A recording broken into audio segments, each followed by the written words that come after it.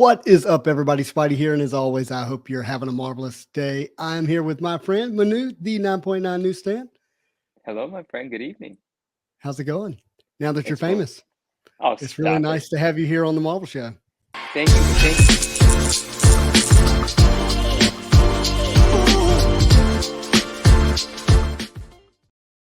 I introed you, bud. You may be Yeah. famous, but you still got introed. No, I love it. I was gonna say thank you for teaching me how to be on a screen. I appreciate you, you it. are welcome. I was pondering today. I was like, man, I'm going to take some Rider of the credit. 95. I'm going to take You some of the have to. credit because he got on the screen. He had to get on the screen first. Brother, you don't have to take it. That credit is yours. It's cemented in history. I mean, come on. Who else said, "Hey, come do a stream with me?" And then I just kept streaming places. So. Yeah, I can watch you every day now. But yeah, no, thank you. I mean, I'm indebted to you forever. I really appreciate it. Well, I couldn't be more proud. And I know everyone that watches the Spidey Hits channel keeps up with what you had going on. And look, we'll have time tonight. We'll dive into some of that. Yeah, But we're here for something much more important. So whenever that allows, we'll talk about it. And but thank you. Yeah.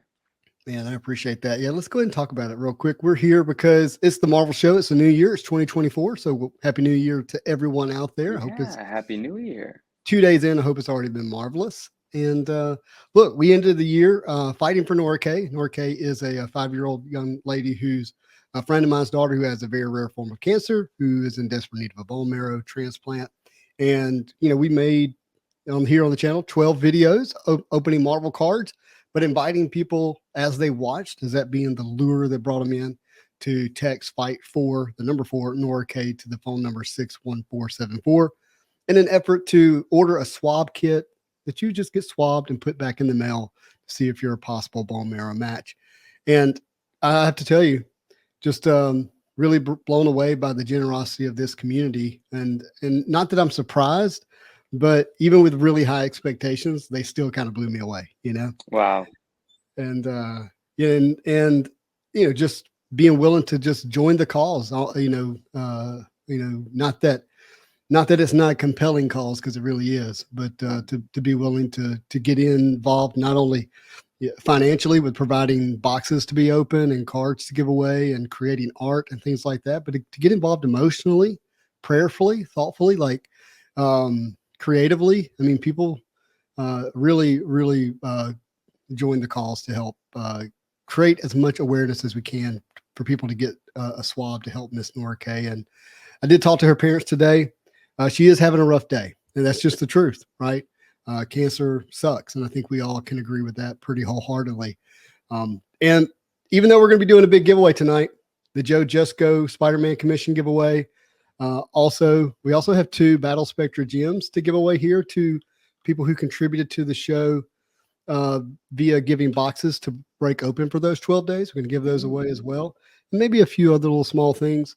We're not going to stop fighting for Nora Kay.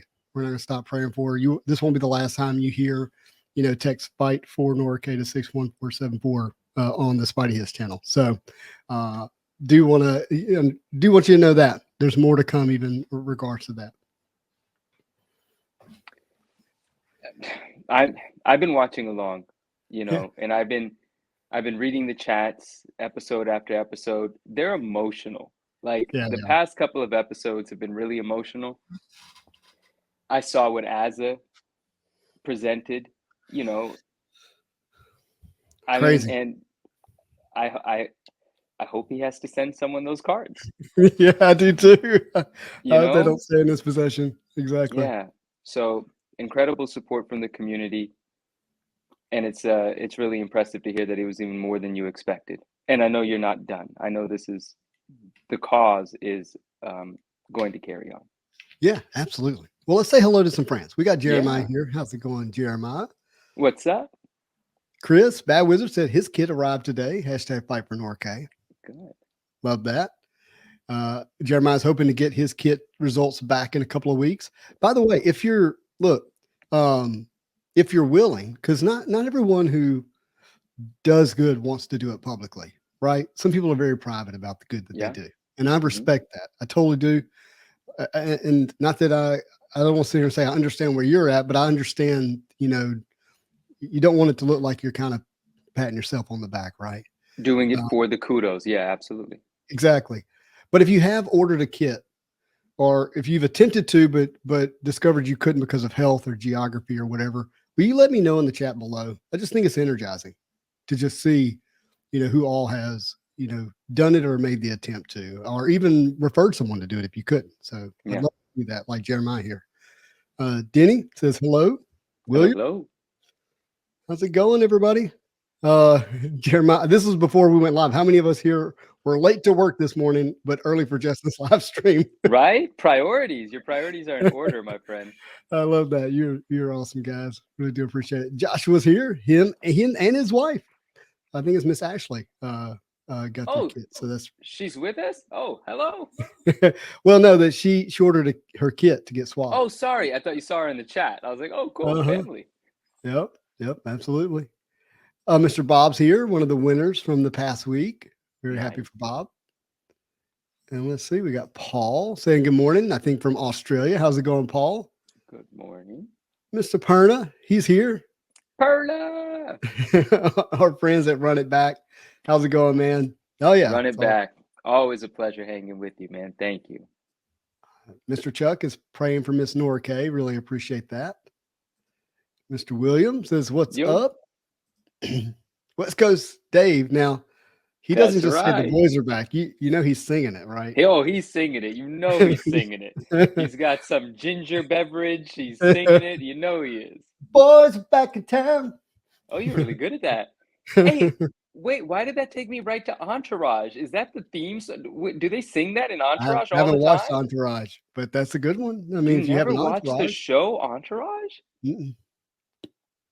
I'm going to have to mail you a DVD player and my DVD set so you can watch Entourage. Is this how it feels when I'm like, what? You haven't watched? Yeah, I've never been on the other side of that that question before. Wow. All right. Speaking of that, and I know everybody will get to the giveaways, hashtag Crack, what up? But so my wife was like, hey, I want you to watch a rom-com movie with me, which you love. Yes, romantic comedies, right? Absolutely. They stress me out. Like, why? As much as anything in this world stresses me out. Because I'm watching, and there's this new show. I think it's Anyone But You. I think it's what it's called. Anyone But You. Just a moment. Yeah. Because Soberface has mentioned Sloan, and anytime anyone mentions Sloan, everything must stop for a moment. Is this Entourage? Is that what's happening here? She's one of the women in Entourage. And, wait, Sloan's a woman? Yeah. You think what kind of name is that for a woman? A perfect name. Soberface, we'll help this guy out later. Okay. Apologies to all the Sloans out there. Sloan's a perfect She must be amazing for her to overcome that name. Hey, whatever it was, it worked. Hey, what's the name of your little girl? Sloan the Slytherin. Like, what am I up against here? It's never even occurred to me in that way, but now, unfortunately, it probably is going to occur to me. What kind of name is that? Oh, I love her so much, and the name. I got no problems with it. No problems with it. Okay, carry on. Sorry. So she's like, "Hey, come watch this show. Anyone But You, I think is what it's called." And it's just because everything like goes so well, like in the first 8 minutes of the movie. Sure. It's like this major connection, and then the rest of the movie is how it falls all like completely apart. And in the very last scene, it kind of comes all back together. I just can't handle the stress of that. That's so funny I mean, I guess I understand. I guess I totally understand. Yeah, I mean, it makes sense, but yeah, I've never been stressed out by a rom-com because, you kind of always have that feeling like, well, I know an hour and 20 minutes from now it's going to work out. So I guess I don't know. It doesn't matter. It's like, but he wasn't really kissing her. Like she forced it. You just saw it at the wrong minute. Why did you walk in right then? Oh, no. Yeah, that kind of. But no, the truth was you missed her. You turned left when she turned right. I wish I could call him. I know. That's just tell him how you feel. Why are you not saying what you're thinking? What did you watch anyway? What was it? It's me. What was it called?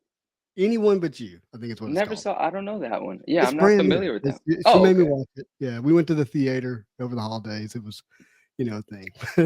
Got it. Well, I was going to say hello to everybody else. But RMS. Yo, RMS Pop One, that Venom Prism that comes in the Comic Images package with a bunch of other stuff, and he PSA 10'd it. It's amazing. I mean, is there anything you want from me that I can trade you for that? I love podcasts. I don't think you've DM'd me. You know I need some stuff from you, my man. So hello. Hey, Black Goo got Black their Goo. swab. I love Nice. it. Love it. Sober Very nice. face. Jake, he Sober did face. as well. Very nice. I know. I'm sorry, Perna, but I do appreciate the effort. Absolutely. That certainly matters. Paul's in the UK. I'm sorry, Paul. I'm sorry. Where did you say he was? Australia. Oh, well, you know, we've got friends in Australia. It makes sense, but Yes, evening to the and UK. And that's Or where morning. the bulk that's where the bulk of that that movie that I was referring to is like set in. Oh, It's in Australia. Okay. Yep. Fab Hey, Lab, what up? got their kit. Mr. Collector, how's it going? Definitely had a blessed holiday. I do appreciate that. West Coast says I do know. Like it's not even a guess. Like I knew that you were singing that.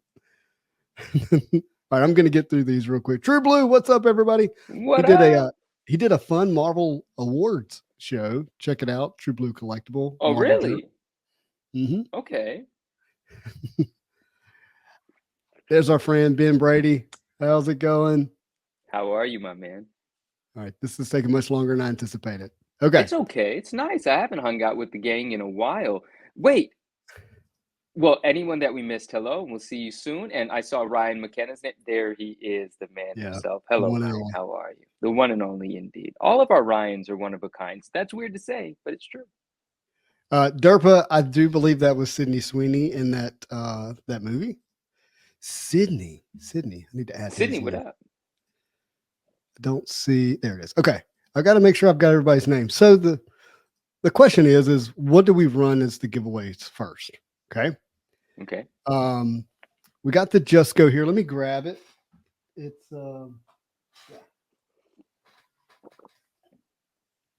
if you're not keeping up with the Jusko Kickstarter, this might be the only Jusko book you get for a while. Yeah. They just delayed it again till March. I was just about to say no one's gotten the Kickstarter books yet, right? No. Nope. Okay. They delayed it till March. We did get a flip book where you can look through it digitally. Oh, that's pretty cool. Actually, it's pretty nice. Think I'll get in trouble if I show a couple of pages of that tonight? No, NFTs aren't anything anymore. No, I'm just teasing. No. NFTs do matter, but it's nuanced. Yeah. Okay. And so I don't know if that's kind of the lights doing it justice here, but that is the commission on the interior of the book. No, and that is amazing. I think we're going to run this one first. We're going to run this one first. And look, the people that are getting this, the people who got SWAB or ordered their kit, let me say that, or referred someone to get a kit if they were unable to, and you filled out the form that shows that you did it. Like it's the next step, because just telling me in the DM, I can't keep up with that. Like sure. I don't know how you do it. Like when you say people like just fill in the comments, like, ugh. Anyways, I got it here, and I'm not going to show the Google form because it does have people's names and information on it, including their email. So I'm not going to make that public, but we're going to give this one away first. So just a big thank you to everyone who has been fighting for Nora Kay and ordered their kits. I'm going to put the wheel up now. Perna, very kind of you. Last Pack Magic says NFTs are so 2020. I mean, they had their moment. They'll be back. We're already up and running. You're doing the wheel. Oh man. Yeah, this I felt like was going to be the best way to do it here. I've got people's names put in it. So, do we get copyright strike for that commercial playing? Can you hear it? No, I didn't know, but I thought maybe visuals have something to do with it too. I really don't know how it works. I think you can do it. I think it's fine otherwise. Okay. So do you happen to have, because I don't, do you happen to have a dice nearby? Wow, that's one thing that I don't have in this house at all. All right, so I'm going to need you to pick a number between 1 and 12. I'm going 7. All right, so we're going to spin the wheel 7 times. There I'm it hoping is. that it'll spin 7 times. And that will determine our winner for the Jusko book. You Oh ready, my friend? gosh. The 7th spin wins. Okay. Cards of Metal, Hey, hello. D's nuts, what up? all Good luck, right. everybody. And Here's thank you, number. everybody. So just to be sure, I'm going to go 1, 2, 3, 4, 5, 6, and it's the winner of the 7th wins. Yeah. It's not 7 and another. Okay. Yeah. Right. Ready? All right. So 1. All right. This is 1.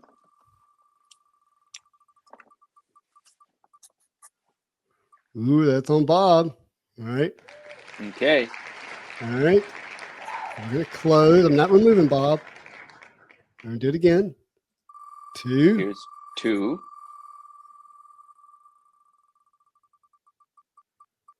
Uh-oh. That was John. All right. Okay. Now, John's still there. We're going to go to number 3. How's our chat doing?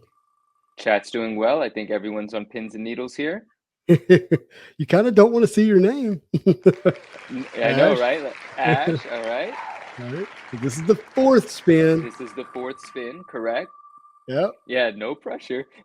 Perfect emoji, D's nuts. Perfect. All right. Matthew's number 4 spin. Okay. All right. This is the 5th one coming. Yep. I love how it's celebrating everybody, but they didn't actually win. Jake.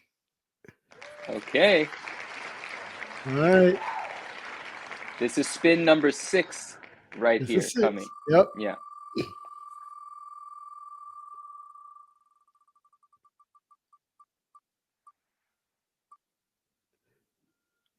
All right. So this next Yeah. spin is going to determine our winner. This is it. This is the winner. All right. So again, big thank you to everybody and best of luck.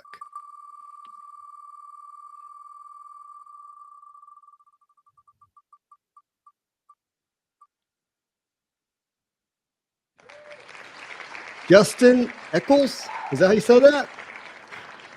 I think so. And Justin, congrats. Yes, big congrats. So Justin, I have your email and I'll email you. If not, if you don't get an email from me before now, just you can email me anytime or Instagram me as well. Big congratulations to you. I think you're going to love your commission by Joe Jusko. It's really cool. I think it's you'll enjoy it even more in hand, especially in hand. That's amazing. And All right. everyone's saying congrats, Justin. And you're Justin, of course. And Dave says congrats, other Justin. Just to make sure there's no confusion. Just to make sure there's no confusion. All right, but we're not done. We're not done. Let me catalog this real quick, guys. I'm gonna write this down so I don't forget it.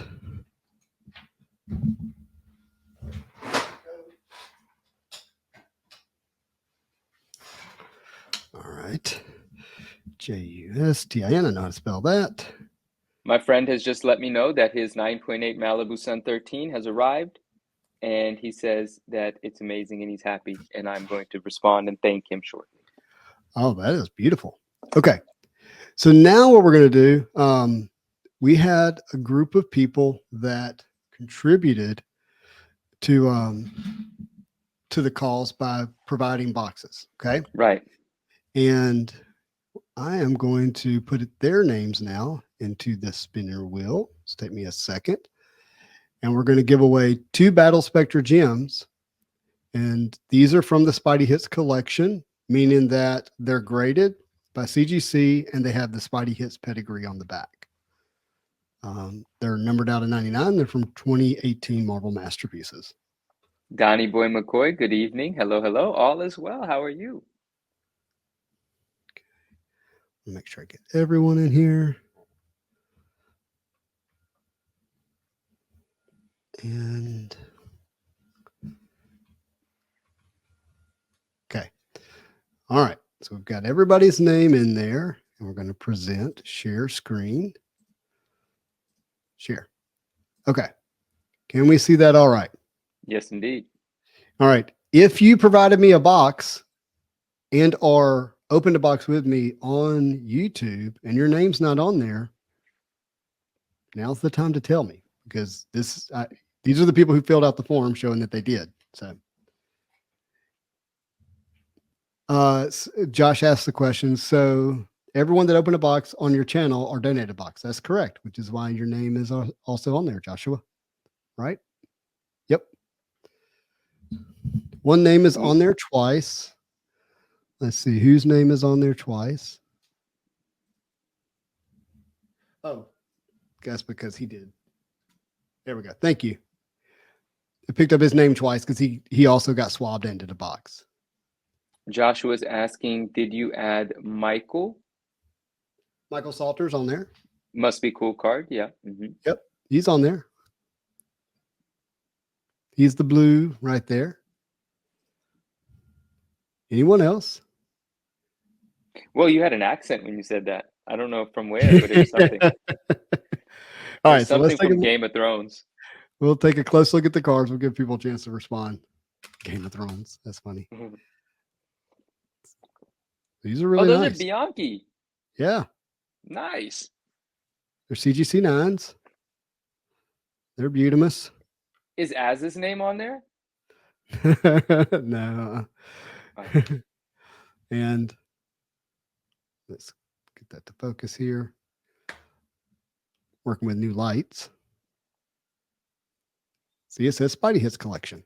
That's right. It's pedigree.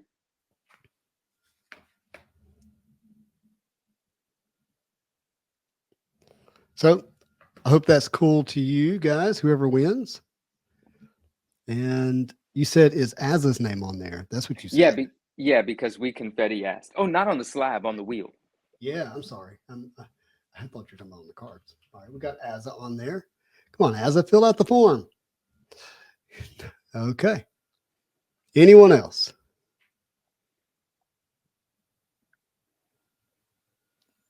Didn't miss anything. Eddie, we're doing our giveaways for people that helped us with Fight for Nora Kay. What's up, Eddie? All right. I think we got it. Are you ready, my friend? Yes. Good luck, everybody. Okay. How many times are we going to spin it?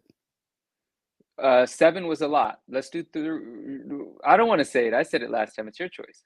Logical chaos. Choice. Hello. Yeah. All right. This is what we're going to do. We're going to shuffle it and do it 3 times. How about that? Okay. What do you mean shuffle it and do it 3 times? What's that mean? Just shuffle the names on the yes. Shuffle. Okay. And spin. That's 1. We're going to do it 3 times.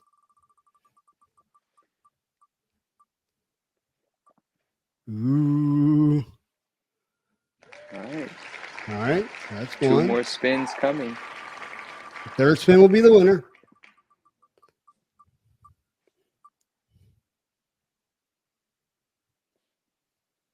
All right. All right. This is going to be our winner for the Battle Spectra Gems for contributing to the Fight for Nora Kay 12 Breaks of Christmas event. Best Spinner, vegetarian dinner.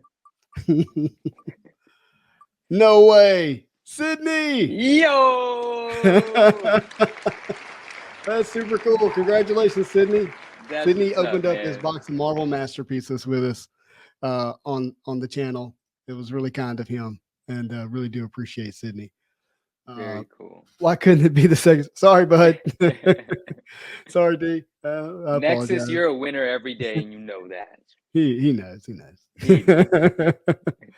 Yeah, thank you. No, thank you, dude. Sydney, I have your address somewhere, but please get it to me again. Would love to get these out to you. Very happy that they're going to a Wolverine collector. Awesome. Whoa. Well, very cool. Well, that was great. Yeah. So that book with that Jusko, sorry, is going to be headed to somebody. It's headed to Justin. Justin Eckler, was it? ECCLES. Oh, Eccles. Yeah. Oh, very cool. We have, and so we spell Eccles very differently here. In Louisiana, it's ECHOLS. So, but that's I think that's the correct way to say it. All right. Well, we're gonna, since people sat through that who were not in the regular giveaway, we're gonna do a Fight for Nora Kay giveaway now. So let me do that real quick. And start collecting those. So hashtag fight for Nora Kay. And I've got a couple of different giveaways here. And I think the first one we'll do is a Magneto sketch. Oh, very cool. And while you show those, I want to comment on something. I think it's interesting, funny, and accurate what you said, because I think you said, like, I don't know how you do these giveaways where you tell people to comment and then you have to, like, organize everything, right? Yeah. And this last one did extremely well. Uh-huh. I think there's 900 comments, but you had to do multiple things to enter, but we still had nearly 600 entries. But what I'm saying is you're absolutely right. And I paid a friend to make the list for me. I There we go. couldn't do it. Yeah. It was worth it for me to pay someone for 3 hours of time Just go to through do and it handle for me. I can't do it, it. so And they it was a probably lot. type fast and don't have ADD. Oh, I literally sent them 700 screenshots because everything I was tagged in, all I did was screenshot it and I put it in Send a it to Google 'em. Drive and I said, project for you if you should choose to accept it. And very kind of them to help. I do love that. I love that. Yeah. All right. Getting it up here. We'll run this one pretty quick. So Okay. let people get that one in. So I wanted you to kind of tell me what the last week has been like for you with everything that's going on. Wow. Sorry, I didn't mean to go into thought rather than go into, speaking, but Yeah, for I'm it to not be asking you what happened. I'm asking yeah, how has it been for you? right. And that's kind of, like if you ask me what happened, I've got that ready to go. I've told the Right. stories a dozen times so far, more than that. But and Dave's here as well. So Dave's felt a lot of these emotions as well. I will say I'm really proud of us. Mhm. Like, I'm just really proud of the fact that first, I'm very happy that I wasn't wrong Right. because that would have been bad, right?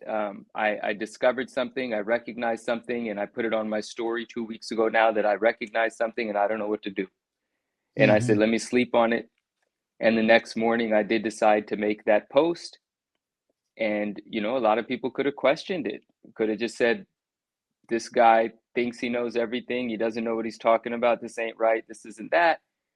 And the evidence was so compelling and the proof was so easy to put together. And then there was just more and more of this manipulation being duplicated. And so first, I just want to, first, I just feel really grateful that people took me seriously to begin with and allowed the opportunity for the evidence to speak for itself rather than, because Mhm. there's a lot of, there were very, very few people that really defended the scammer, but there were people that were like, put the pitchforks down. Isn't it innocent until proven guilty and all that? And it's like, yeah, it is. But the reason I spoke is because I already proved him guilty. Here it is. Here's the pictures. Here's the thing.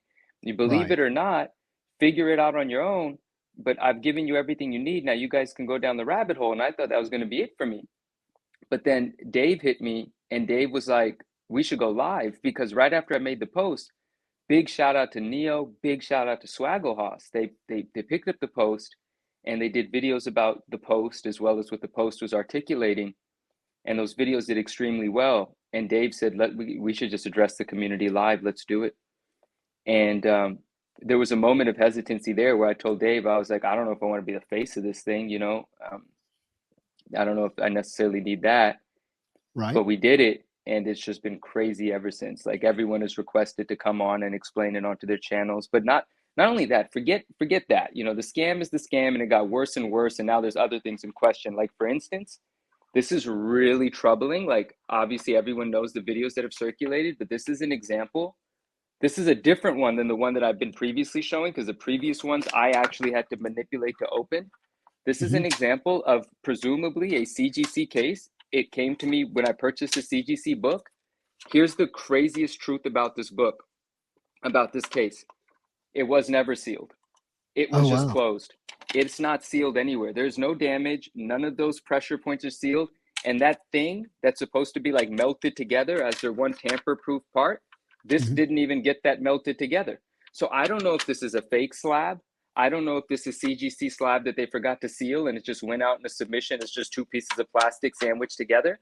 Because when this came, it came to me open and I removed the book. Mm. That's bad. Yeah. But that could just be a Bad. one-off thing.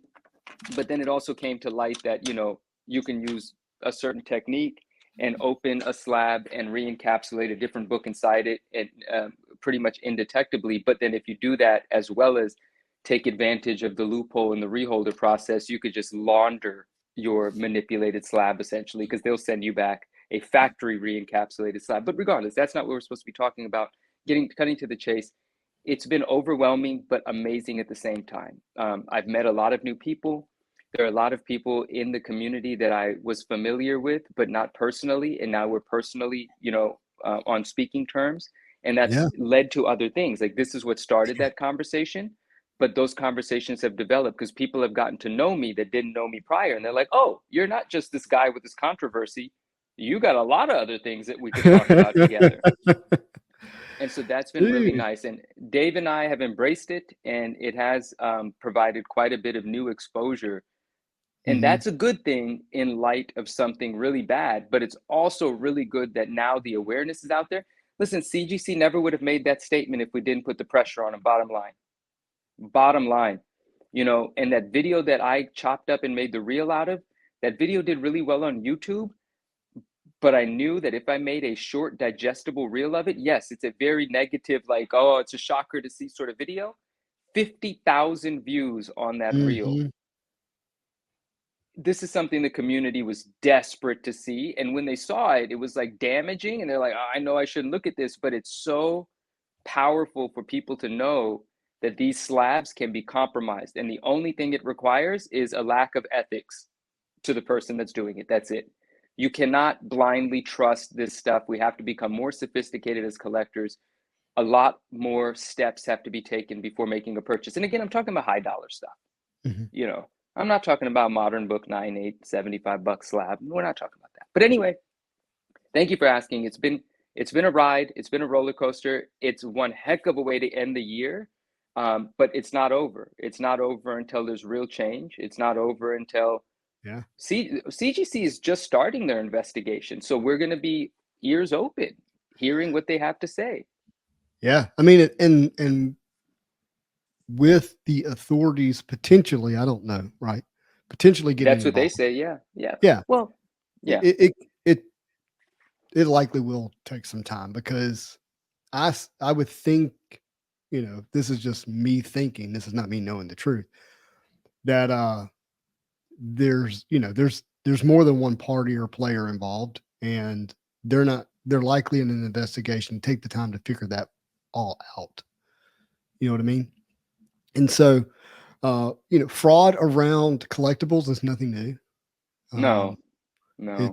it's just, it's not this our turn. It's likely been happening at scale all along, right? Yeah. This is just at the top end of the scale as we know it.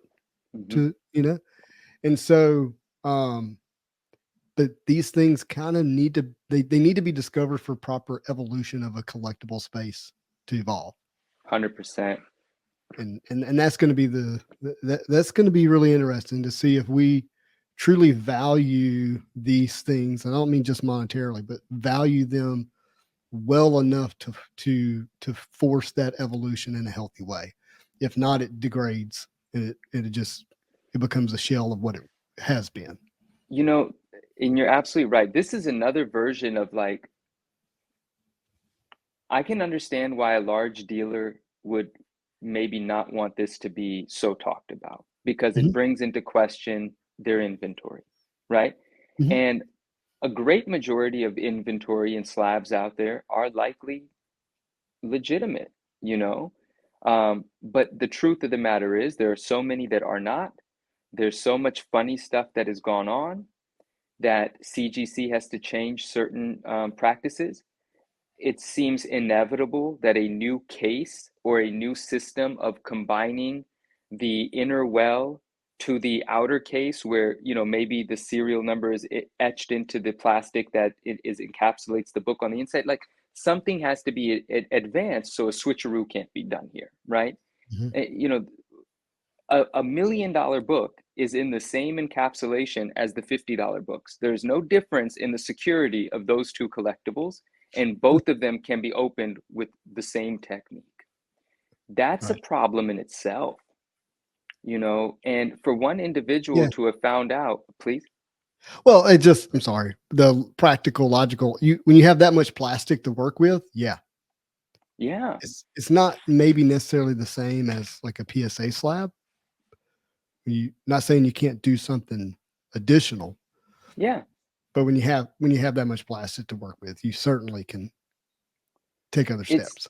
it's definitely going to be an inconvenience for CGC, right? There's going to be Mhm. new engineering, new molding, new tooling, you know, time and capital has to go into it, but that's their job. You know, this And is their charge more. responsibility. Yeah, and you know, and Dave and I talked about this, like we're okay with that. If that means prices have to go up, well, there could be actually positive side effects to that as well. Like we don't frivolously grade books unnecessarily, you know, that don't need to be graded. You know, there's so much to it, but then um, Right. the community coming together, and you know what I really love? Like I love everyone's points, right? But the one thing that I don't want to see happen is too much of this. Oh, it's not that bad. It's not that bad. I'm telling you guys, even if you don't think it's not that bad, or even if you do think it's not that bad, please, for the sake of the people that actually want to see some change happen here, it doesn't take a genius to know that the grading companies have much room for improvement. Just stop saying that, right? Mm. Because if you keep saying it's not that bad and you have some influence, if CGC feels like they're being forgiven for this, it's going to be just like anything else that's happened. Give it a few weeks, they'll do a few more giveaways, do another collector spotlight, and everyone will forget. That is not, it's, you might be able to avoid this scam. It might not affect your personal collection, but if you're one of the voices that wants this to go away and then you end up with a fake book, no one's going to feel bad for you. Yeah. So stand up for the people that have been screwed now, and let's make sure that we can protect every collector in the future. It's going to become uncomfortable. It's going to be inconvenient. It's going to cost some extra money, whatever. But don't just let this thing go away because things are going smooth for you and you don't want to rock the boat. Let's not be that person here, you Yeah. know? I And love that. so, anyway, but thank you. Thank you. Yeah, dude, I'm super proud. Been exciting to just see it unfold in as positive as a way as I can think of. Anyways. It's been really terrific, man. The whole community has come together, all sorts of perspectives from the, you know, the largest of influencers in the space, to just everyone has a voice in this thing, and people have made their platforms publicly available for individuals to come on and talk about it. You know, Dave and I have been going live regularly, and Mhm. you know, our friends in the community show up and we discuss things openly. Swaggelhaus did a call-in show the other day that was brilliant. If you Yeah. guys haven't seen it, it was brilliant, and he had like 6 or 7 people, you know, call in. You could click the link, get in there. Dave has a bit of that show. I'm in a bit of that show, and other people with really passionate perspectives have a bit of that show. But I haven't seen anything bring the community together in this way in a long time. This isn't like the acetate gate, you know, the Mhm. plastic cover. This is literally something that affects the validity of third party grading as a system, as like a, what you believe it is not. And that is a literal statement here. And you have to look at it that way so that we can get to the point where third party grading goes back to what it existed for, right? The system is broken. The system needs to be repaired. Let's lift this thing up. I'm sorry, guys. That's a lot of good will come from this, I promise. And in the meantime, look, books are still selling. I just shipped a wizard to Scotland today, okay? And it's Yeah. CGC encapsulated, right? We talk about, I like this word provenance now. If you're dealing with a buyer, a seller that grades his own books, well, he knows his book. He or she knows that they got the right book back from CGC. That to me is a one owner slab. Okay. Yeah. Providence and provenance, Yeah. right? Provenance. And I call it provenance. But when I hit the pronunciation button on the phone, it said provenance. The And so phone did not watch. the Antique Roadshow That's on right. It's PBS for a while. provenance, man. Nonce. For real. Jeez. No, it's a beautiful word, I and love it. The word is it- poetry to me. I love it. like that's that may sound silly, but that's part of the intent behind this. I agree with you. I don't think Because that's silly at all. I do think down the road, there is something to it. You know, I sold something this year. You won't talk about it now, but I went to lengthy detail to provide the buyer with the provenance of what they acquired, I think that's including beautiful. a letter signed and dated, detailing the history, photos, like printed out photos Yeah. to go with it. Yeah. You know, so that if something ever happened to and their family said, "What is this that Pops has in the safe?" There was no guesswork. Yeah. It immediately told the history, where it came from, what made it special, everything. With Well, the safe. Justin, the heck with it. Let's have this. You and I haven't talked about this, and I don't think it's been on this channel, right? And I think we can have this thoughtful discussion about. Can I do the giveaway? Am I going to sorry. lose you? No, you're not going to lose me. I want to honor the people that put it in. Yeah, So this is I for the forgot. Magneto Yeah. sketch. Please. Good Luck, everyone. Good luck. Don't lose it. Don't lose what you're thinking, because I do want to hear it. Yeah, no, I'm thinking a lot of things. Even if I lose this one, there's another one. Okay. We confetti. Hey! This guy's raking it in. I'm telling you. He won the Ben Brady Spider-Gwen sketch. This is one of the most beautiful things. Nice. It's so incredible. Got you down. We confetti. All right. Okay. What are we talking about? All right. Look, so for anyone that isn't up to speed, big CGC problem with the cases, expensive books in question. People have been robbed for hundreds of thousands of dollars. It goes back 10 years that we could prove, and a couple of years longer than that. And it's probably not just the one person, but it's the one person that we've been able to, catch in the act, essentially, and trace back things that he's done. Now, the sort of books that this affects, books that cost $5,000, $15,000, $30,000. I have a friend that paid him PayPal $28,000 for a particular book, July of 2021, and didn't realize that he had bought a manipulated holder with a switched out book until this information came out 2 weeks ago. Right? I have another friend that has spent over $100,000 with this seller. And those books were purchased on a consignment page, whose name I'll leave out, but anyone has heard me talk about it, they've heard me talk about it. $100,000 from the seller. Real money. And there's certain things that people haven't spoken about yet that will start coming to light. Other books that are affected. This goes into Bronze Age and Silver Age as well.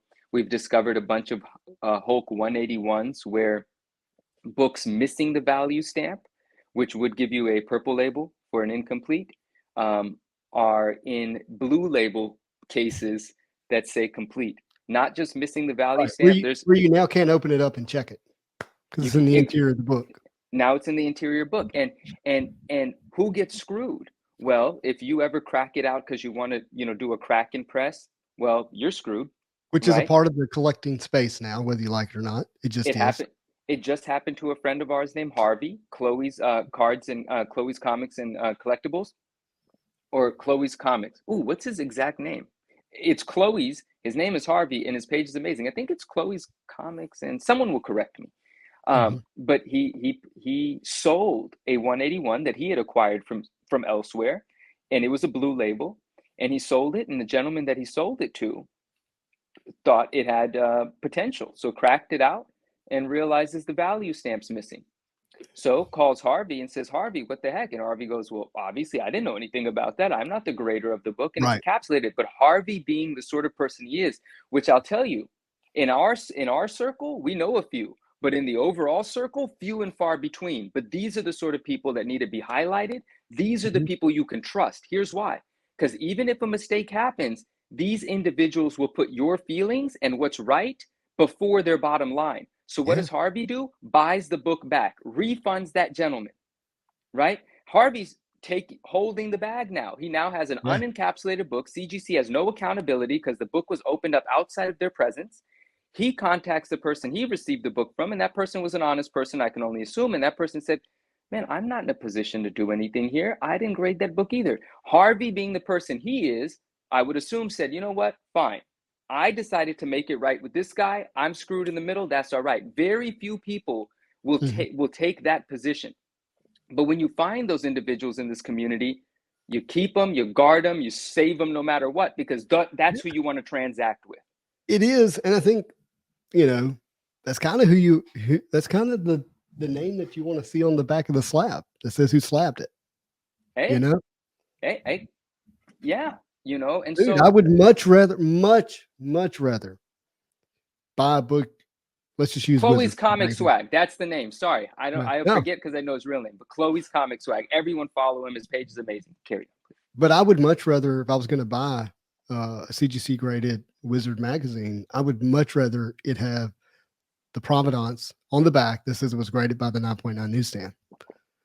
Like, to me, like, okay, well, not only do I trust the purchase from the 9.9 Newsstand, it shows that he's the one who graded it, and I trust the way he handles the books and handles the process.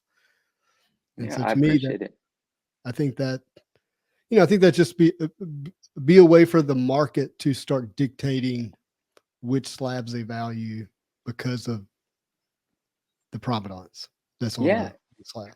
We came to a place where we gave so much power to CGC and just trusted what was on that label was right. Now, again, I also respect and appreciate people that are saying, well, CGC got taken advantage of here too. Yeah, but what was taken advantage of was their poorly thought out system that didn't re-inspect books that come in for reholdering. Yeah. That CGC's to blame for a system that allows for that to happen year after year, a dozen books at a time. In fairness, it ain't all broken, or we would go somewhere else. We don't have anywhere else to go is also another problem. I hear you. I do hear you. And I'm not talking about in a moment in time. I'm talking about over a span of time. You're right. And so at the moment, it might be more true what you said. I haven't graded a comic book in a while, personally. Okay. But I do think that we can't say that it's all broken, or we wouldn't be in the boat that we're in where they have that much power. No, I agree, but I think that's where you have to be careful. Broken is broken. Fix it. Because if you keep saying it's not broken, that muddies the actual issue. If someone says it's not all broken, well, so what? Like, if you're gonna trust it, you partially trust them. It's they do it right sometime. Like, we're gambling now. No, we're paying for a service. It should be performed. There's definitely some gambling to the grading process. But that's fine. That's a risk we're willing to take because that's objective, right? But we shouldn't be gambling in buying a slab, not knowing whether it's actually what it says on the label or not. That's the point of it. No. Once it's slab, there should be what the slab says it is. It should be. And so that brings me to. I agree with that. No. Yeah, I mean, this is nuanced. But the book getting damaged, mishandled. That's what I mean. Yeah. There's a bit of a of course you want that to be reduced to almost nothing if possible, but there is some gamble with that.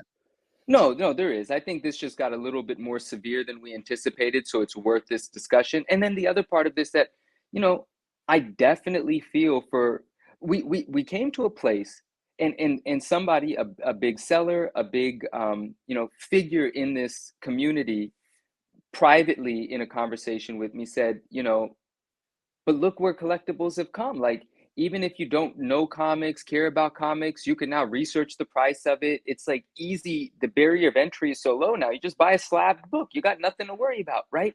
But that's the narrative. You got nothing to worry about. It's a slabbed book. That's just not true. We shouldn't have. We got to a point where it's willy-nilly, and it shouldn't be. And everyone got used to that. CGC got used to the respect that we blindly give them. And dealers got used to not having to represent anything other than what the label says, right? No accountability. Oh, it's not my fault. I'm selling you a CGC graded book. So who's taking responsibility for anything that goes wrong then? Well, the owner of the book that's selling it still has to share some of the responsibility. Right, but we would love that to be the case. But a lot of old school big dealers that are already jaded, already frustrated, dealing with like, young wide-eyed consumers that have a dozen questions before they buy anything, they're already annoyed. A lot of those individuals say, CGC graded it. Oh, you don't think it's a 9.8? CGC graded it. Oh, you're mad at the Newton rings? They all got them. Oh, that's a scuff that CGC put on the book. Yeah. No, thank you. Passing the blame, and then when we blame CGC, then passing it back. No, it just has to stop, and it has to be worked out here. And that if it gets uncomfortable for a while, it's fine. Like I want to be part of a place where we can buy $20,000-$30,000 books and not be afraid of being robbed. Right. Because people are being taken for a ride. eBay took accountability. eBay changed their policy for this account. Even if your slabs were purchased more than 30 days ago, you get your money back. Wow. eBay changed their policy because of the proven fraud on this account. Even CGC stepped out and said, we'll make you whole. Yeah, I did see that. But they that's how serious this is. They had to do that.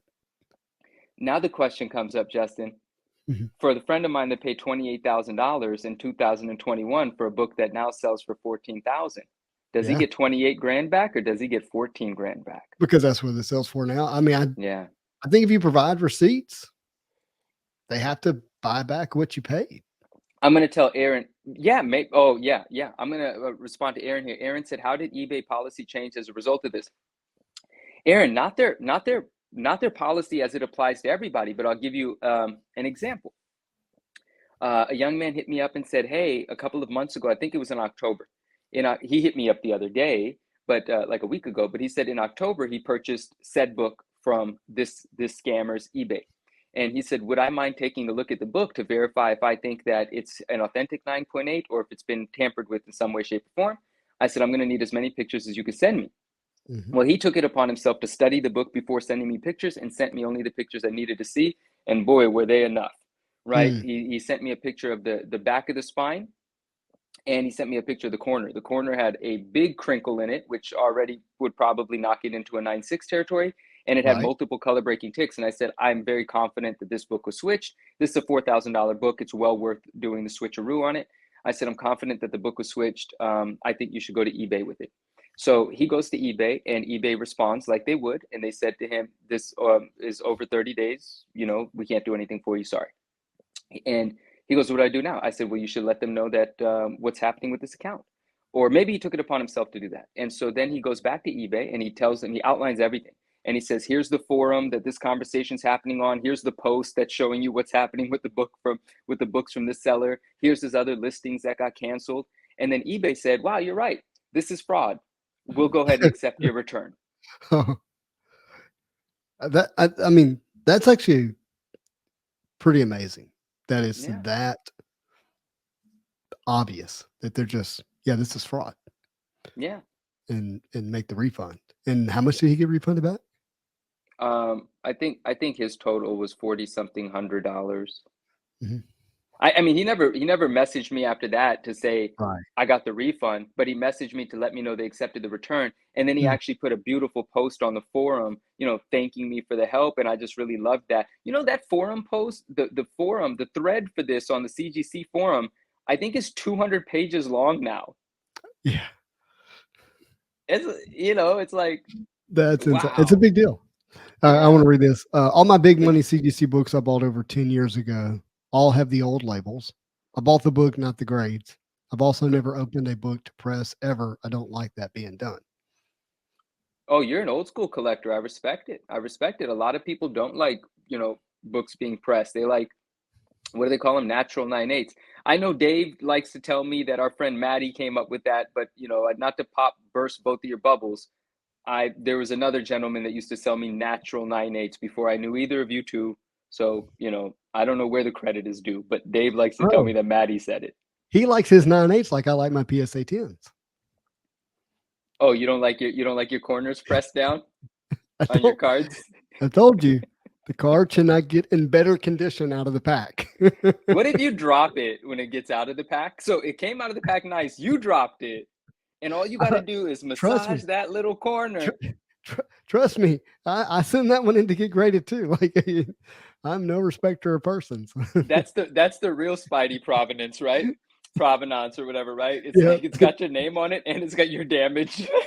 I am the guy who sent one in and got a CGC3 for a Todd McFarlane signing. So I want to, and sorry guys, I'm usually very in tune with the chat, and I'm going to be, because if there's anything that you guys are saying that I want to piggyback on or answer a question, like I'd love to. But so you had the original scam that this guy was executing, right? Which is very simple. I'm going to articulate it really, really quickly because it's a really simple one, right? You start with, I'm going to use the book that I discovered the thing with as the first one. So you start with a 9.8 newsstand copy of Amazing Spider-Man 252. That's a $2,000 book. So you buy a really clean 9.8 newsstand 252. Then you buy, let's just say, a 9.4 Mark Jewelers 252, right? From the surface, they look the same, but one has a Mark Jewelers insert. A 9.4 of that book will cost you about $3,000, let's say, right? So now you've spent $5,000.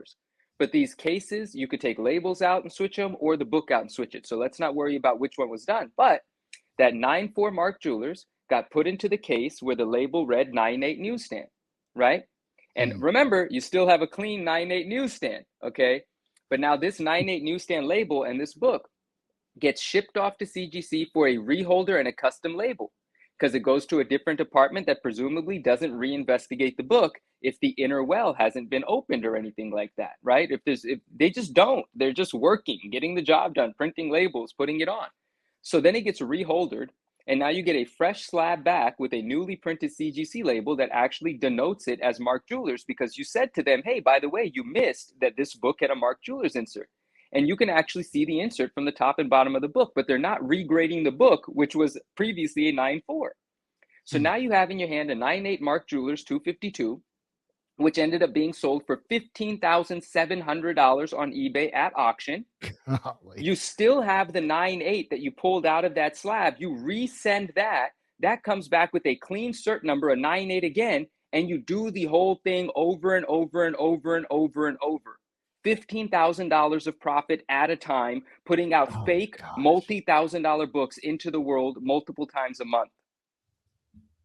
That's insane. And so when we saw that, we started doing more digging.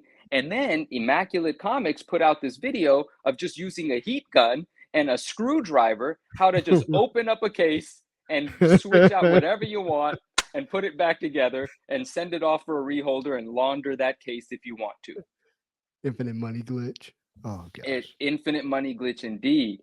And that's why some people are like, but every book's not impacted. It doesn't matter. Your way of thinking about collecting is impacted.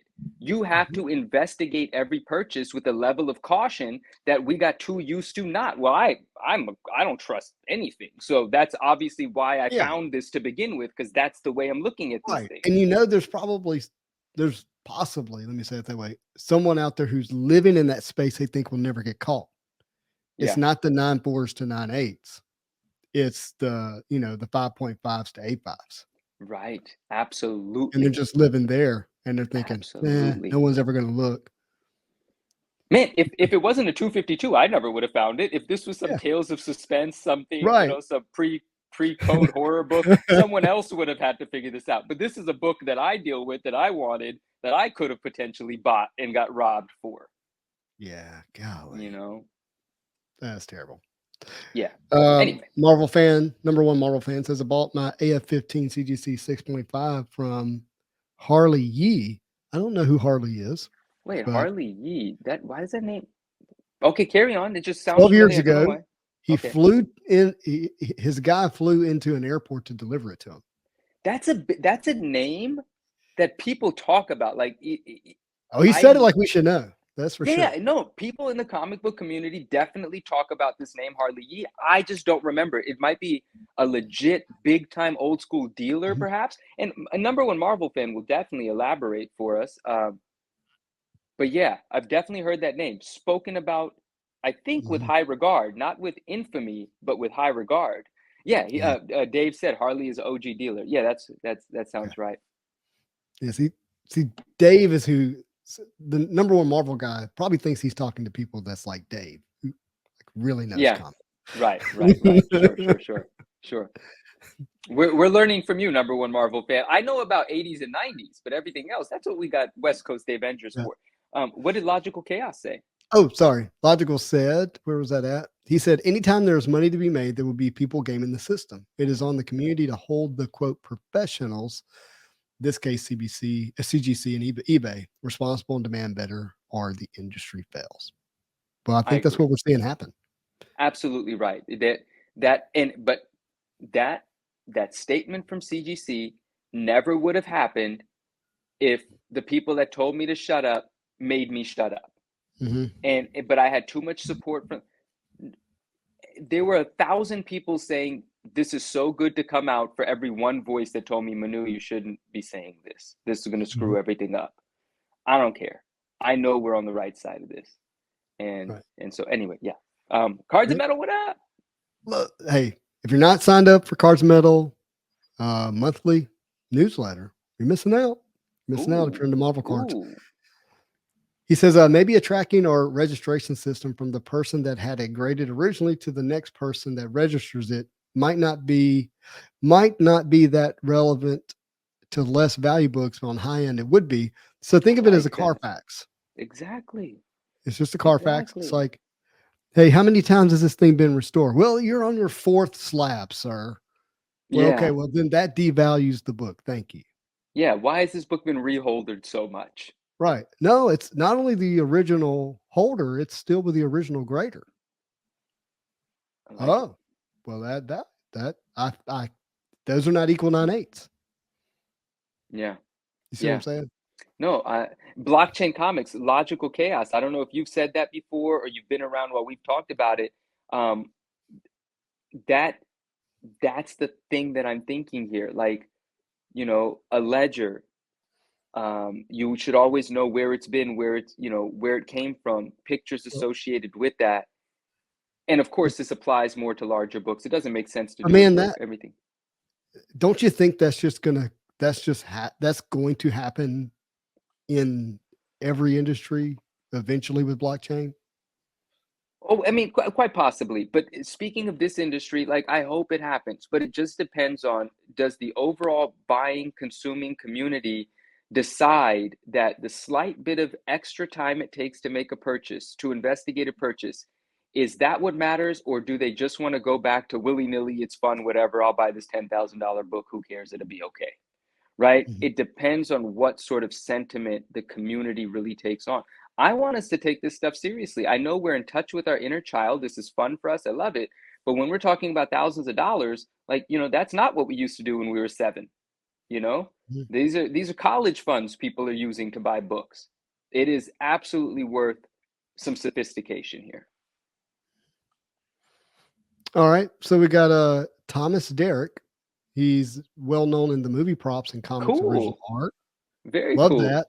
Yeah. And that looks like is that a Mach 1 Iron Man suit in your logo? For me, it's like this big to see. So I'm That curious. has to be Iron Man. And funny story. I don't want to say anything publicly, but there is a person who works on makeup, art for Marvel movies that's been reaching out, and we got a planned phone call tomorrow. So I'm really excited about that. Yeah, that's very cool. Hey, RMS, thank you for everything, my brother. Thank you. Just super kind comments up here. He is awesome. Super awesome. You can trace back the entire transaction history. You see enough pop up, they will all have a focal point that busts the person. Focal point. Involved. I think I know what you're saying. Yeah. Yeah, and we're gonna have to figure this out. And there's also the thing that there's a million slabs out there right now. My man VP, hello. There's a bunch of slabs out there right now, in a bunch of books out there in the slabs that can be tampered with. But if you trust who you're dealing with, dude, there's just a lot of dealers out there, and I'm not saying no names. I'm just saying They're bitter. They're used to just having not educated, but uninformed buyers just buying books from them. Oh, it looks good. People that don't even think about it to the point where, well, if you're giving me $10,000 for a 7.0 of some vintage expensive book, Mhm. not all 7.0s are even 7.0s. Like, what about eye appeal? What about is the cover wrap nice? How are the colors? There are so many elements to investigate when making that purchase anyway, that a lot of people have neglected that now. There's like these casual collectors that have decent amounts of money, and dealers have gotten used to just being like, oh yeah, it's a 7.0, just throw it around, send it, mail it. They don't want to have to take their inventory more seriously right now, but you have to. This is going to separate the people that are willing to from the people that are not. People got used to this stuff being cushy. I know I'm sounding like a broken record, but No, you're not. But you're stating the truth. I love it. yeah, man, it's just like, nah, man, it's time for the real integrity having sellers to rise to the top. It's time for trusted transactions. It's time for people to feel safe. And if a mistake is made, someone's going to make you whole. Like, that's the environment that this needs to be. And that's the group of people that we've been curating around us, and we'll just continue to do that. And if people want to operate in the other way, then there's plenty of people on Whatnot to support it. What do you want me to do? We're going to give it away. Oh, snap. Nice. Marvel Universe sealed box of cards. This is a beautiful Spidey on it, by the way. Let's This talk is about that, thanks. RMS. Yeah. This is thanks to Ryan McKenna. He contributed this Very box cool. for the Nora Kay giveaway. Sweet. Ryan's the man. Now look, if you're watching this and you haven't gotten your Nora Kay SWAB, text fight for Nora Kay to 61474, the number, and the fight for Nora Kay is on the screen. You can see it. Please do so. And we're gonna do hashtag fight for Nora Kay in the comments for this giveaway. We'll run it a little Beautiful. later. Is it Jay's Plays? Is that how it's pronounced? Jace Blaze. Mm-hmm. Yeah. He says, Manu, do you have a series on what to look for, do's and don'ts, when it comes to looking at comics to purchase? Like, I have a fragmented, bits of content about that I've made reels and things about, but no, I don't have a series on it. But you do have communication with me, so you can just hit me up anytime. But one thing I will say, Jay, is it requires you to actually look at the book. So none of this technology that has your eyes looking at the screen when you're not really looking at the screen. Justin's busy, so he's not going to. Some people might not remember, but yeah. You remembered. Oh yeah, I totally remember. So yeah, number one thing, Jays, Yeah. you got to actually be looking at it. But no, yeah, no, just hit me up if you have any questions. It's really simple, but I won't get into it right now. But it's really simple. Eye appeal very much matters, especially if you're looking for something that you're going to want to sell later. The better looking stuff is the easier stuff to sell, right? Mm-hmm. The grades can be the same. The book can look completely different, but yeah, I'm always here to talk about it. Soren collectors aren't allowed to win. Soren collectors? Sauron collectors. Is that the dinosaur? No, that's Phil. I mean, not Phil. That's that's Exodus, who collects Sauron, Okay. the dinosaur from X-Men, not to be confused with the Dark Lord in Lord of the Rings. But he's the flying one though. He's the Yes, he hypnotizes you. Okay, dope, nice. Yeah. It's the Ironmonger suit that was used, screen used, which is incredible.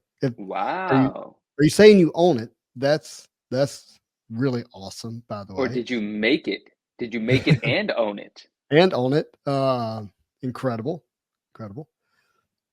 No questions asked mentality. Oh, got it. Yeah, the no questions asked mentality has to be out the door here. Again, we're talking about the pricier stuff. If you're just buying some new book that you like in an INA, who cares?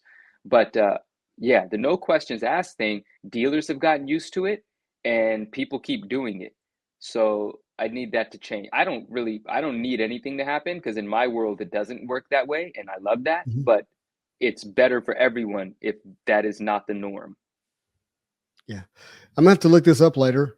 He says Marvel icon unearthed on TV on Vice TV. That was all my stuff shown. You see a lot of it at the end of each show. I had camera crews come in to film it. That's really cool. Number one Marvel fan. If sorry to ask this of you, but if you are on Instagram, would you mind connecting with me there? I'd love to find your page, follow it. That'd be amazing. So I'm the 9.9 Newsstand on Instagram. I'd love to connect with you there. Is it really you, or have you been cracked and reslapped? I'll never tell. Manu, can I come to your world? Perna, yes. You are welcome. You have an open door. We have an open door policy, in fact. Not an open slab policy, an open door policy. But can you believe this one? RMS says we need to talk 2024 collection, channel, grading goals. Where's your head at, Justin? Let's talk about this. What are you thinking about 2024? So where my head is right this second is this room that I'm in. If you didn't notice, it's not like it normally is. I'm normally sitting over here, facing that way. That big shelf here is normally right in front of where I'm at right now. Oh. I was going to use this vacation period downtime to completely rethink and reimagine this room. And I ordered these shelves, and they were supposed to be here on December the 29th, and they're still not here. And I'm rapidly running out of vacation time to work on this space. Getting this space right was going to help me organize my study the way I want to. Mainly, I wanted to get both these rooms where the energy was really good again. You know what I mean?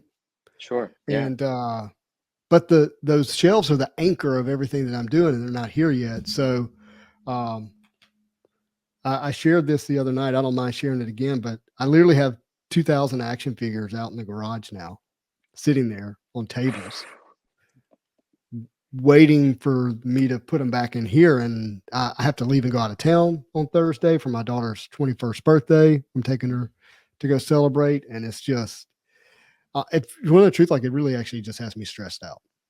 And so, because those shelves are supposed to now come in Friday, I won't be here.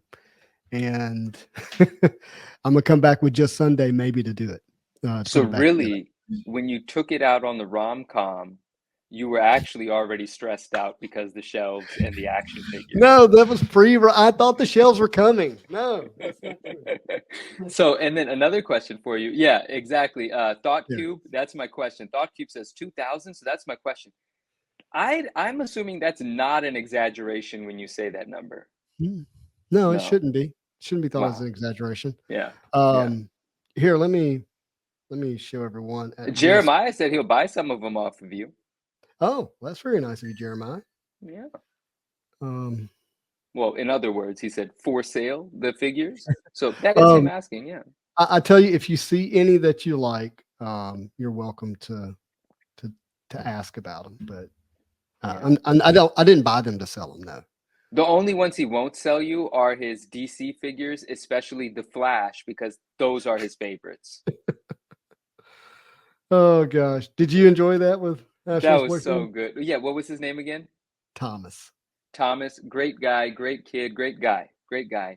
And yeah, man, he didn't even know what to say after. He was like, "What? I'm disappointed, Justin. Why is Justin looking at me so seriously right now?" He was like, "Is this real life?" Yeah. But you did do a quick room tour at the beginning of that where you can see hundreds of action figures on top of each other, surrounding the room and stuff like that. Ryan says, send them to Manu, share the stress. He may go all in on action figures if he has a bunch to look at. I love action figures, like a lot. And I have my childhood sealed ones still. There's actually probably 100 or so in this room. They're just in tubs. But maybe not 100 here. There might be like 40 or 50 here, but I love them. I don't have anything valuable though in action figures.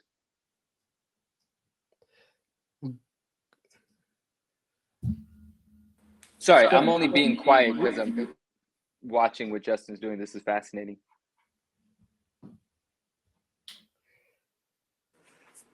Okay, can you hear me? Heck yeah. All right. I wanted to show this first. Look at that. That's amazing, bro. Every time you show that, I'm just like, wow, that could be a poster, that could be anything and Yeah, everything. so you see the wreck here in the corner. Yeah. And then that's the breaker table. And I'm really not liking where it's at. I've already Okay. looked at the lighting and it wasn't great. Okay. That's a lot of action figures, but Yeah, it is. I'm not going to count them right now. Of course, you got those, you got these, you got those up there, those right there. You got a couple of big ones right there. You got a bunch down here that are in packages. And then walk out here. And there they are. You get these. These are like, Wow. Fantastic Four, Thor, Angeline, Sith, Valkyrie, Hercules, Thanos, Malekith, Surfer. That's King Thanos and Thanos. You got your Sentinels. And then you got Weapon X Wolverine. Perna, yes, absolutely a Spawn fan. Totally Absolutely. Spawn fan. Yes. And then you got Galactus down here. You got other Sentinels. You got Hall of Iron figures. Hydra. This is Hellfire Club. Spider-Man. Spider-Man, indeed. A few of them. And then the villains as well. These were all in that room? Oh, yeah. They were all displayed. You got a box of Wolverines. These are all Wolverines except for the X-Force. Pay no attention to my Spider-Man slippers. Logical says, I'm kidding if it wasn't obvious. And previous to that, he said Kinko's, but I guess I don't know what would have been, like, what would I have, I must have missed something. I don't either.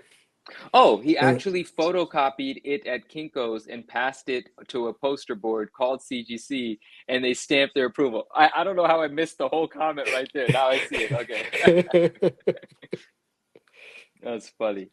Sean says he has the same slippers. What slippers you rocking? I missed them. Let me see the slippers. Oh, are those Fuzzy Babas? I don't know. They are. Those are Fuzzy Babas. I love them. I have like 4 or 5 of those just all over the place. My Nightmare Before Christmas ones are right here on the side of me. They're amazing. DC. Yeah. These are Mezco figures. These are actually really awesome. What is it? They're what figures? Mezco. Oh, okay, got you. Batman. And then the black. And the Jim Lee Hush blue. And then other X-Men figures and villains. A hand. So yeah, it's a lot. It is. It's quite a bit indeed. And then there are figures in each one of these totes. Sure. I bet. Every one of them. And here are the Do you still have a decent amount of a sealed collection as well, or do you not put any emphasis on almost sealed? everything that's in the totes are sealed. Okay. And how do you decide which you're going to keep sealed and which you're going to open? Like, what is your thought process with that? Time. Oh, okay. It's only sealed because it's not unsealed yet.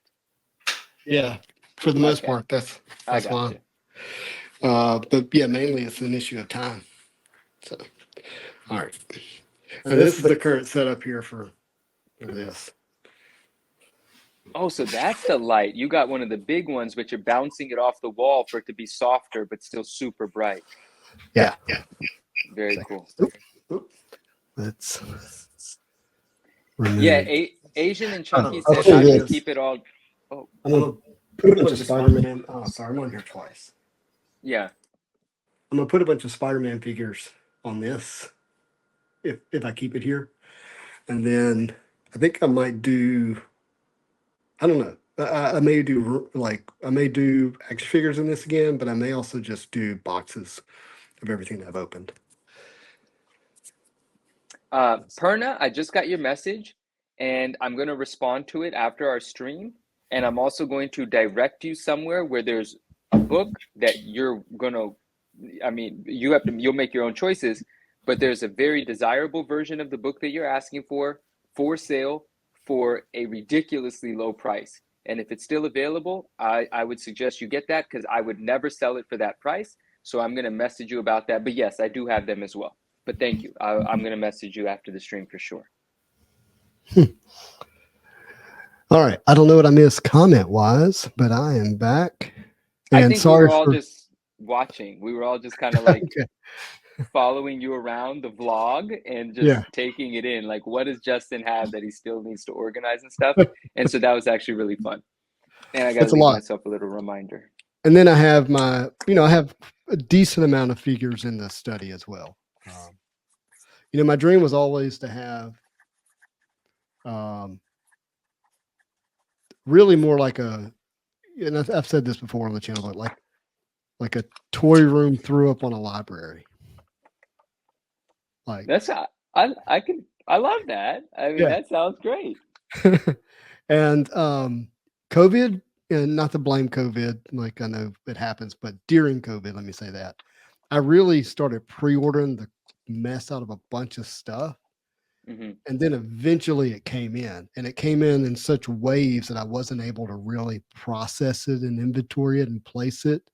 And I likely wouldn't have bought as much, like if I was putting it in hand and putting it on the shelf immediately. You know what I mean? Like, yeah, of course. Because it was like a lot of it like took a year to get.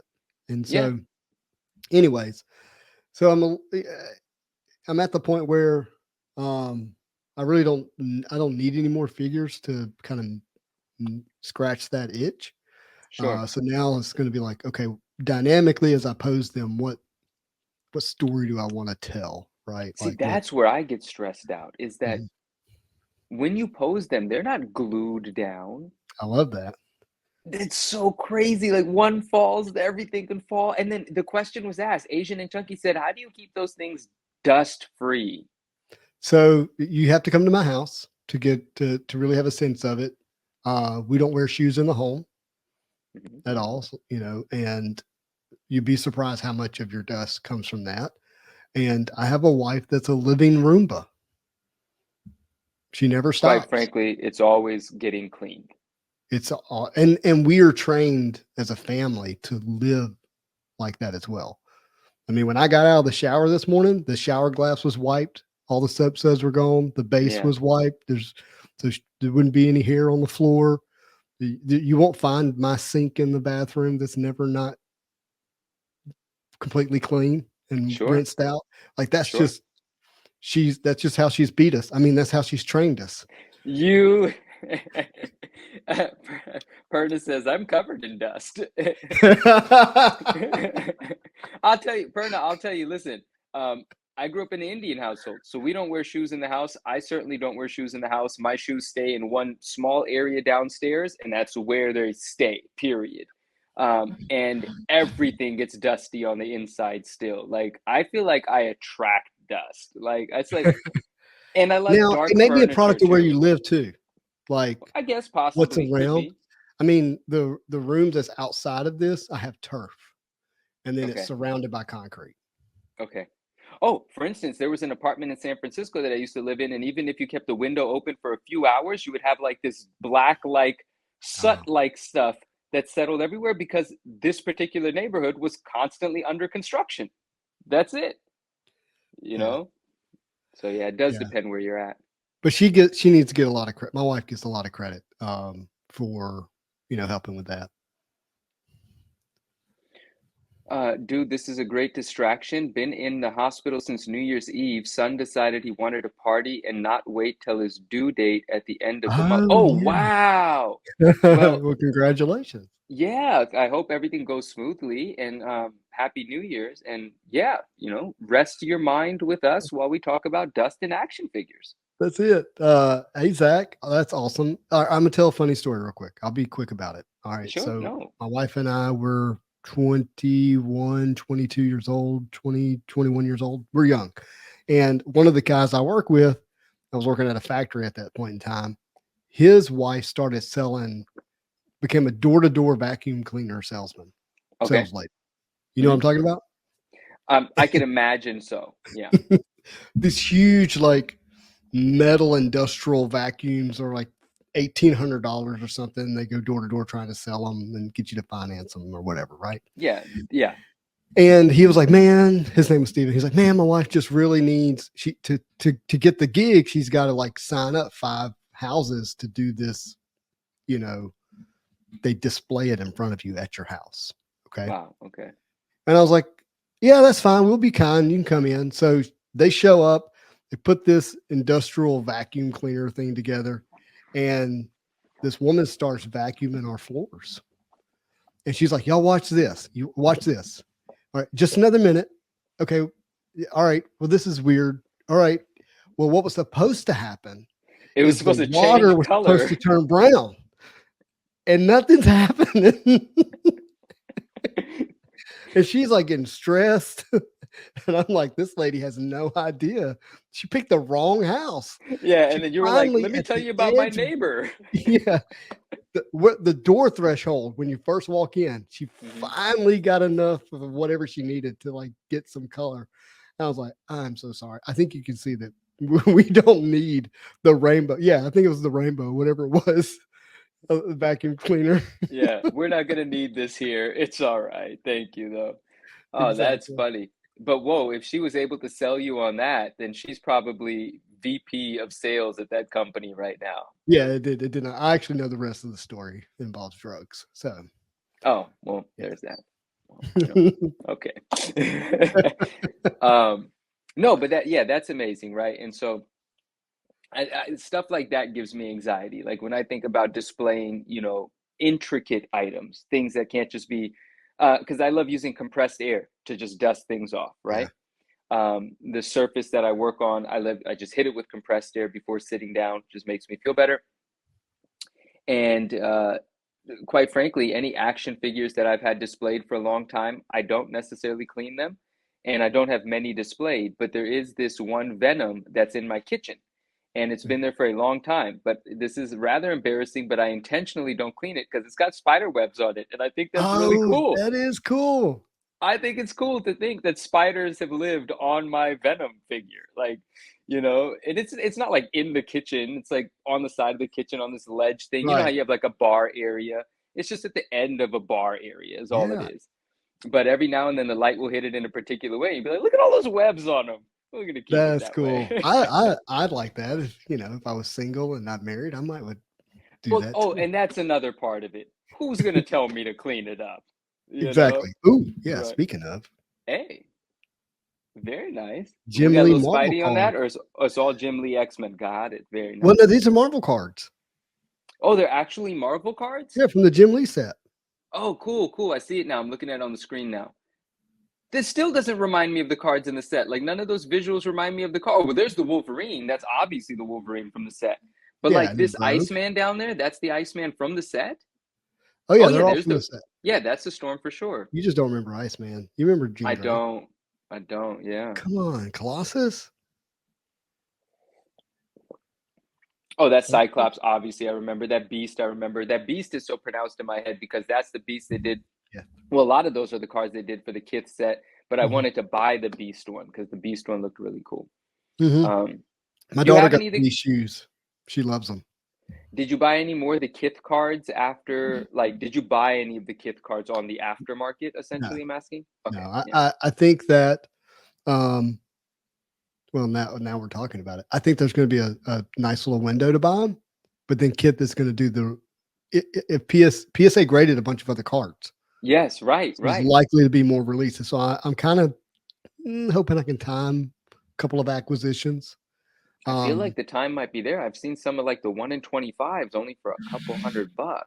Stop now. Oh, God. sorry. Shoot. All right. Save a few for me, people. You know what? Just buy them for Justin. Yes. Yes. There's such good Spend your prices money as right if it now. was my own. Exactly. Exactly. Don't do that. I just want to acknowledge Is it water? Zabarus comment. I hope I said that okay. Hey Justin, this is Justin Eccles, other Justin. No, Oh, I'm the other. nice. You are Justin. He says, Nice. I'm at a loss for words. Sorry for not responding either. I was out and about and was hoping to catch the stream. Got back late. Just wow. That's very nice. And Super, super happy. congratulations. Yeah, that's awesome. Oh, Says, thank and you for were all your we generosity, your friends, the community, all these streams. Look, it's the group effort. pronouncing it correctly? Is it pronounced Eccles? Would love to know. Yes. that would be good to know. It has to be. What other pronunciation is it going to be? Well, we'll be surprised if it is something else. RMS says, I sent my Kith Wolverine card to the Jim Lee signing. Brilliant, I think, personally. And I would have loved to have sent one of mine, but the two that I do own are graded. And I decided not to send a PSA slab to CGC to get Jim Lee to sign. Sure. And I did send a Gambit, but it was for my brother, the Kith Gambit. Oh, nice. We got it right. Cool. Yay. Now we're going to need to know how to pronounce his handle. Yeah. Zabarath. Zabarath? Maybe. Yeah, who knows? Maybe. I have no clue. Oh, we're giving away a box of Marvel cards. Yeah. Wait, yeah. Marvel Universe Skybox bonus hologram randomly pack inserted. Impel. That's a fun set, fun box, fun rip, and they great. don't brick. No, they're fantastic. They're great. Ryan doesn't send junk.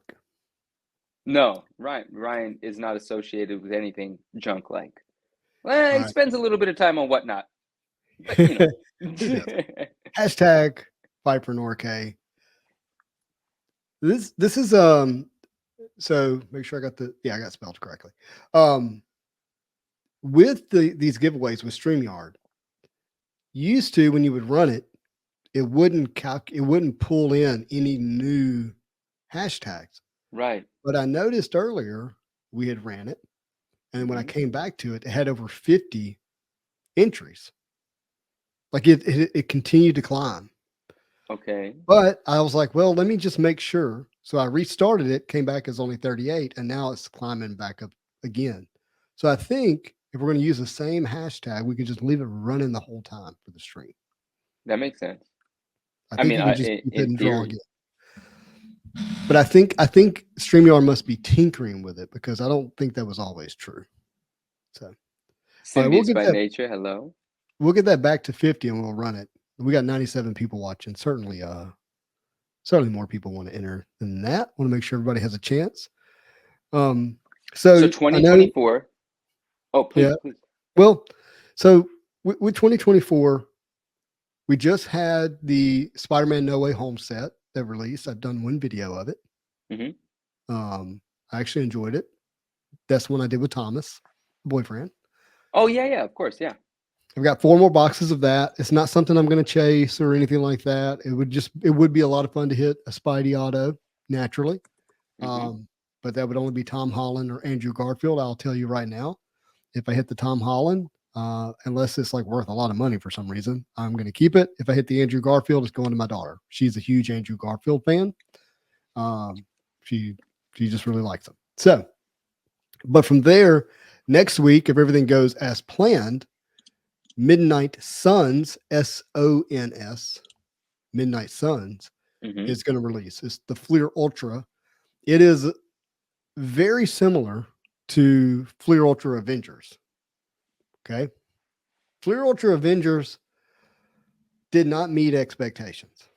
Okay. There was, Fleer Ultra has this lineage of Fleer Ultra Spider-Man, which you saw me open, right? Fleer Ultra Wolverine from 2018, and of course, on back into the 90s. The way they did the foiling for the parallels, the way it kind of disrupted the background, the fact that there were autos from Simone Bianchi that never showed up like they were supposed to. The medallions were beautiful, but underwhelming in some of the character choices. You didn't have big characters in there. And when I say big, you got to have one of the 3, Spider-Man, Wolverine, or Venom. Right. If you don't get one of the 3 in there, it's like, come on now. And unfortunately, that going that way really kind of tanked what the value of the sealed boxes could be. Okay. Okay. I mean, they're Yeah. down. They're like under $200, I think. Like And those were at 450, 550 at yeah, one like time. I mean, it's just insane the way that's kind of gone. Okay. The jambalayas had very few characters that were big in there, but they released the checklist. Now I'm not going to make you sit through me reading through the checklist. I know how much you love that. You listen, you have fun, but let me just say one thing. I'm gonna hit the heart on this real quick. Okay. RMS, you wild man, you picked that up and I love that card. Sam Keith, Venom and Wolverine, PSA 10. I'm glad that that's with you. That's so dope. Okay, carry on. No, it's smart dude. Smart dude. That's what he's doing. But dude, I have to show you this checklist. Okay. We're not going Oh, to go that through the means whole this is thing, good. Okay. but I'm a bit pumped. Okay. Okay. Let's see I've what only this looked at it is. once. I don't want to overthink it, but let's do the giveaway. And then we're going to go through the Midnight Suns checklist. Okay. He Oh, graded it. okay. Oh, you Wow. great. That's I awesome. just saw one basically sell on eBay for a steal, and I was like, I'm an idiot because I was watching that auction. I didn't get in on it. He graded that one. Nice. Okay, fantastic. Even better. All right. We're giving away this box of Marvel Best of luck. Universe. I say Ryan McKenna is giving this away. That's And right. again, the cause is Fight for Nora Kay. The writer. Yo, Hey, you don't know how congrats, man. perfect this is. Why? Why is it so perfect? Tell me. I mean, obviously he's an amazing friend of ours. Absolutely. But he's the ghostwriter, William. There's Exactly. not anyone who's more pumped about Midnight Suns than him. That's right. And you were just talking about that. Absolutely. I don't hear you saying that without thinking about William because he's the ghostwriter guy. We know this. So obviously that's perfect. William, message me, give me your address. Let me put your name on this real quick so I don't have to be that guy. I had a beautiful roll of painter's tape, like right beside me. I shouldn't have hit like on this post yet because I'm too distracted to comment on it. I'm going to have to come, RMS, I'm going to have to come back and comment on the post later. Actually, you know what? I'll be back to comment later is the comment I'm about to leave with a heart. That's terrible. It's right in front of me. I do that to my wife all the time. I can't find it, sweetie. It's like not there. It's literally right there. And the glasses are on your head. I don't wear glasses, but yeah. No, but the saying, where are my glasses? I'm kidding. Yeah. You right. I actually left that comment, RMS. I could have wrote something else, but I'm not great at multitasking. I just love that card. That card is sick. Wraith, what up? You should have just said I'm commenting while I'm live on YouTube. That should have been exactly what I wrote. I literally wrote, I'll come back to comment later. Okay, there you go. That's still fun. Congratulations, William. We're coming back to you. We're coming back to the checklist. So that's what we're gonna do now. Yes. Stop screen, present, share screen. I first want to show cards. Okay, so when we're looking at the checklist, we like have some sense of what it might be, right? Okay. So, I mean, to me, this is just, I don't know how you feel about this, but I really like it. I'm going to wait for it to be on the big screen.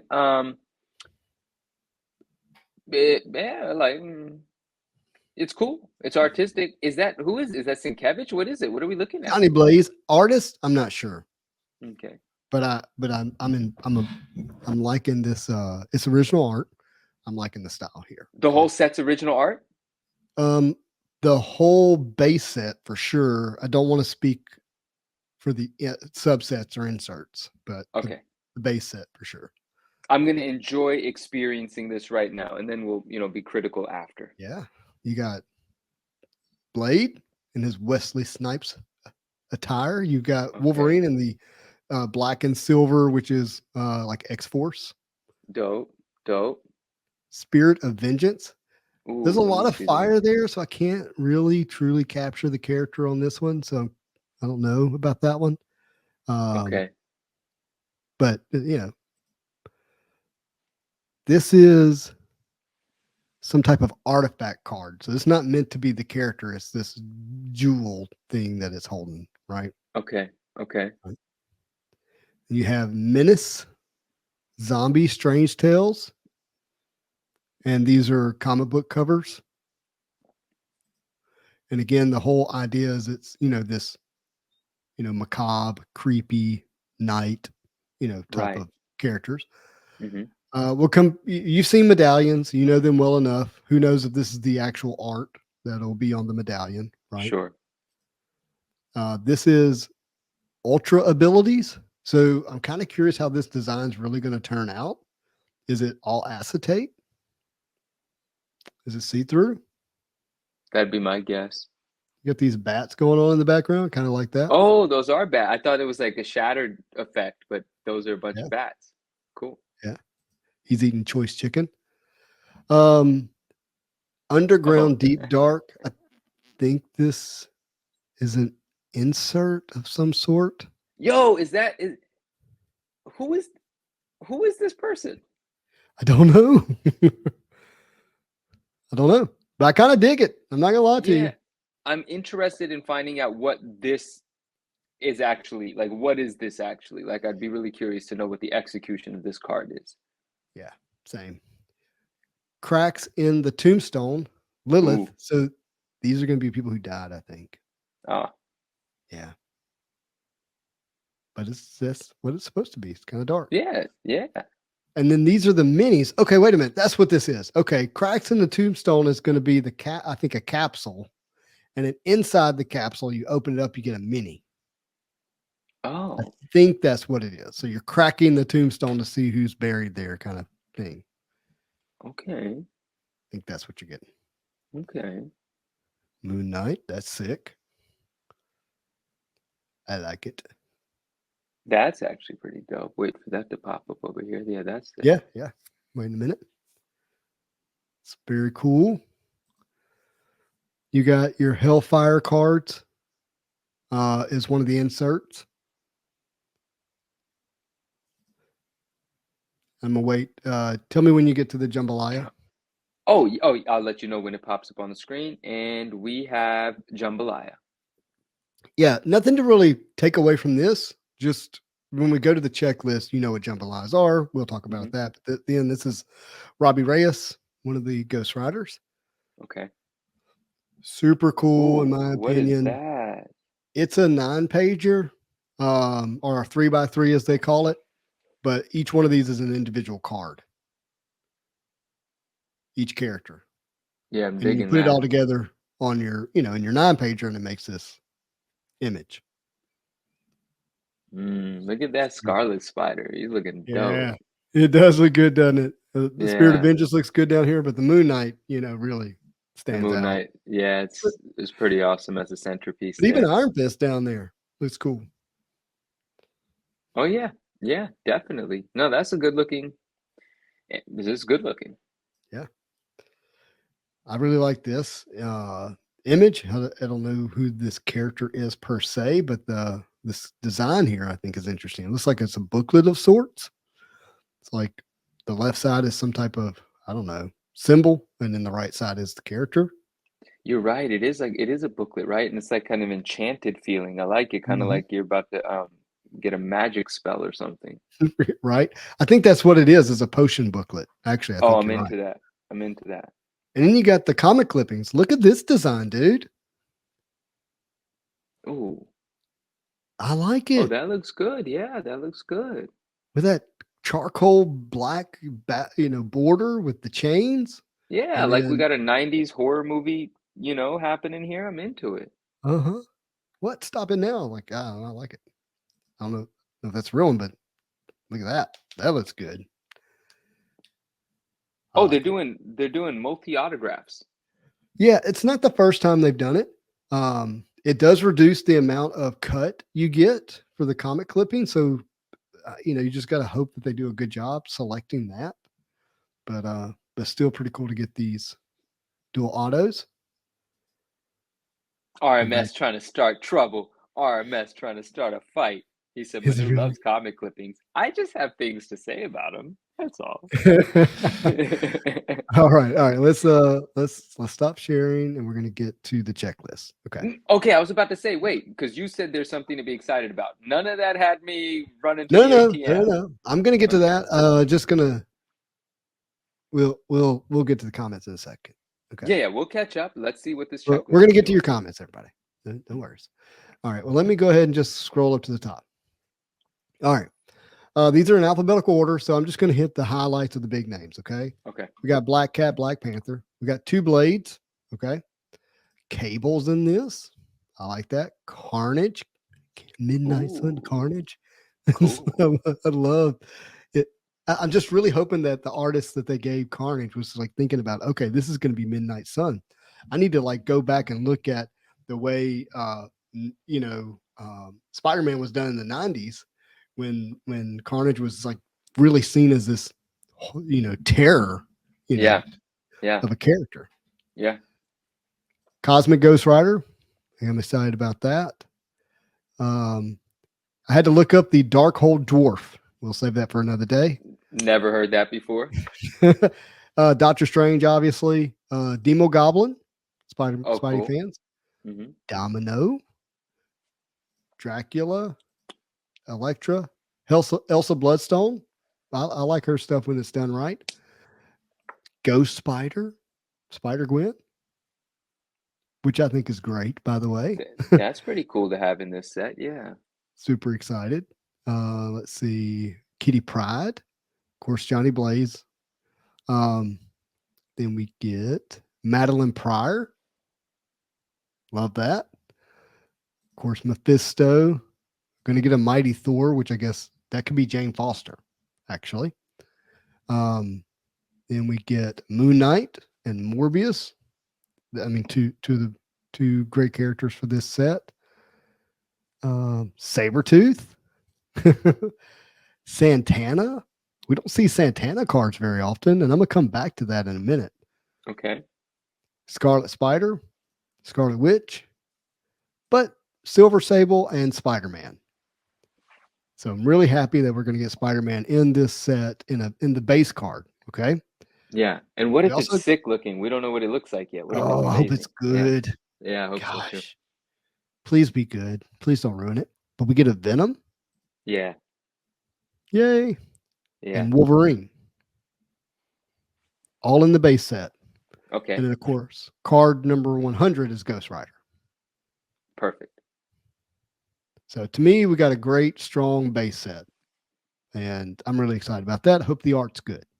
Okay. Right. Of course, It's they're going going to to hinge on parallel. that. Yeah, it is.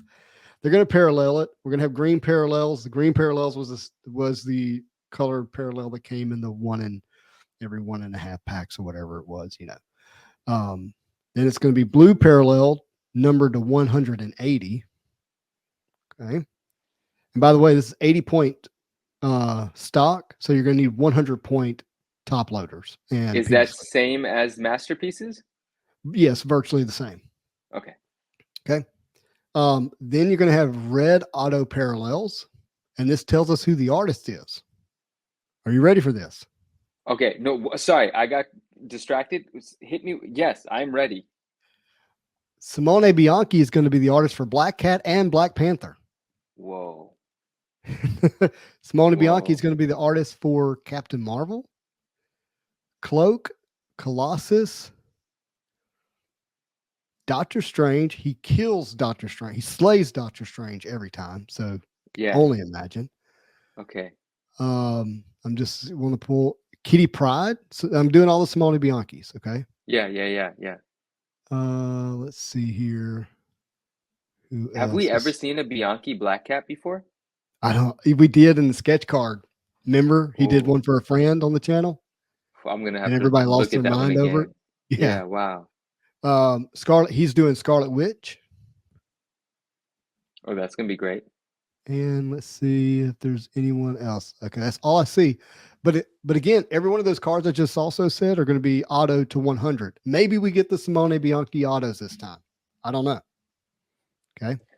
Webby said only that sketch. That's the only time we got Black Cat by Bianchi before. I cannot wait to see this Black Cat out of this set.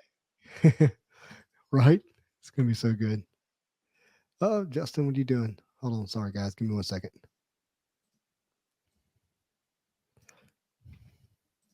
I'm sorry. I'm pulling something up here.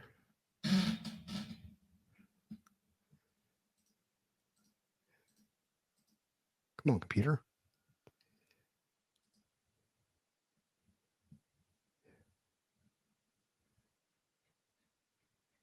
That's not it.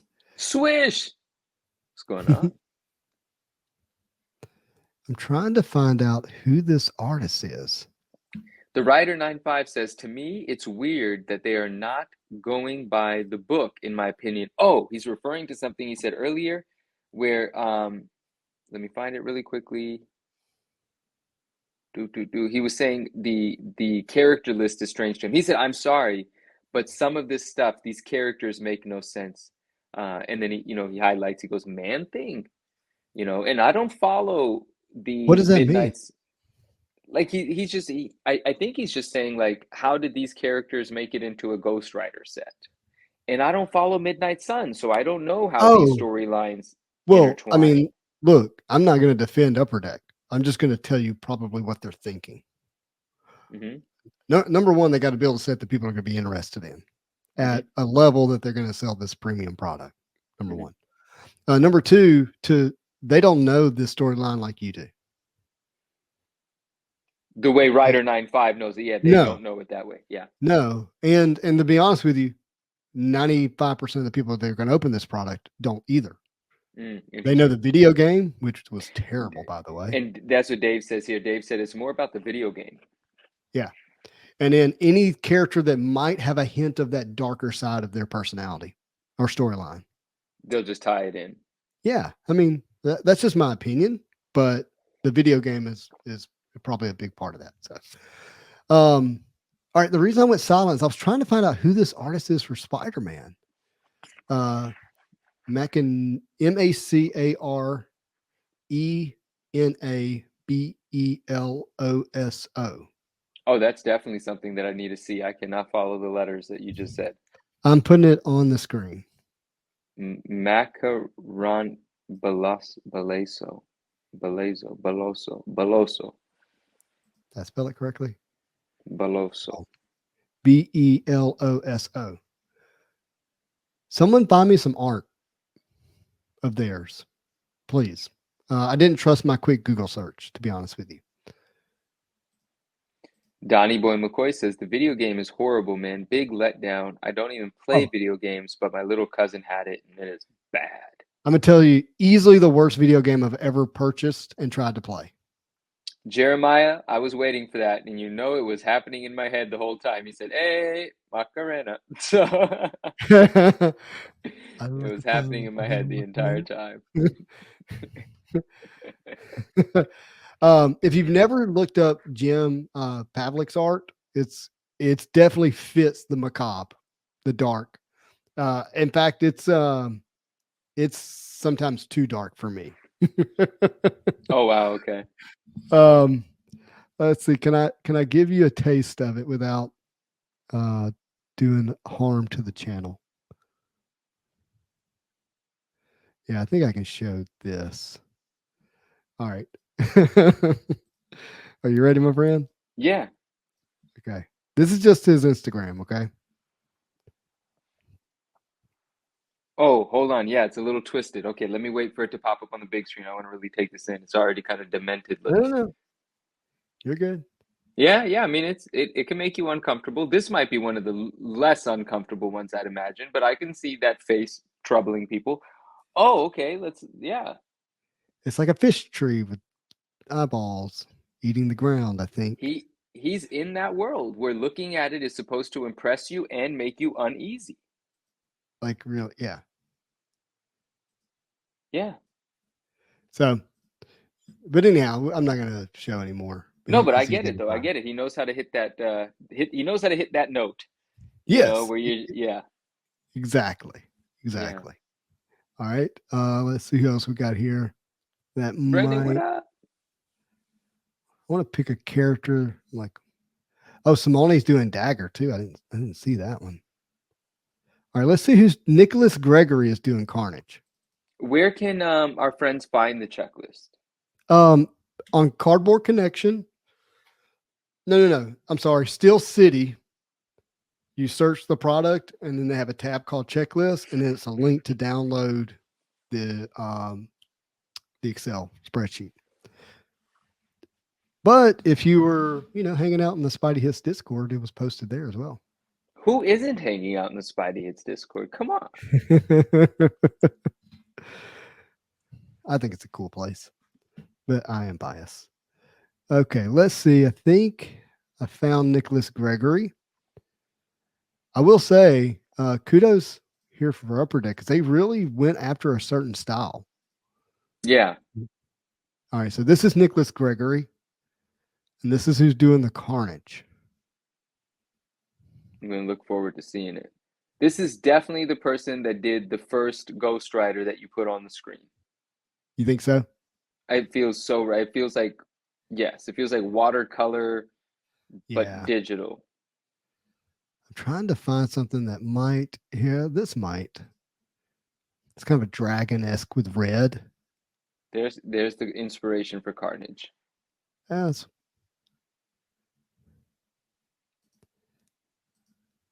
That could be a Carnage dragon. Look at his tail. His tail is doing the Carnage weapon. You're exactly right. Slip through here, see if I can find something else. My whole lower lip is. Oh, that's cool. So they do what looks like to be Magic the Gathering. Mm-hmm. Wizards of the Coast. Yeah, he does Magic the Gathering art. I need to follow. Cosmic Daydream Studios is the name of his Instagram account. Cosmic Daydream. Cool. Assuming that I got it right. Nicholas Gregory, yeah. Let's see, who else do we have here? I think this says Iran Makio. I will put it on the screen because I cannot pronounce it.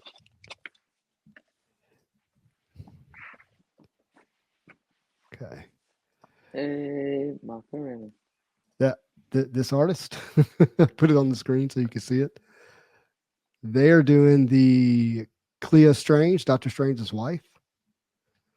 So let's see if we can see their stuff. Ooh, that's kind of pretty. Jim L says, Justin, are you opening the whole case of Flair Ultra? What's FUMS? Fleer Ultra Midnight Suns. Oh, yeah, okay. Are you opening the entire case on the 12th? If it comes in that day or doing multiple days, it was the case people bought into. Thanks. Yeah. So if you want me to open your box for you the day I get it, yes. If you want me to ship it to you, that's fine too. It's whatever the people who bought decide to do. I got offered a case at a price I thought was really good. Mm-hmm. And so I just said, hey, if you want to buy it, you can have it at the price it costs plus me to ship it to you. And so I think they're gonna be happy that they did. Dang, Jojo, which one? You sent it today? Because I thought we touched base the other day. All right. Is it expiring right now? Do I have to look at it right now? Sorry. Ryder has William. Let's open them up together. We should do Yeah, that.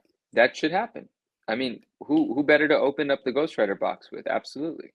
That's what I'm thinking. I need to have the Midnight Sun guy there. We Confetti says if they're going to put dark characters in the set, they should have put in Green Goblin. I agree. Like we got Silver Sable. We could have got Green Goblin. Justin, well, I'm reading this backwards. God, I'm so dyslexic. I literally started at the end. What is the next set you're most excited about, Justin? I'm obviously now excited about this, but I get excited about just about every Marvel card release. But I don't know. It's pretty tough because I'm excited about Flair, but I think Marvel Platinum might be really cool. Yeah, I'm excited about Midnight Suns. Fleer Ultra Wolverine, like I'm excited about that, but I also don't want to get like so over the moon about it either until I see it.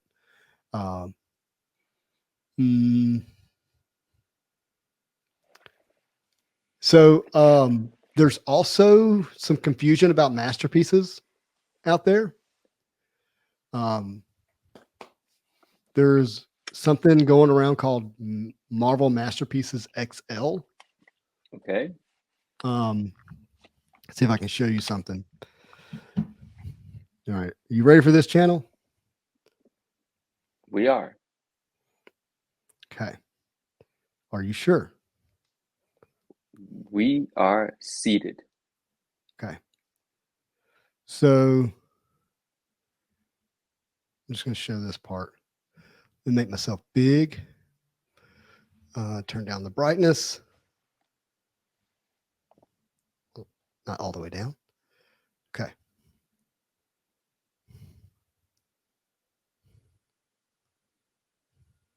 In fact, let me do it this way. Oh, I don't want to get anybody in trouble. well, I think it's in the chat now. Unless JoJo's just making that up because that sounds right. Like I was wondering if they were just like, the large prints, like the master prints back in the day. That's on the sketch cards. Marvel Masterpieces XL is on the sketch card blanks. Mm-hmm. MMXL, printed 2013. So it does not have the same copyright date as 2023. Printed 2013? 2023. Why did I say that? Oh, It's I know. because I don't. Yeah. I'm going to tell you why I did. It's because I was looking at, sorry, I almost had it. I was looking at that when I said it. Got you. MMX, but it's printed or copyright 2023. So this is copyright after and here's the other thing. JoJo was making that up, by the way, but like. Oh yeah, I knew that. I wasn't responding. Okay. I here's was the other thing. It is in the same design as 2016. Oh, interesting.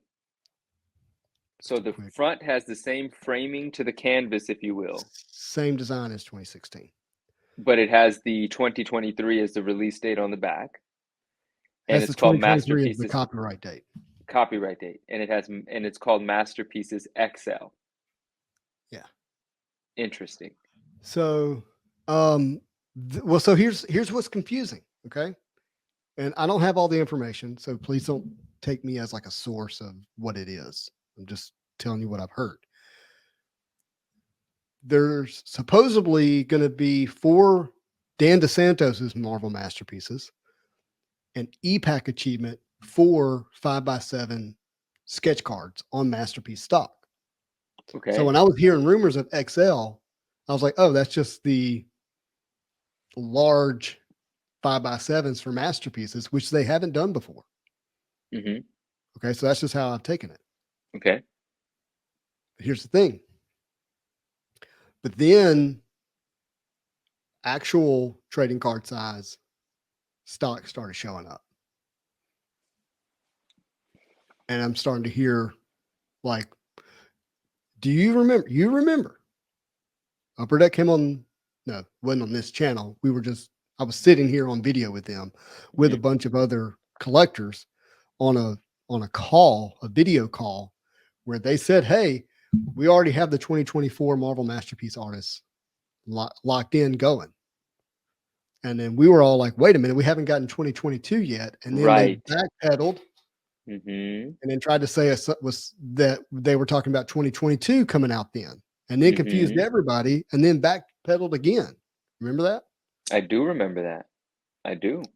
And so I think the guy was telling the truth. He just wasn't supposed to say it yet. Right. And it fits the right. I mean, if they're going to release masterpieces every 2 years, they always have to have the artist painting. The artist is basically always painting. There's a huge amount of time it takes to get that set ready. So who is it, right? So I saw a question about, is it Giss? EM Giss possibly leaked as the next artist. So Derpa, I'd love to hear more thoughts about that, because I can quote Giss to me personally, which was, don't hold your breath. Well, wouldn't that be the most interesting thing if he's so about keeping it under wraps that he even told you, there's no way it's me? But what if it is? I would love it, because that means he did this in the middle of painting that. Because I just got this 2 weeks That is ago. pretty. Yeah, no, it would definitely be a great situation all around. That means he put out 23 covers this year in the midst of all of that. By the way, covers at Slade, talking like my kids, covers that did well and are doing well, and they look amazing. So Maybe it's not him because he's that's been what I'm saying. To doing a hear lot of work. DeSantos Yeah. talk about he couldn't even go to see his kids like on trips. Yeah. How are you doing these many covers? You're doing commissions, you know. Going to cons and also I think teaching in the midst of all of it. All right. I won't bet on guess. But that's where XL comes in though. So hear me out. It's not a traditional masterpiece release. They're doing it as homages to other sets that have been released and they're using multiple artists. That's a possibility. It's XL. It's big. But is the entire set a sketch card set then? No. No. I mean, what I'm saying is like, what if it's a bunch of different artists? Yeah. Oh, you see what I'm saying? Ooh, kind of going against what Masterpieces is, but in an ode to in an homage to Masterpieces. But we've had multiple artists in Masterpieces before. We have? Yeah. Oh, kind of like, okay.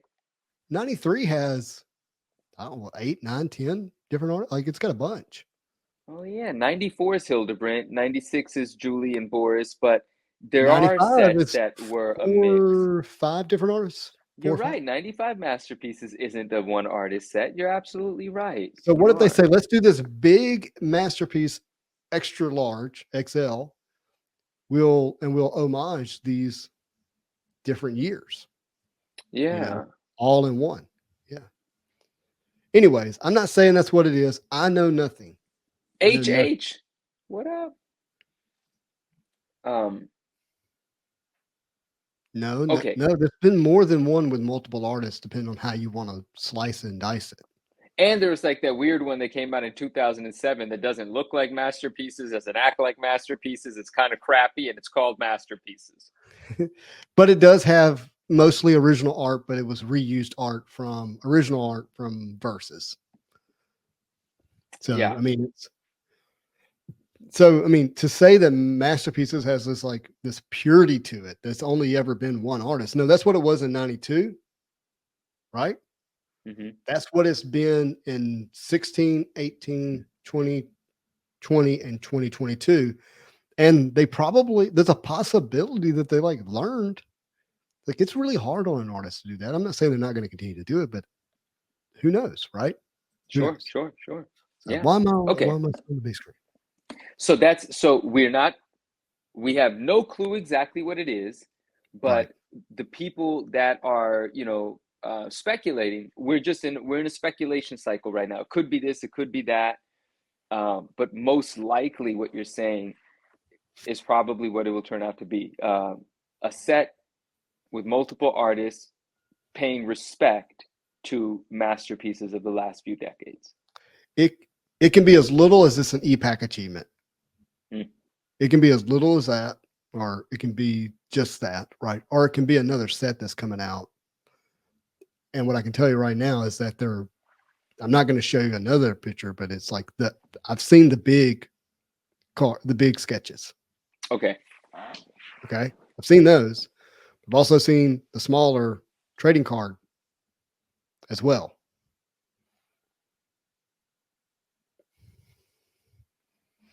Listen, I'll be here when it comes out to see who was right and who wasn't. And I won't have anything to guess about.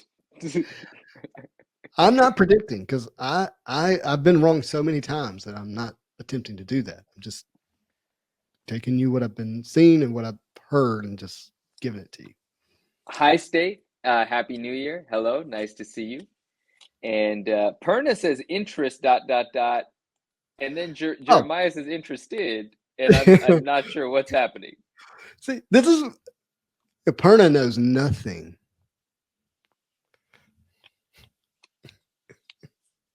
There's something happening here. Hey, yeah. And look, there's certain people that shouldn't say things because they probably know, and they know because certain people told them, and they don't need to reveal. You know what I mean? He goes back to I am Dusty. Perna refers back to I am Dusty. Spill the tea, Perna. Spill the tea. Danny Boy, oh wow, that would be cool if we had a little bit of the best artists. Would be amazing, and they would be able to make a bigger checklist for more paintings, and by bringing in all those artists together. I mean, some people would like it. Some people would say, "Hey, isn't that just Fleer Ultra Adventures repackaged as masterpieces? Isn't that just Fleer Ultra repackaged?" I mean, and I would get that. So, and it just may be as simple as, "Hey, we were not able to get one artist to commit." Right. And to put out a set in a reasonable period of time, we had to do it this way. This is them pivoting, but who knows? A while ago, RMS asked what my 2024 goals were for collecting. Yes. In terms of books, I won't get into all of that, but one of my 2024 goals for collecting in the community is just doing whatever. I mean, I know it's cheesy, but it's the truth. I want to do whatever is in my power to just create a better environment for our collecting. That's my goal for 2024. Like, I want us to be a community that's not afraid. Oh, thank you. You're already on your way, my friend. I appreciate it. I'm super happy that the community is, all together in this. Like, I don't want this to be an environment where we're just super happy by getting the bare minimum when we're literally dealing with things that are emotionally so significant to us. Like, as collectors, as people that really love and care about what we do, and keep this, keep all of the businesses involved in our passion hobby. We're the reason that they are profitable and exist. And I think that should be treated with a great deal of respect. And so I want to just encourage everybody to expect and demand the same. And I want to see 2024 really solidify that. And if that means things got to get rough, it is what it is. So, Derpa, if you saw a serial number, that's what that was. Okay. I will delete this video. Oh, shoot. For future reference, you might want to blow. I didn't think that was the serial number, so that's my fault. Okay.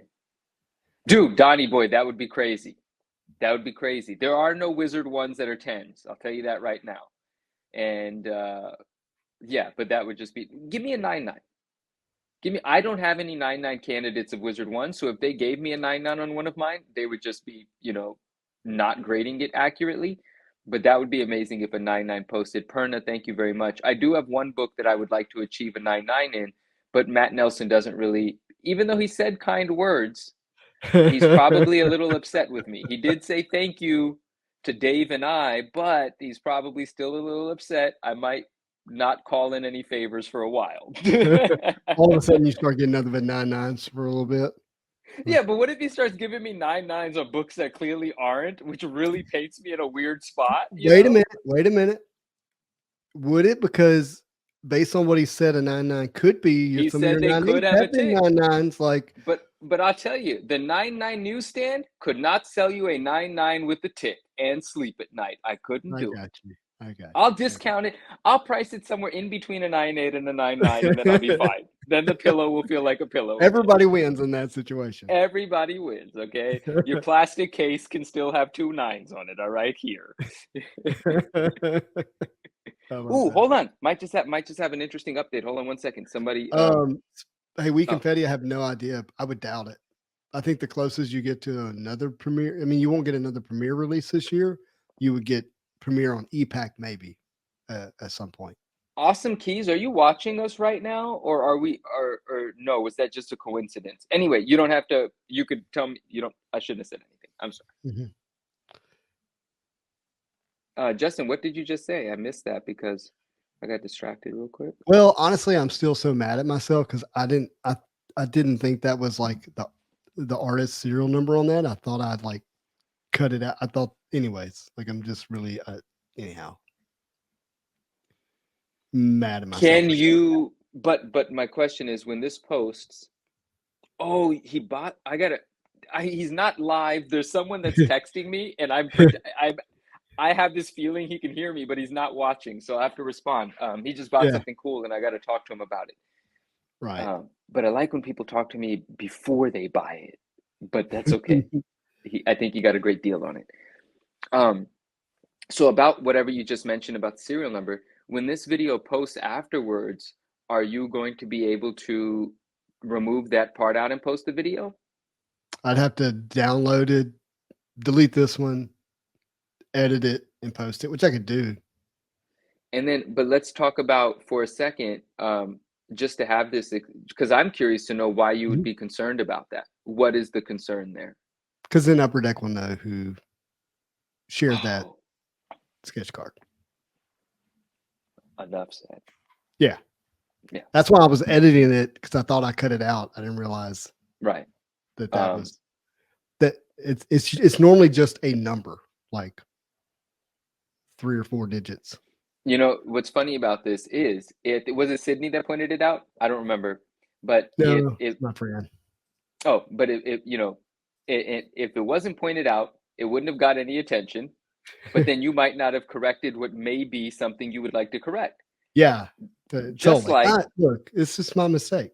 no, but what I'm putting in drawing a parallel here is it's just the same as Immaculate putting out the CGC video of the slab being compromised, right? Because now it forces it to be corrected, or it could have just been like, let's not tell anybody, and no one might have noticed, right? Yeah. And like, because if it was never brought up in chat, maybe no one would have realized that the number was there. Well, it's not. Ash. It's not a secret. It's. I mean, No. it's not. It's not a secret in the community in the sense of like that those are there, and it's not a. Yeah. Anyways. New topic. New Let's topic. talk about 2024. Just need We're to be 2 days in. I need to not be so on the cuff to want to share stuff with people without properly prepared. I actually thought it was. Anyways, it's my fault. Yeah, we gotta stop talking about it. It's true. It's true. That's all right. Yeah, it's fine. It's fine. You were on the Marvel card sale with the Matt and the gang the other night? Did, dude. Came home. Was that Saturday night, I think, and they were live. I was like, "Hey, babe, can I go hang out with them?" And she said, "Yeah." Normally, I'm not able to go live at that time. I acted a fool, man. What'd you do?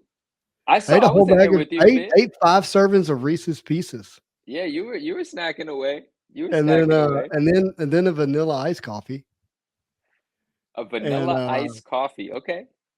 And then sold some stuff, which was fun. I didn't see where you were selling stuff, but that is cool. That is cool. Yeah.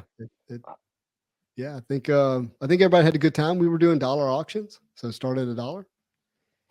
Ryan, I appreciate that. Ryan says, let's talk about Manu getting into Silver Age comics. They're coming, Ryan. They're coming at you.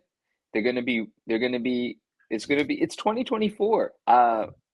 There's gonna be some stuff, you know. I was telling, like, people asking me like, aren't you concerned about the ramifications of this? No, I'm still gonna have a blast. You know, comic books aren't gone just because the third-party grading companies don't have the system like perfected. I'm going to have a blast. I'm going to have a blast deciding what to grade, what not to grade. I'm going to have a submission go to CBCS just for fun. I'm going to do this thing where I have the same books encapsulated by CGC and CBCS, and I'm going to price them the same. And I'm going to go ahead and look at each book and say, this is actually a nicer one than this one. Pay for the book, not the grade. And I'm going to challenge the community to rise to the occasion. Are they going to let the better looking 9.8 not be purchased because the CGC one has the CGC logo on it? And I'll leave it up to them. And if they buy it, they can crack it out and send it to CGC if they want. But since all 9.8s are not created equal, I'm going to identify which one is better, and I'm going to price according to that, not price according to the label, and we'll see what happens. But I look forward to sending to CBCS. But the other thing about sending to CBCS is if a lot of people start experimenting with them, they're just going to buckle. They just can't. They're not going to be able to handle it. Neo pointed it out. A lot of people have pointed it out. It's true. They're not set up for that, to catch CGC's competing interest or whatever. Like, I don't know what would happen, but I am going to definitely send a couple of books that way, and we'll see if they treat me well. Now, are you picking a particular like issue a run? Yeah, character? I'm gonna go with books. My submission, I'm gonna go with books that have a very low census on CGC and, quite frankly, none at CBCS. So they are going to be valuable regardless. Like, it's going to be the sort of book that if it pops up in a CGC slab, maybe it's $7,000, but there are none in a CBCS slab. And my reason for grading it is just so I can prove that it is that grade. So I'm going to put that to the community and be like, here's a book that you can't buy. It's not on the market, but I slabbed it with CBCS. It's $7,000 if you want it. And if you want to send it to CGC afterwards, it's up to you. But I'm charging what a 9.8 is worth because it's a rare book anyway. That wouldn't work if I was doing a book that has 3,000 CGC 9.8s because they'll just go buy one of the CGC 9.8s that's readily available everywhere. So it may, in fact, be, and I'll put this out there, I may be sending a Malibu Sun 13 extremely high grade error copy, which could be worth 10,000, could be worth 15,000, depends on the grade. That might actually be going to CBCS because it's so rare. A collector shouldn't worry about what it's encapsulated in. The book doesn't exist anyway, you know? So that's gonna be my social experiment in 2024. Very cool. What's in the box? Cam says. Not sure what he's referring to. It's just a reference, but I don't know which box he's talking about. Yeah. Is that my box? You were all over the place that night. Perna, talk about me. Yeah. You were chipmunking those Reese's Pieces. I would love. I might go get some tonight. I'd love some right now. Yeah. They were so good. Showed the people something good. What did the Man Marvel and Dark Phoenix connecting sketches sell for? The Miss Marvel, I think is what that means. I don't know. Oh, yes, mine. Was that 180 from Alonzo? I think maybe, or something like that. I have to go back and check. Oh, Lewis bought them? They're really nice. Dope. I don't know why I sold them. I can't eat sugar and sell stuff anymore. I paid more than that. I basically the vast majority of what I sold was for less than what I paid for it. Hey, well, listen, it's fine. Consider it a giveaway, whatever. Oh no, it gets much worse. Oh. I then turn around and spend it on Whatnot, opening 2 boxes of masterpieces. Oh. Well, wait, but did you spend the money with Cards of Metal though? No. Dang, yeah, it did get worse. I was about to say it was so bad. That's fine. So you didn't hit anything on the Whatnot opening boxes, whatever. Not anything I didn't already have. All right. Well, what are you gonna do? That's what you do for fun, man. It's your pastime. It's all right. It's okay. I needed to be in bed, but I had drank coffee. Anyways, shouldn't have done it.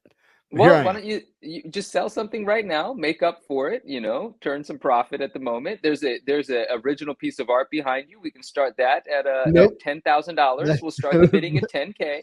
That is not for sale. I appreciate it. It would go though. It would go. We would get someone in here to be like, I will take that. Isn't it beautiful? It looks like it's literally coming off the page. Nah, it's too sick. It's so good. Like, I don't even have to be nice because I like you and I like Do you like that one or the DeSantos more? You're going to make me say this. DeSantos is a really nice guy, but it's a no-brainer for me. That one behind you that you're pointing at is my choice. And DeSantos is an amazing guy. So has nothing to do with that. That thing behind you, boy, oh boy. I know. I'm so happy. Yeah. Yes, William. I've had this up. I will get with Nathan and we'll get that over to the amazing Mentalcon charity, which is sponsoring comic books for kids, where they provide comic books in hospitals around the country for kids for free. It's pretty amazing. Cool. Yeah, very much. Very much. Yep. Logical says, if anything, it will enhance unity measures in the long run, I think, to give away a new company to become a new industry leader. Definitely using talk to text. If anything, it will enhance unity. If I'm hearing this correctly and logical, you can correct me, Justin, correct me. He's just saying, in the long run, any of this stuff that's coming to light that's challenging the company is going to make for a better third-party grading environment. It's like I said on Swag Stream the other night. I love third-party grading. Obviously, I'm a huge supporter of third-party grading. I understand why it exists. I get it now. He's talking about these. Got it. It's cards. It's all cards. Yeah. But yeah, I hope this leads to a better future in third-party grading. Like, we want to trust the company, but we can't just pretend that everything is okay. Like, that is foolish. We cannot be foolish. It's too much money for us to be foolish and then try to cover it up with, well, at least it was fun. No, it's not fun to lose $15,000. It doesn't matter. We should be smarter. See, Ash is onto something. I just need to color it. No, stop, Ash. What are you doing? No, don't color what? The venom The behind venom. The venom, yeah. you? No, ask Gis to do another one for you. Color that one. Got you. He's a much better. Brandon says he'd pay $10K for it. That's I very bet. kind. Yeah, that thing is super awesome, man. Fat finger. Yeah, that's exactly what would happen. I would, I'd color right outside the edge. Scan Send it it back color. to Gist. He'll put numbers in the area, and the numbers correlate with Well, and he would go, Justin, it's venom. It's just black Ooh, and white. scan it and color it. That's absolutely perfect. Have fun with your own parallels of it. Well, yeah. So like, I told Gis, I was like, you really should have used this for a cover. Like, Why but don't you and Gist come together, make prints, number the prints, sell the prints?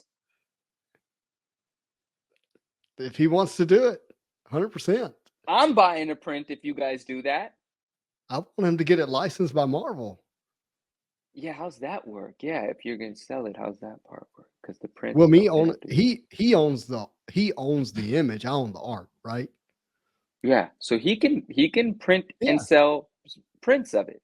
100%. And he and I would suspect, like, if he needed a cover or version cover or something, like, he could. Limited to 99. I would like to buy 21 of them. Oh, why 21? That's like a number I really like.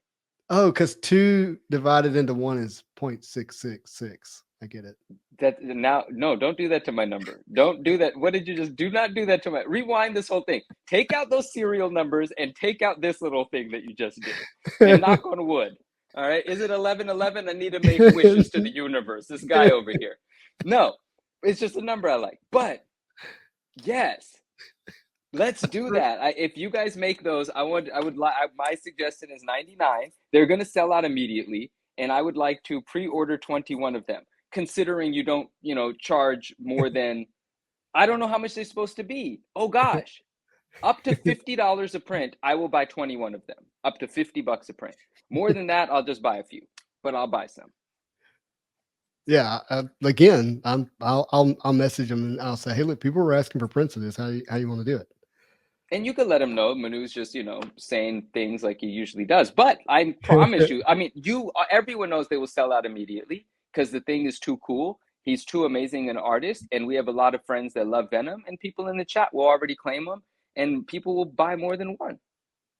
So Joe Joy's coming at you with good math, right? What happened? Yeah. But he obviously has never seen the movie 21 with Jim Carrey in it. I don't. There's a movie named 21 with Jim Carrey in it. Yeah. Wow. I'm pretty sure it's 21. And Jojo, you're right. Where is he even coming from with all that? Yeah. What the heck? He said, "Hang on, Manu. Let me zoom in, and I'll make you 21 copies real fast. Hit me with the NFTs." No, sorry, 23. Sorry. What the heck? I need them to be hard numbered and signed. Hard numbered and signed. That's the point here. We want a special thing. I want to frame it and feel just as good about it as Justin's original. Just prints, right? Just prints. All right. So what if he's willing to do 99 hard numbered with 10 with a remark? I ain't worried about all that extra stuff. I just want the print. Sure. I want what's behind you. Yeah.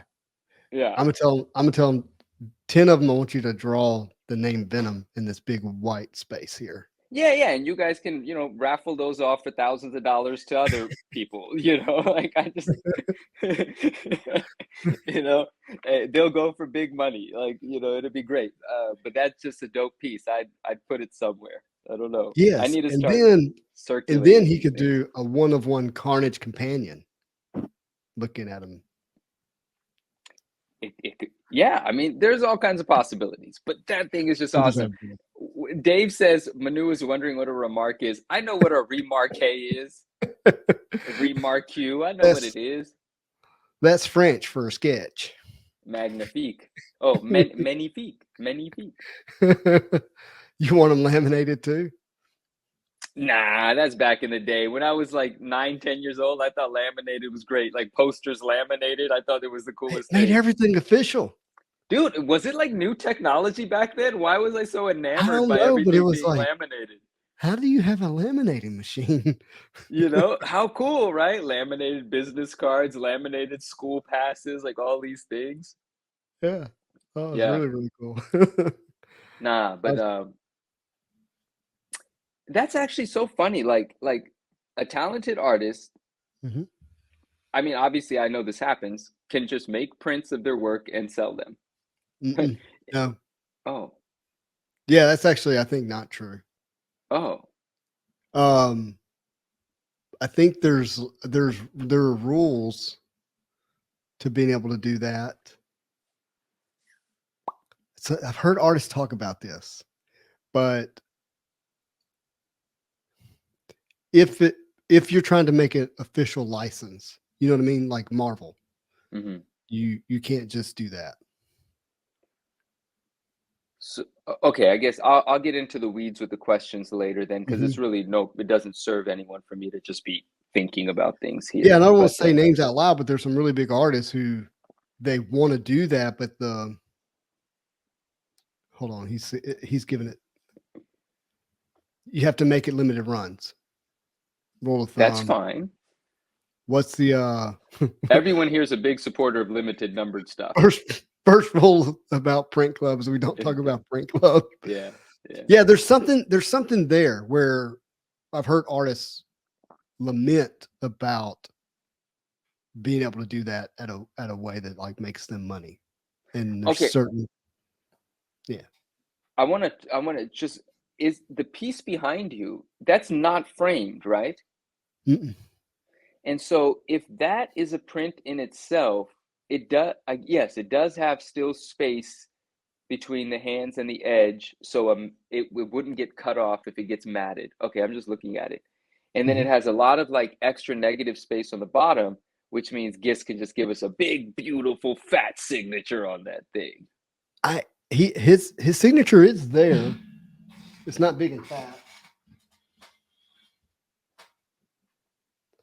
It's down here at the bottom. Oh yeah, it is. Oh yeah. Oh, I love his signature. For a second, I forgot his signature, I but was thinking, can't what if he forget gave us that. real stylized venom, like drawn out, like I mean, just like venom? I like where you're going with that, but I like that you're limiting that to 10, because that would, to my mind, is like the introduction of a trade dress, and sometimes that makes it look less like original art, Yeah, yeah. right? And I love that that looks like an artist made it and sent it to you, and you framed it. Mhm. And so anyway, it's just funny. We're just thinking out loud. Like, Eric's gonna Ian Gist is gonna watch this and be like, "What are these guys talking about? These are my choices, okay? Yeah, Yeah, exactly. what are you guys over here doing?" You can't. I mean, it's not that you can improve it. You just make it different, which makes it limited. Yeah, and then I mean, but my point was like, at least we all get to have that cool looking thing, because we don't get to have it unless it's a Yeah, I print. mean, if I'll message him and say, hey, look, I've got a lot of people that have asked for a copy of this, and I've benefited enough. I own it. We If could he even do want a quick Kickstarter of it. It could be pre-sold entirely before it even comes out. to, 99? How easy is it going to be to sell 99? It's going to go immediately, especially if they're affordable. yeah, If you guys do 300 a pop, well then they're going to yeah, sit there no, for a minute, no, 300 a pop is entirely way too. And not speaking for gifts, but I bought prints and to get a $300 print, like it's like velvety and you Yeah, know, yeah, it's yeah, yeah, yeah. that's not what Absolutely, you're talking absolutely. about.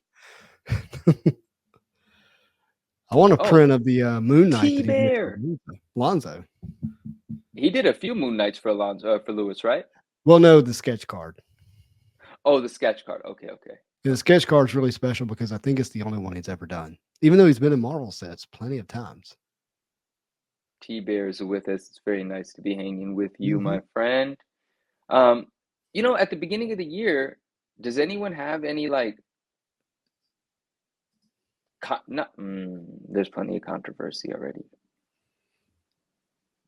What's a hard-hitting question that you might want to ask Justin, and I'll try to put the pressure on him to answer. Is there something you might want to know from Justin? And because Justin's such a nice guy, you don't want to put him on the spot. You don't want to ask him, Come something. on. I get it. Let's hit him with one.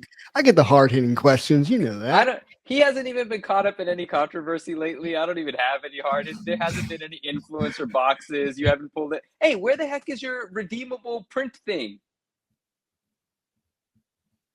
All right. You hit me with a hard one.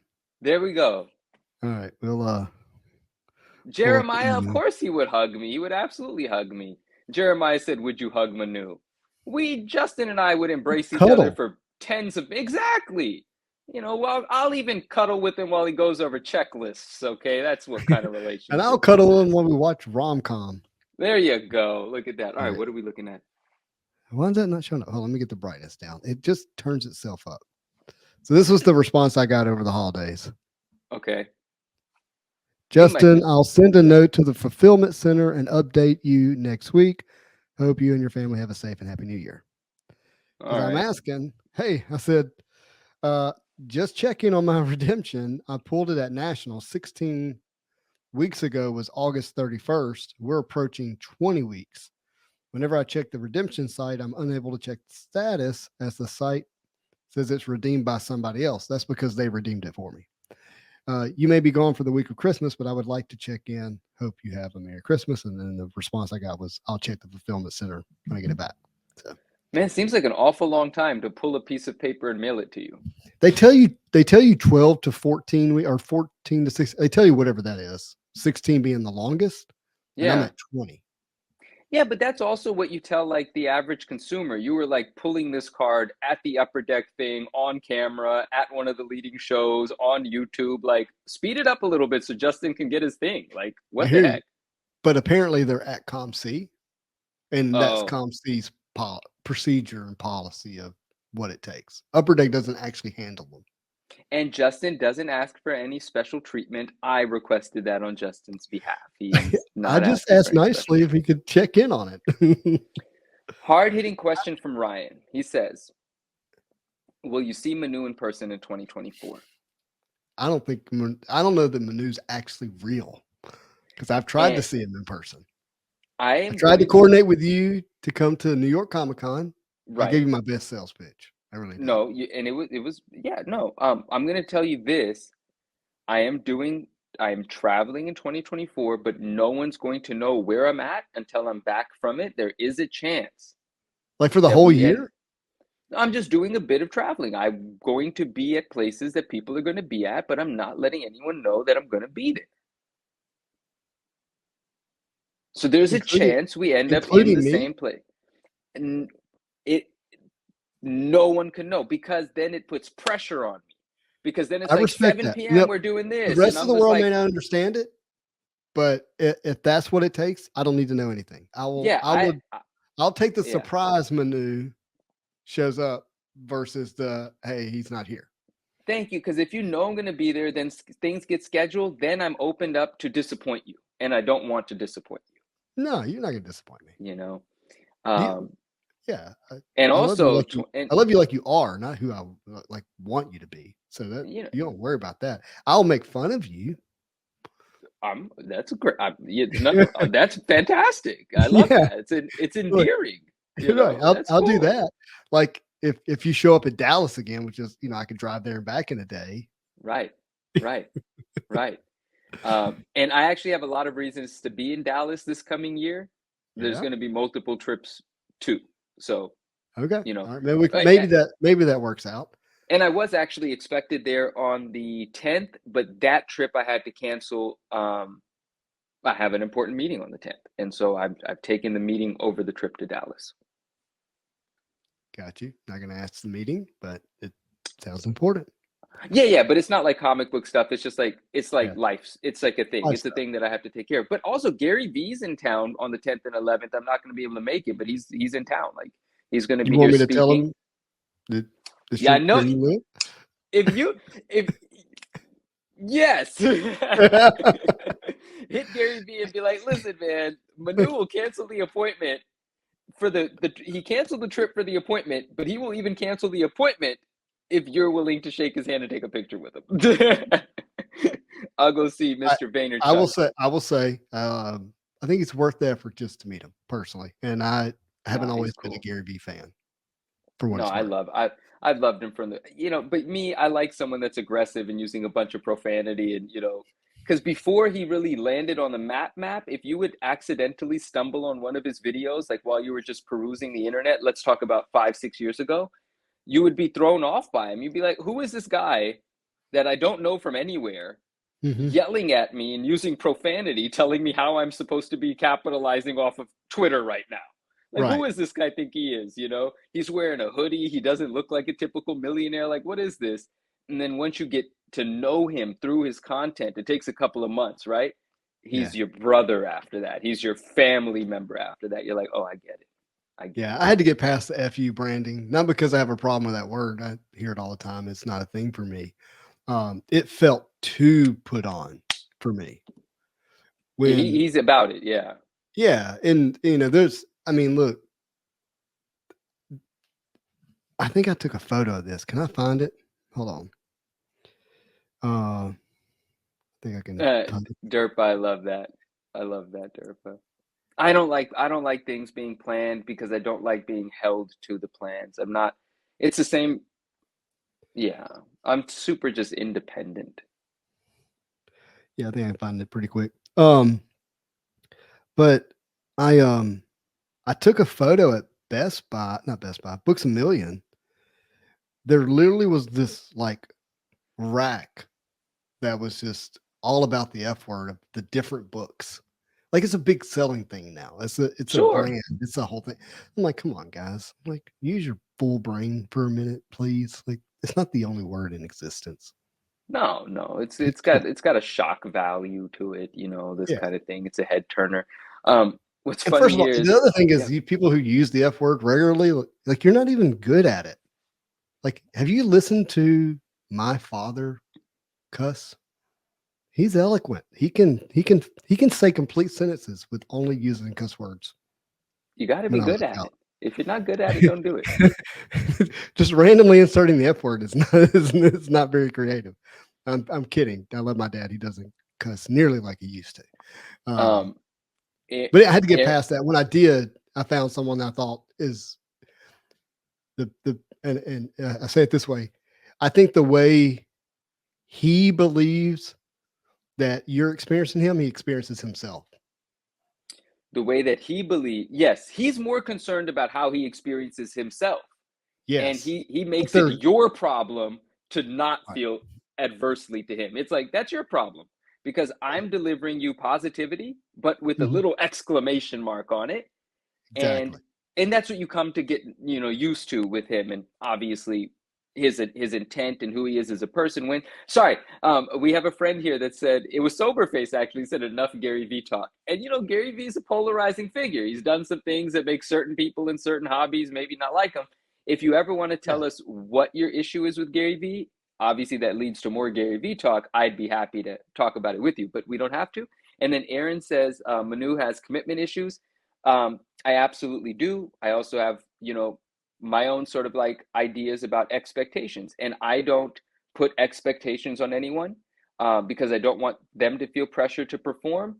It's brilliant. And that's the same way that I don't like expectations of myself because I don't want the burden of someone's emotional satisfaction being in my hands.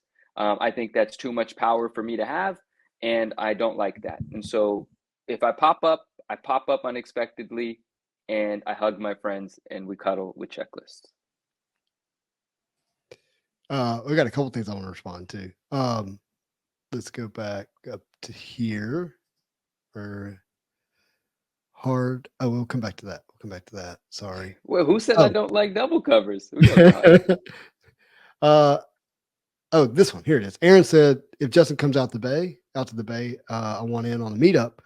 I I'm happy to Oh, plan a trip to San Diego, not San Diego, to San Francisco. wait, I've done it Aaron, which before. Aaron are you? Aaron, It's have you Aaron and I Kwan, spoken on the? obviously. Yeah, but Aaron, just yes or no here, and then I'll know. Have you and I spoken on the telephone before? Whenever that comes in, I'll know. But yeah, dope. Oh, yeah, my guy. Okay, yeah. All right. Solid.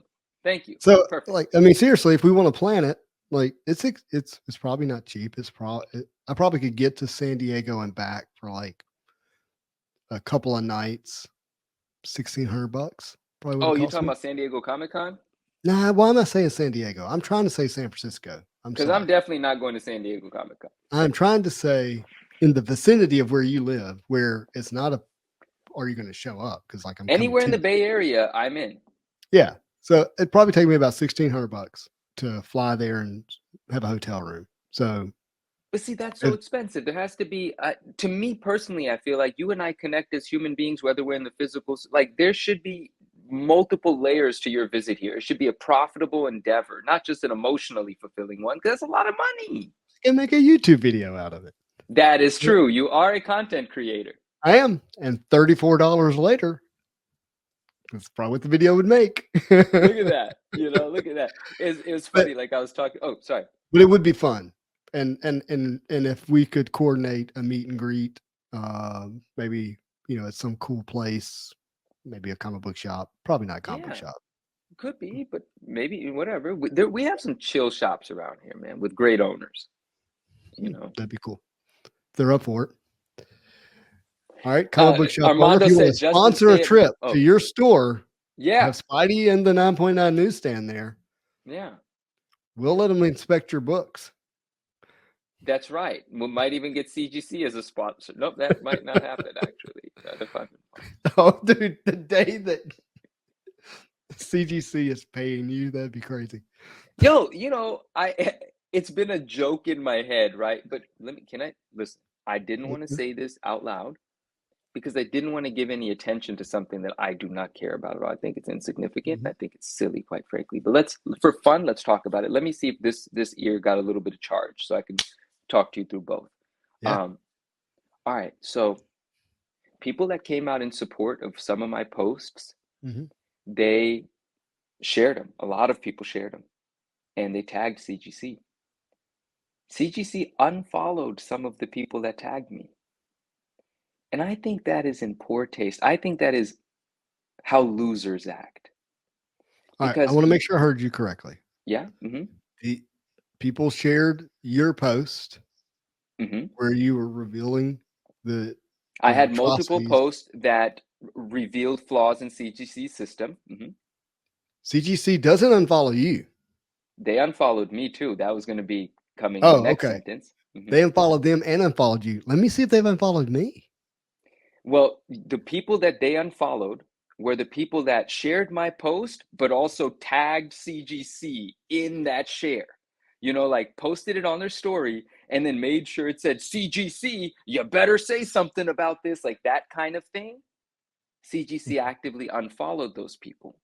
Now, the reason that I think that's terrible is because people are fighting for the right reasons, and you're just trying to make people feel bad.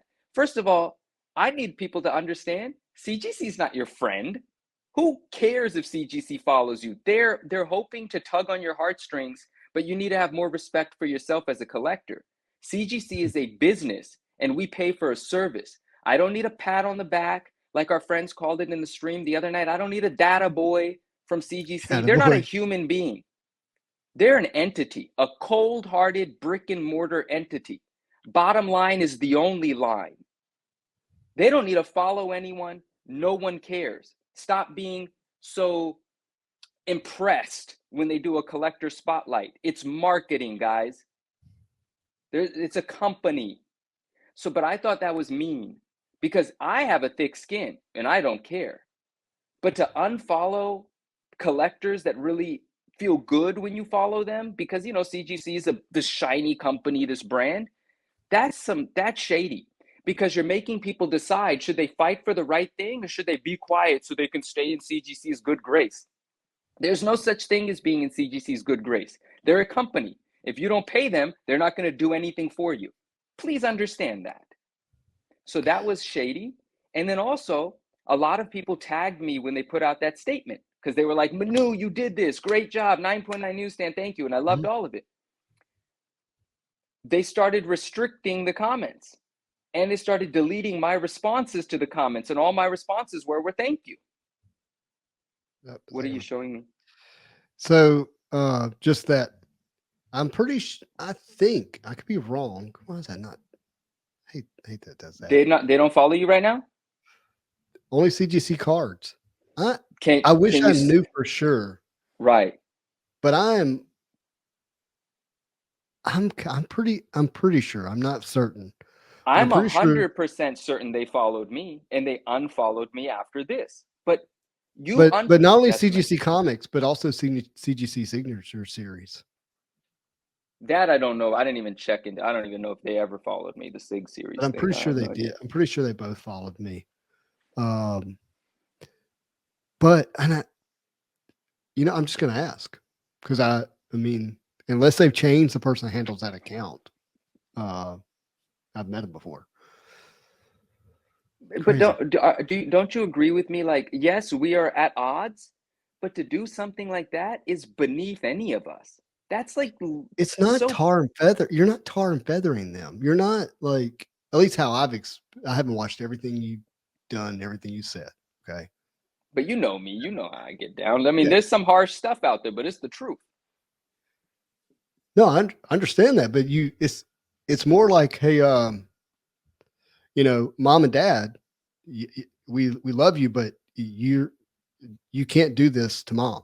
Like, like I can't stand for it. You know what I mean? It's like, Yes. it does, you're saying something because you care, Yeah.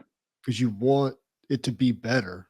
And it's not so much so they can make money and all that, but it's because of what they stand for the Yeah. community, which Yeah. is the guarantee.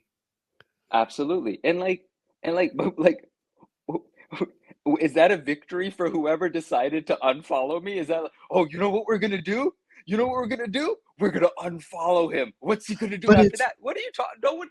What the but heck? that, What a. but that's my I point. Like I don't the even person understand. that likely like actually handles that Instagram account isn't someone who, I doubt that, like someone said, hey, you need to go and follow anyone who's doing or saying. You see what I'm saying? Like, I think Yeah, that person just took it upon themselves to, but that person's cool though, right? Like I don't know him personally, he or she, yeah. but I've engaged with them and it's always been friendly, right? But yeah, maybe they took it personally because maybe they're just like, man, I'm always nice to Manu, and here's Manu bashing my company. Well, it's not your Mhm. company, and I'm not bashing them. I'm exposing the weaknesses that we're all falling victim of right now, Right. victim to.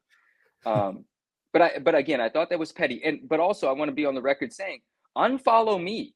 Do not unfollow other individuals. That is cruel and stupid. Yeah. It makes you look bad, but I guess no one even knew it. But now a couple people know it, and it makes you look dumb. That's some loser type activity. You're losers. I'm Yeah. sorry. It's not cool. Dave says he'll see me this year. Do you know why? I don't remember why, but I believe it.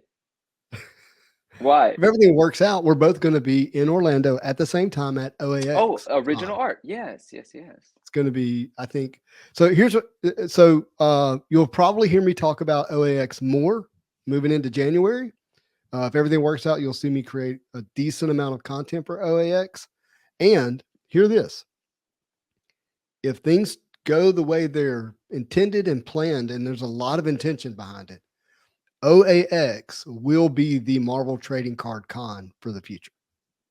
Oh, It'll be, the foundation of it will be original art, but how original art plays a role in Marvel cards, and then Marvel cards being there as a component of that you make will, you I like what you're saying, but at the same time, a bunch of red flags just happened for me, and I'll wave them around later, though. But not is it wave them. always going to be? No, I'm not. It's too early for that. I need to hear. I've only heard what you just said, and but it's already connecting a bunch of things for me. But is it always going to be in Florida? Don't know.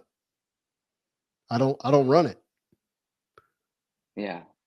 So there's some contention I've heard. I don't, it's not anything for me, but MegaCon is in February, also in Orlando. And there's some people who are kind of frustrated that those are happening back to back to each other. But Um, this being an original art con, there is some thoughts about, hey, look, why don't we continue to choose that this is where we get together as Marvel card collectors if we're going to pick a con. If you go to say New York Comic Con, it's just so big, so massive, it gets swallowed up, right? If you go to a comic con, it's so comic book related that Marvel cards is kind of pushed to the side to some degree. And so this feels like a space where we can actually really build upon it. I'll be thinking about that some more and following along. And I want to know who's involved, who are the people. I'll learn more. Here, I'm going to show And you. oh, okay. And while you're pulling that up, I do want to say one thing because Soberface says a wise CGC employee would look at Manu, what Manu discovered as helping their company. Now, I will say, Matt Nelson, the president of CGC, emailed Dave, West Coast Dave Vengers. I'm not going to read it verbatim, but the top of that email was thanking us for what was uncovered, right? And whether that comes from the purest place or whether that's what a certain department told them is the right way to start the email, whatever, is I agree that whether you feel differently under the surface or not, I like that Matt Nelson started that email in that way. And that goes to what you're saying, Soberface. Now, yeah, so of course they'd be upset. It's a messed up situation. It's a magnifying glass is being put on it, a magnifier or whatever it's called. But yeah, you should be grateful because the community is going to give you a chance to get better or get lost. Okay. Yeah, sweet. All right, this is their homepage, OAX or OA Expo, original Microscope. That's right, Aaron. Sorry. Thank you. All right, I'm with you. You're good. The VIP sponsors are Heritage Auction and Comic Link Auction and Exchange. If you don't know, those two sell a lot of original art, so it makes sense that they have a reason to sponsor that. Here are some of the artists that are on here. Adam Kerbert, who's sold out. Miles Wall, he was almost going to be on the channel last 2 weekends ago. Hate that didn't work out. Okay. And let's see what else to show you here. Here are some of the other sponsors. You've got Comic Connect, Hakes All Auction. the auction houses essentially are in here. Yeah, for sure. Here's some of the other artists: Sean Gordon Murphy, Mike Allred, Laura Allred. Actually, don't know her art. Adam Kubert, Bob Layton, Mr. Iron Man himself. Let's see, Simone, Adam Hughes. I'm saying names that people likely know. Dan Jurgens, John Betty, Greg Land. I know you love his covers. Yeah, because the first Spider Gwen, yeah, The variant. Ben Temple Smith. Let's see who else. David Finch, friend. Eric Grove, friend of the channel. Anyways, these are just some of the artists that are going to be there. So when you said that this might become where the comic card show begins, was that something that like card people said this is where we'll meet, or did someone officially say that? Like where did that statement from you come from, or that sentiment? It's mainly more about for me, it's more about what the card collectors are saying. But it does not, it's not that it doesn't also line up with this part right here. The Marvel Card Archive. The Marvel Card Archive, in collaboration with Stephen Wallabrew, is excited for the Original Art Expo to exhibit original art examples from Marvel masterpieces from 1992 to 2023 and the Fleer Ultra Spider-Man from 1995 to 2017 trading card series. For the first time, fans will be able to view in person the evolution of series over almost 3 decades and appreciate examples of some of the best comic/fantasy artists, including Boris Vallejo, Julie Bell, Joe Jusko, Dan DeSantos, Simone Bianchi, Adam Kubert, and Greg and Tim Hildebrandt. So there's going to be a display there that has this original art from 92 to today. Mm-hmm. And people can see that original art and see how it transitioned onto a trading card. Mm-hmm. The Marvel Card Archive is an ode to the Marvel trading card hobby, and includes examples from every published pack inserted U.S. Marvel card from 96 to 2007, excluding one of ones and back variations. Hundreds of pre-production pieces, including uncut sheets, printer proofs, and production samples. Over 2,000 original published artworks used for Marvel and some DC. Trading cards spanning 100 plus different Marvel sets, including 150 different artists and 500 different characters. A compendium of sketch cards spanning the first ever official sketch cards ever created, not Marvel, and examples from almost every Marvel sketch card set issued. And so what I'm just saying is like, look, and we're going to have this big group that is going there this year. And I'm kind of hoping Black Goo, that Ferrari's not mine, but yeah, I'll pick you up. So yeah, so with this kind of archive being there, with a number of those artists that were listed have done work for Marvel trading cards, I just think that this can be like the birth of, hey, like this is where we meet every year as a big Marvel card community at a con. Well, yeah. So, yeah, more for me to think about. Guys, start rubbing shoulders early. There's things that happening. Don't want to miss you don't want to miss your special invites to stuff. Oh my gosh, you're way off. I don't know if I'm way off, man. It seems pretty. I don't know. No. That's why I said me. But I didn't pick like the location. when no, I love everybody. End of story. Black Goo, yeah, no, thank you for remembering. That was fun riding around in my friend's Ferrari. He is not Dude, mine. you got this Sherlock Holmes way about you. What do you Yeah, do you pick but I don't no, there's psychology. It's psychology. I don't no. Let's just see. Let's just see what happens. Let's see how it goes. We'll give it a couple of years. We'll see how it goes. Oh, I can't predict the future. Yeah. Here's what you can expect from me if things go like I hope they do. I'm going to pick up a couple of commission pieces if everything works out. I'm going to interview artists.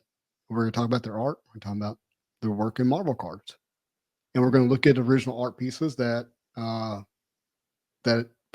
trading cards, which I think is great. Yeah. We're also going to show up at a house that is going to have, I don't know, 10, 12 Marvel card collectors. And we also may have artists there, and we're going to have a good time. And if everything goes well, we'll open up boxes and make some cool memories and content. Yeah. Yeah, definitely. Yeah, definitely. I want the card thing to get better, so there's more than a few people deciding where things happen. That's all. Like Marvel cards just need to locations. get bigger. No, just in general. Like it'd be nice if over time, it's going to take some time.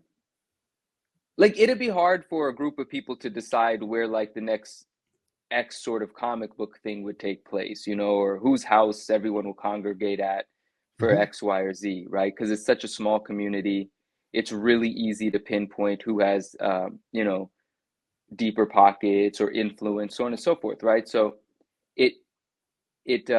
it's controllable in a way, right? But as it gets bigger, it becomes more organic, right? People can create their own pockets of things. It's not so decided by a few. This is hopefully just like at the first pocket. Not that it is the first. I mean, it isn't, but like this, it's just a space and a place to do it. I mean, I went to New York and had, we met up at a hotel with, I don't know, 15 of us. It was Right. great. We did Right. a private breakfast with Simone Bianchi. Got some commission No, work I from just you. be feeling left out. That's all. I'm just talking for myself. I just jealous of you You by guys. the way That's were all. invited. Oh, my bad. I should have showed up. You got my best sales pitch if you remember correctly. I might actually remember But that. I think that I think that what you want to happen actually is happening already. I think it is, yeah. Because it was actually much more just impossible to find and fewer people who had access. And actually, the fact that it is now visible may appear as a select few, but it's actually getting bigger. Does that make sense? Yeah. Because it's Absolutely. now visible. Like people now know like it's out there and it's possible. Definitely. I think we've seen certain things play out. It's just really important as a community not to entrust a few with the responsibility of direction or guidance. Like everyone shouldn't just look at a few people to decide where do we go, what do we do? Because that's too much power, and then you can be misguided should someone choose to use their authority in the wrong way. Not saying that anyone is, not saying that anyone would, just certain possible pitfalls of a smaller thing. So yeah, as it grows, that will fix itself. And it's just in my nature. There's a lot of people that I'm making, having thoughts about that I don't know personally. I've never Mhm. had one-on-one conversations, so I can't extrapolate what plans might be. A lot of things, but you know, um, I think Marvel cards belong to each of us independently, and there is no one group of people that's the authority in Marvel cards. And I would love to see a future where that's the case. Like in comic books, I can't imagine a group that's an authority in comic books. Like who the heck would that group be? There's it's too big. There's a lot of pockets, right? No, The I'll just tell you when there's a scam. so it's interesting. The dust is just starting to settle from the controversy. Hopefully, we don't go through that again for the hobby. Yeah, and that controversy wasn't like some thing. It was just again, it's that bad feeling of feeling like you had been left out. And when the focus is on such a small group of people, then the majority is going to feel left out. Are we talking And about so we have original to, art? Or are we talking about the cards? well, no, and well, when we're talking about the Marvel masterpiece controversy, I'm kind of because that I don't even call that a controversy, but that to me is about original art and cards. It is one Mhm. and the same, but it's very much a card community conversation. Mhm. You know, prime it wasn't a comic book conversation. Mhm. It was a card community conversation, and I don't think there's anything wrong with it or at all. But you know me, I always sympathize with like just the community, right? And I can totally understand how someone found out about a special event and was like, "What the heck? We didn't know that." So people got a chance to just snatch up whatever. And it's like you got to think about it also. It's like, well, if you were invited, were you gonna shell out that much money for those paintings? Because I wasn't going to. So you got to think about that too, but we don't think about that. We just think about how it's like, oh, what the heck? There's a special group, and there's not a special group. There are Mhm. friends that know each other, and friends know that certain friends have enough money to buy stuff. So obviously, those people get the invites. The objective is to sell expensive art. You're not going to invite your best friends that can't afford rent to buy a $20,000 piece of art. So obviously, it's going to be a limited, short list. We need deep pocketed, passionate people to buy the art. So there has to be some thought that goes into who's invited. Get it. But beyond all that, it still could make people feel like, what the heck? And so I just hope the future is not like that. I hope the future does not seem dictated by a small group of individuals, because in a small community, a small group can have large influence. And that's all. I don't know anything that I Is don't think that there is anything. there Yeah. Is there like an example of a, and I want to keep it on original art because that's what that event was about. Yeah. Is there an example where original art is offered to a larger community in a way that meets what you're describing, that still serves the artists in the way that they want to be served?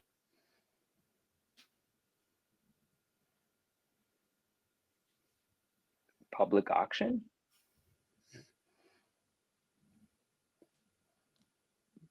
That's what people do, right?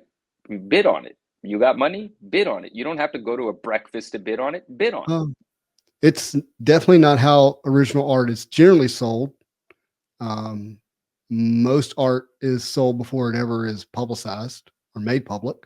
Sure. Is sold through art Relationships dealers and and things, agents. yeah. Mm-hmm. It's been true for a long, long time. It's been true for Marvel masterpieces. Simone Bianchi had a gallery event where art was sold in New York. Joe Jusko sold all of his art to one person, never saw Right. the light of day. Right. Um, Wait, who is that person? Do we know who owns all that work? Joe, he buys a lot of Joe's art, period, from what I Is he not understand. public as a collector? There's people who likely know the person's name. I have no Okay, idea. got you. Oh, got you, got you, got you. And and I can't speak for Dan, but he's made public his own things. It's at that point in time, there was like a low trust in Upper Deck even releasing the set like in a timely manner, and it was time for him to make money and move on. And so he was not allowed to publicly sell it because he was not allowed to make it public yet. Yeah. And so the only way he No, could sell it was private. But no, I mean, yeah, again, like I don't even think it was, dude, I pay attention to the very small details. It wasn't like it wasn't like it was just, oh, there was, an invite only event. I was, not ignorant to that. Um, it's not that. That wasn't it. It was like I pay attention to the really small details, like everything that took place leading up to everything that happened. It was just like,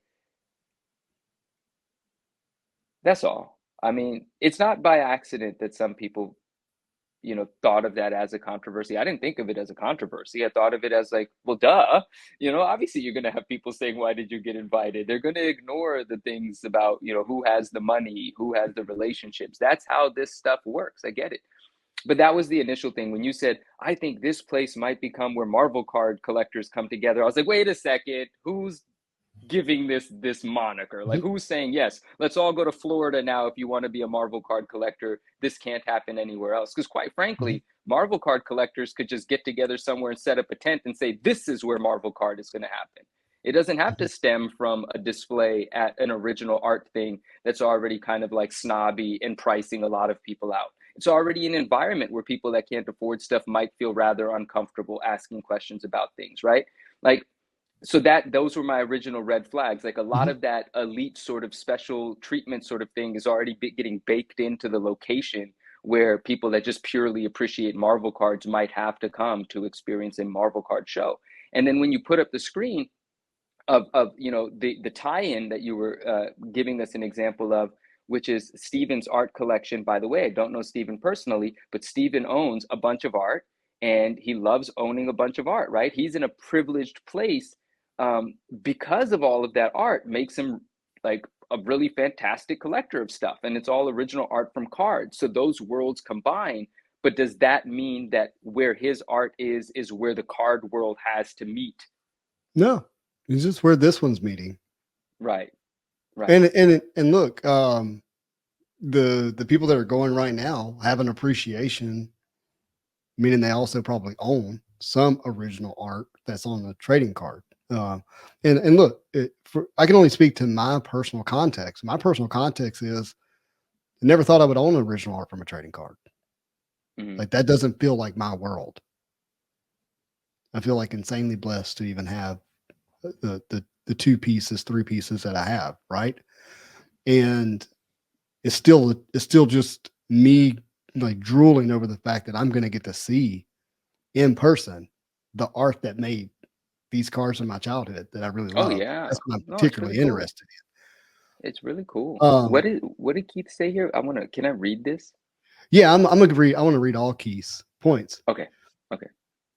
to the group of people who are accustomed to trading, excuse me, accustomed to collecting original art like a trading card, like it's that easy for them. I can't relate to that at Oh, all. say it again. I'm sorry. What was it? To the people who collect original art Hmm. like I collect trading cards, like it's just normal for them. Like I can't Hmm. relate to that at all. But I absolutely can appreciate the work that the artist put in. And so, Oh, yeah, yeah. like I'm excited to go. I'm excited to meet the artists. I want to build the relationships. Yeah, I'm all about that. But I'm super grateful for that opportunity. Um, right now, I can go to the Dallas trading card show and see some Marvel cards, but I'm still the odd, still the weirdo in the corner. You know, there Hmm. Hmm. is still not a Marvel card. Con, and I don't know that this is going to be it, but it could be. Maybe the start of something. But I don't know anyone who's like putting up the money and the effort to build a Marvel card con. It might just not, the community might just not have the stats behind it yet. It might not be big enough from that perspective yet. And just from the outside looking in, this feels like the first time I'm going to something where we kind of actually fit in. It's not Would you fit in without Steven's collection there? well, first of all, Steven's name's mentioned, but it's not just there's more than just Steven's collection. So number one. Okay. Okay. Um, no, it's the fact that they're actually calling it out on their website saying this is a thing. Like this is like they're acknowledging that it exists. Hmm. You know what I mean? Like it's Yeah. we're not that cute little group over there. I remember those from my childhood. I still got some in the box. That's not what's Yeah. happening. Yeah. So No, who and knows? I don't, I'm literally thinking this through out loud. I don't have any decisions made. There are a bunch of things that I'm only hearing for the first time. I don't know, Well, but I do. and remember for me, like you have someone over here who actually I'm not saying you don't. I'm just saying I actually think Marvel cards are special. I think they are. 100%. Are you kidding? They are Yeah, magical. I think they're better than sports cards. I think they're better than Pokemon cards. Like I think they're Well, we special. love them like that. We Yeah, love them like that. Yeah. and I think they're underappreciated and not fully understood. I think all those things are true, and I think if the world woke up to it, it'd be pretty incredible. And they may not ever, right? Right. But all right, he Um, says the defining point, while there were a select group invited, those invited overall had to pre-commit to purchases on top of that. Um, I I'm don't, they didn't have to eventually pre-commit to purchases. Yeah, They I'm had to, eventually going to do a video that's like my experience of the whole thing. I'm excited of doing that. So, yeah. but I did not have to pre-commit Yeah. in like a actual like No. commit You could have commit. walked out without buying anything if you wanted to. Yes, and just know that like that probably would have not been nice. To it, the hoodwink would have been like sucker. I didn't buy anything. There's one thing that I wasn't able, no, I can't. But here's what I would When tell you you: talk about your experience, yeah. the way I felt like I was underwritten. And what that means is, hey, Justin, if you ever were given the opportunity, hypothetically, to ever do X, Y, and Z, how much are you have available to possibly spend? Yeah, I don't like that kind of thing, but I get it. But it was real. It I was know. 100% real. Yeah, I know. And so, like, you know, all right, well, I appreciate the question. Possibly, maybe, I could do this. I don't know what the future holds financially for me. I've got a family, but that was the way I responded. Yeah, Andrew, what up?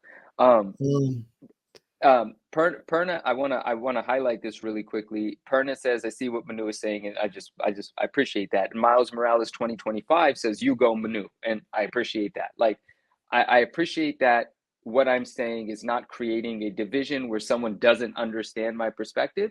I'm still figuring it out, but my perspective clearly from the way I'm talking is a little bit on the side of like, yeah, I don't really like how all this feels. So obviously I'm there, but I'm not at a place where it's like I'm completely against what happened. It might have been the way it has to happen. It might be the best mechanism for the distribution of those items and to make sure that the people that are there, you know, appreciating them can actually afford them, right? Like that makes a lot of sense. Now, when I said it could just go to public auction, I still don't see any reason why it couldn't. Justin's rebuttal to that was, well, that's not what happens in the art world, but just because that's not what happens doesn't That mean it wasn't the has to only be rebuttal. perpetuated. Other rebuttal was Dan began to have low trust in his that Upper Deck was even going to release the set, like as it was getting delayed so much.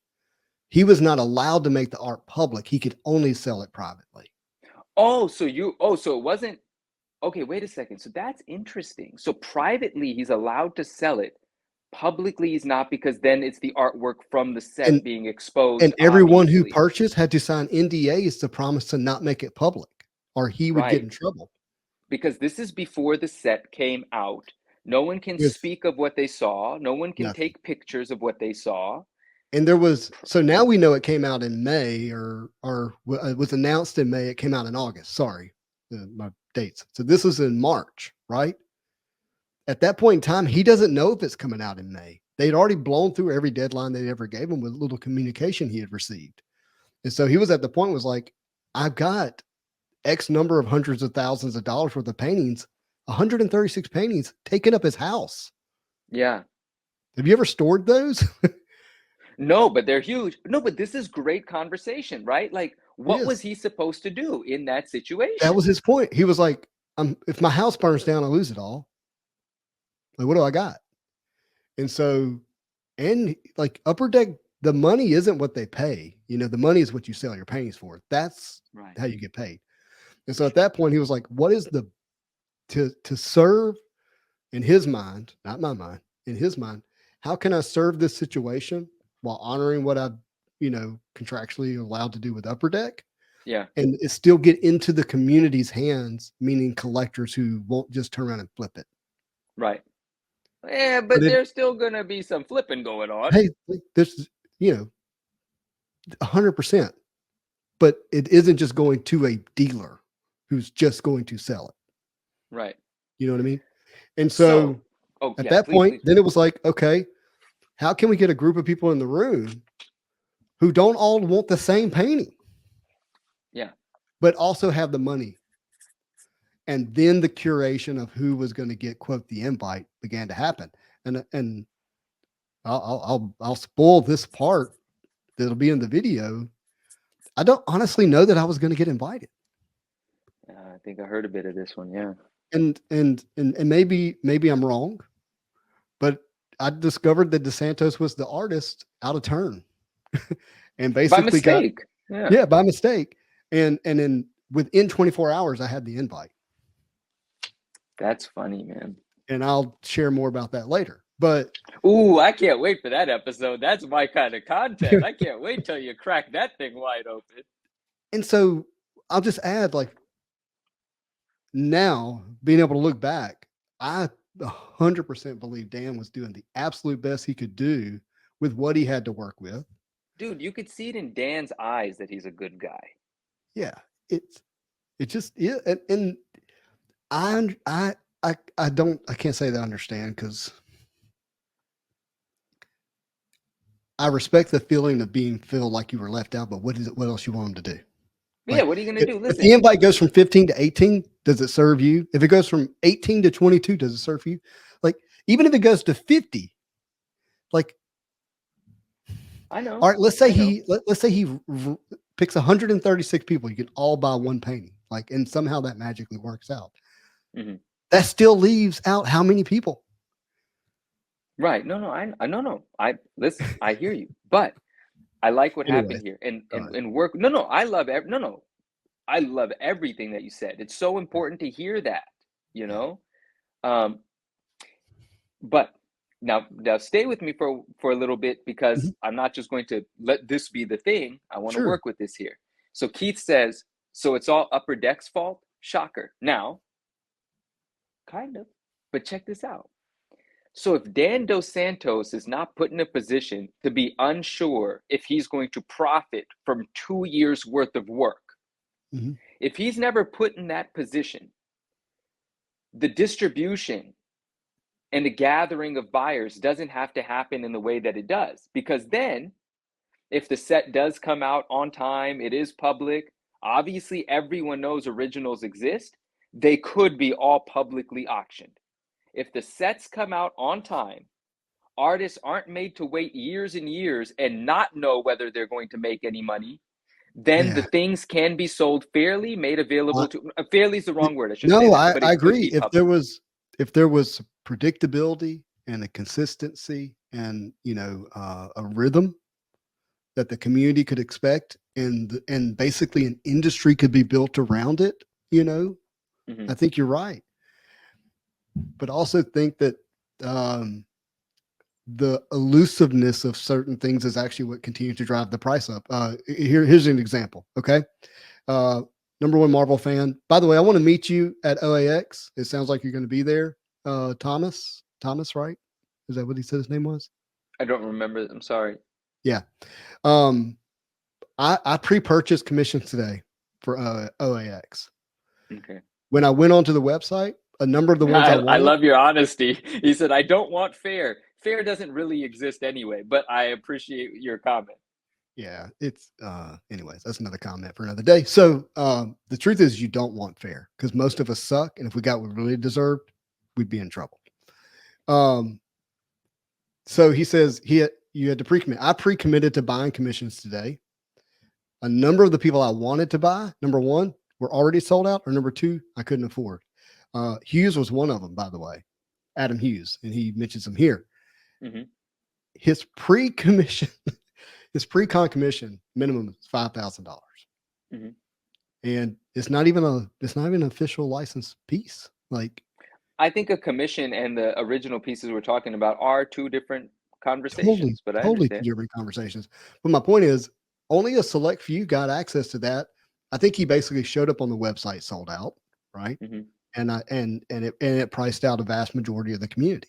It does. I personally want a sketch card from him. By the way, even though it's sold out, even though the price is high, I still reached out to him and I still emailed people. And I'm still going to go up to his booth if I can get there, and I'm still going to ask for it.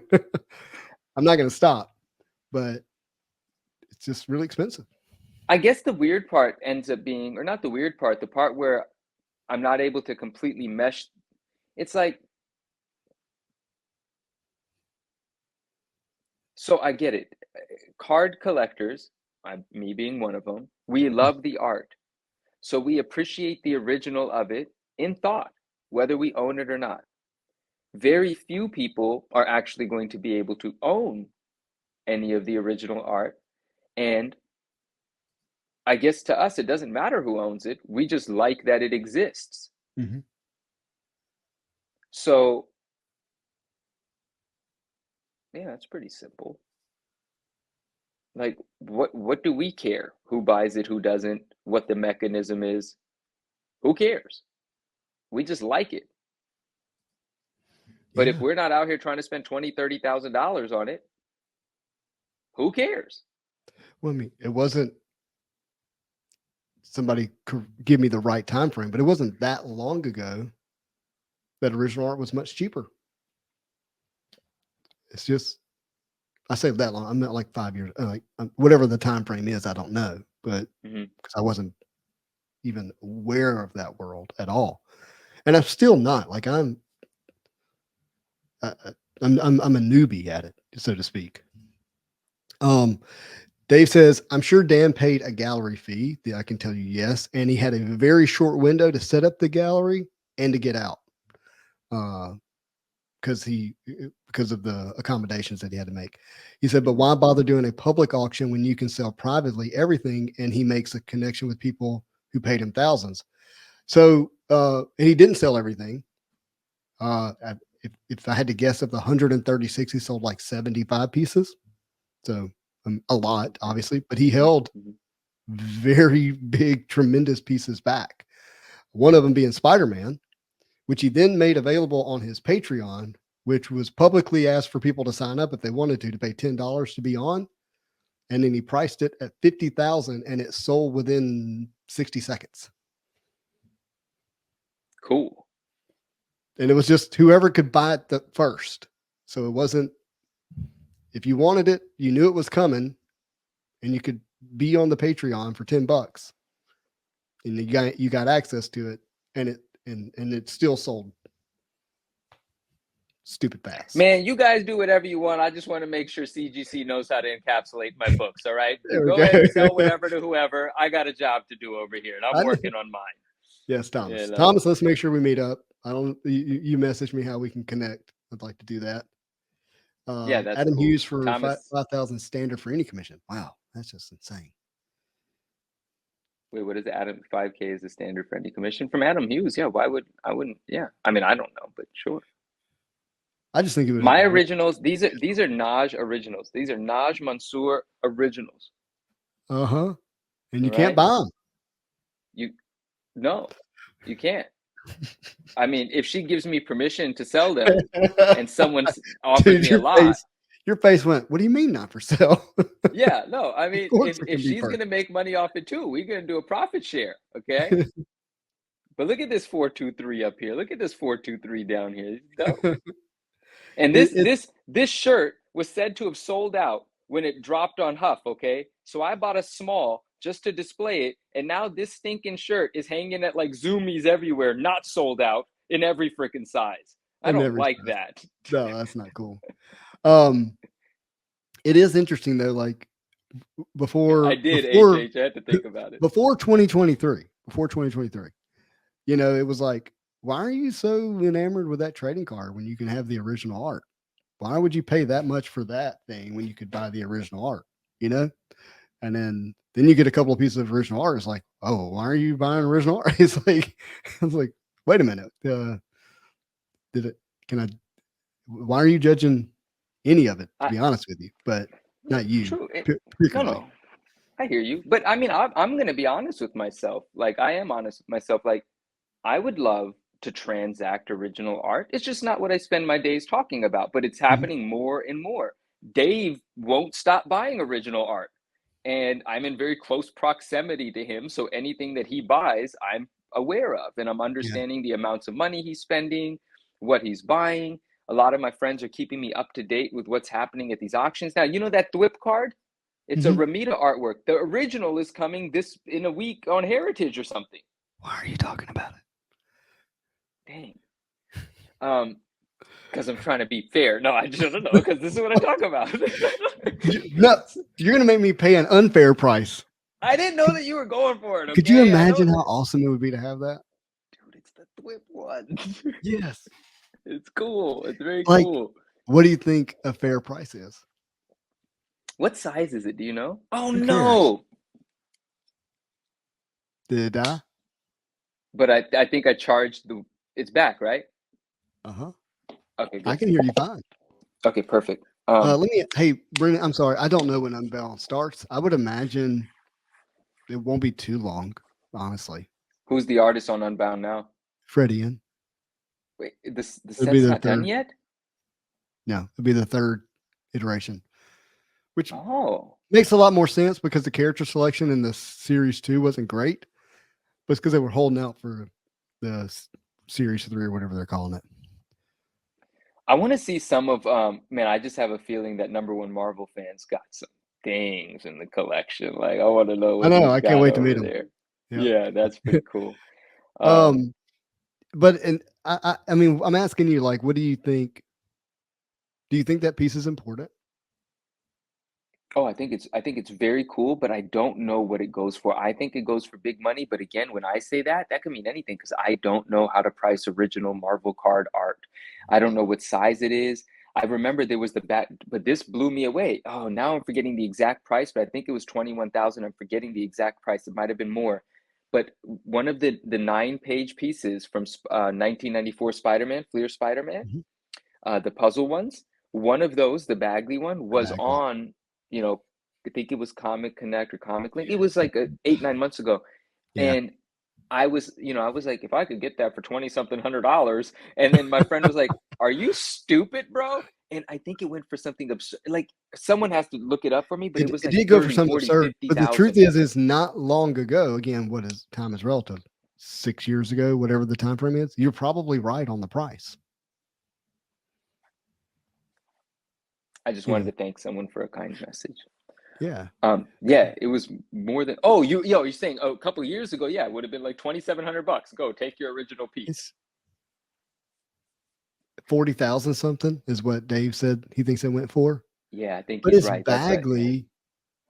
Yeah, I mean, it's what does And what this does a is this 1990s Bagley original comic book cover go for? oh I don't know, but it depends on the cover, of course, but a lot. Like, I don't know. It depends, you know. Yeah. There are Bagley pieces right now on eBay that don't have Spider-Man or Venom in them, and they're like $2,000 buy it nows, and no one's buying them. You take What? that same page, you introduce a little bit of Venom in it, put it at auction, it's $25,000. That's crazy. It is crazy. He says, I don't even come close to affording original card art, but that's why I love sketches. They're part of many sets. I love that collectors can get small pieces of original art like that. I agree. I really enjoy them. Sorry, I do this, like I was thinking something else while you were reading that, and so by the time you were done, I was like, dang it, now the message is gone. I was gonna read it, pretend I was following. Oh, I'm so sorry. No, it's Logical okay. says, Yeah, let's do it together, Manu. yeah, please. Baby, just game back. I like how let's do it together. The first word is baby. I got to run, but I wanted to say one more time, I'm proud of you gentlemen and how you actually are conversating about stuff without shutting on each other or generalizations. Yeah. Thank you, Logical. We appreciate that for sure. Yeah. Manu and I think it's important in good conversation skills, and this is actually a thing that I've been thinking about, so that's why it's coming out this way. To have a good conversation, it's important to not think that the other person is trying to argue with you. Yeah, and you've always been so great about that. Yeah, and because there are people who can be combative, or argumentative, but they're maybe not actually trying to argue with you. They're just afraid that you're already ready to fight them. But if they find out that there's not a fight here, well, you get to calmly talk and think out loud with one another. That's it. With a ton of people watching. yeah, right. Exactly. No, but in all fairness, we've had some pretty deep conversations in private as well, right? Like, it doesn't change up. This is how we are with our friends or just you and I. This is how we get down. Please. I want to just repeat this. This is not a Manu and Justin act. The camera goes off. It's the same conversation. 100%. King, my friend, says Marvel original art is just playing catch up. Exposure will show its true value soon enough. And I think Manu, I'm curious if you can appreciate this thought, and the thought is like, hey, the similar elements that make something that is truly rare on accident, those elements exist in the truly rare on purpose with original art.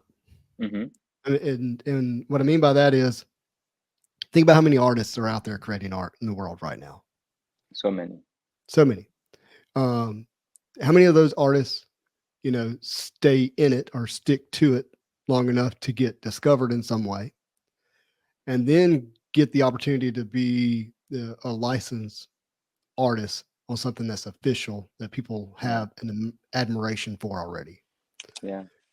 And so you take this thing that's created, that's already limited in its originalness, right?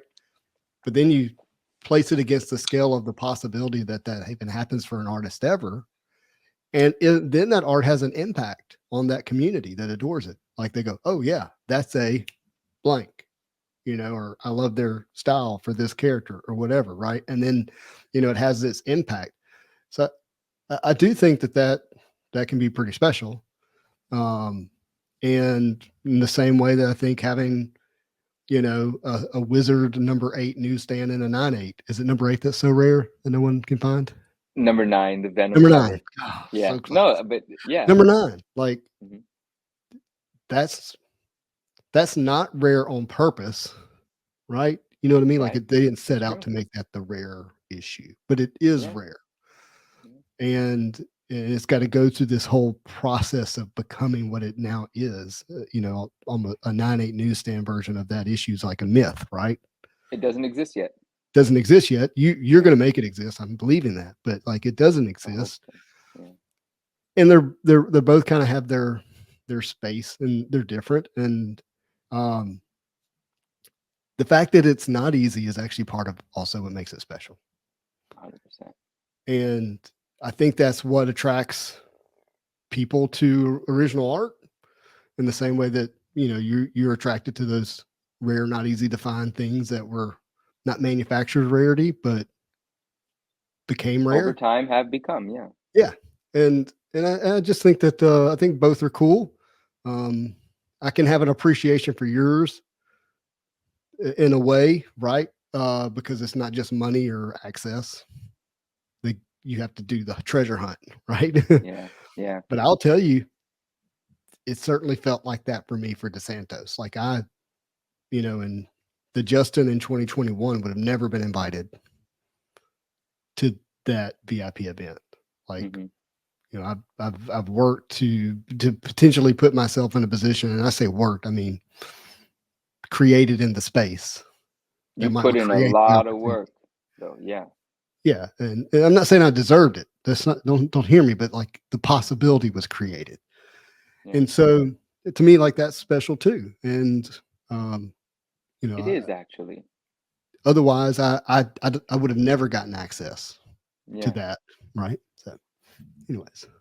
No, that's beautifully said, and that's really important to put in light as well. Like, listen, certain opportunities are afforded to people that position themselves a certain way, and that's not a bad thing to say.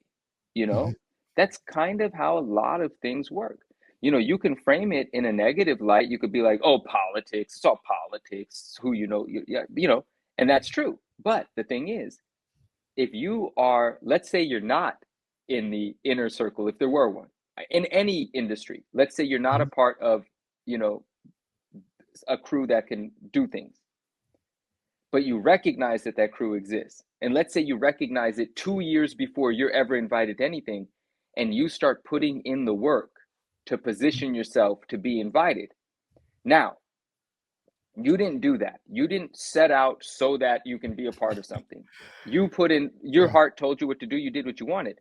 But that opportunity to position yourself is available to everyone. The reason it feels bad is like, I just don't like that sort of thing. That's a personal thing of mine. You know how I am about I want to be invited. I don't actually want to be invited. I don't want to be invited. Dude, it's a hard. You're getting invited. Express this. What I mean, it's hard. I hear you.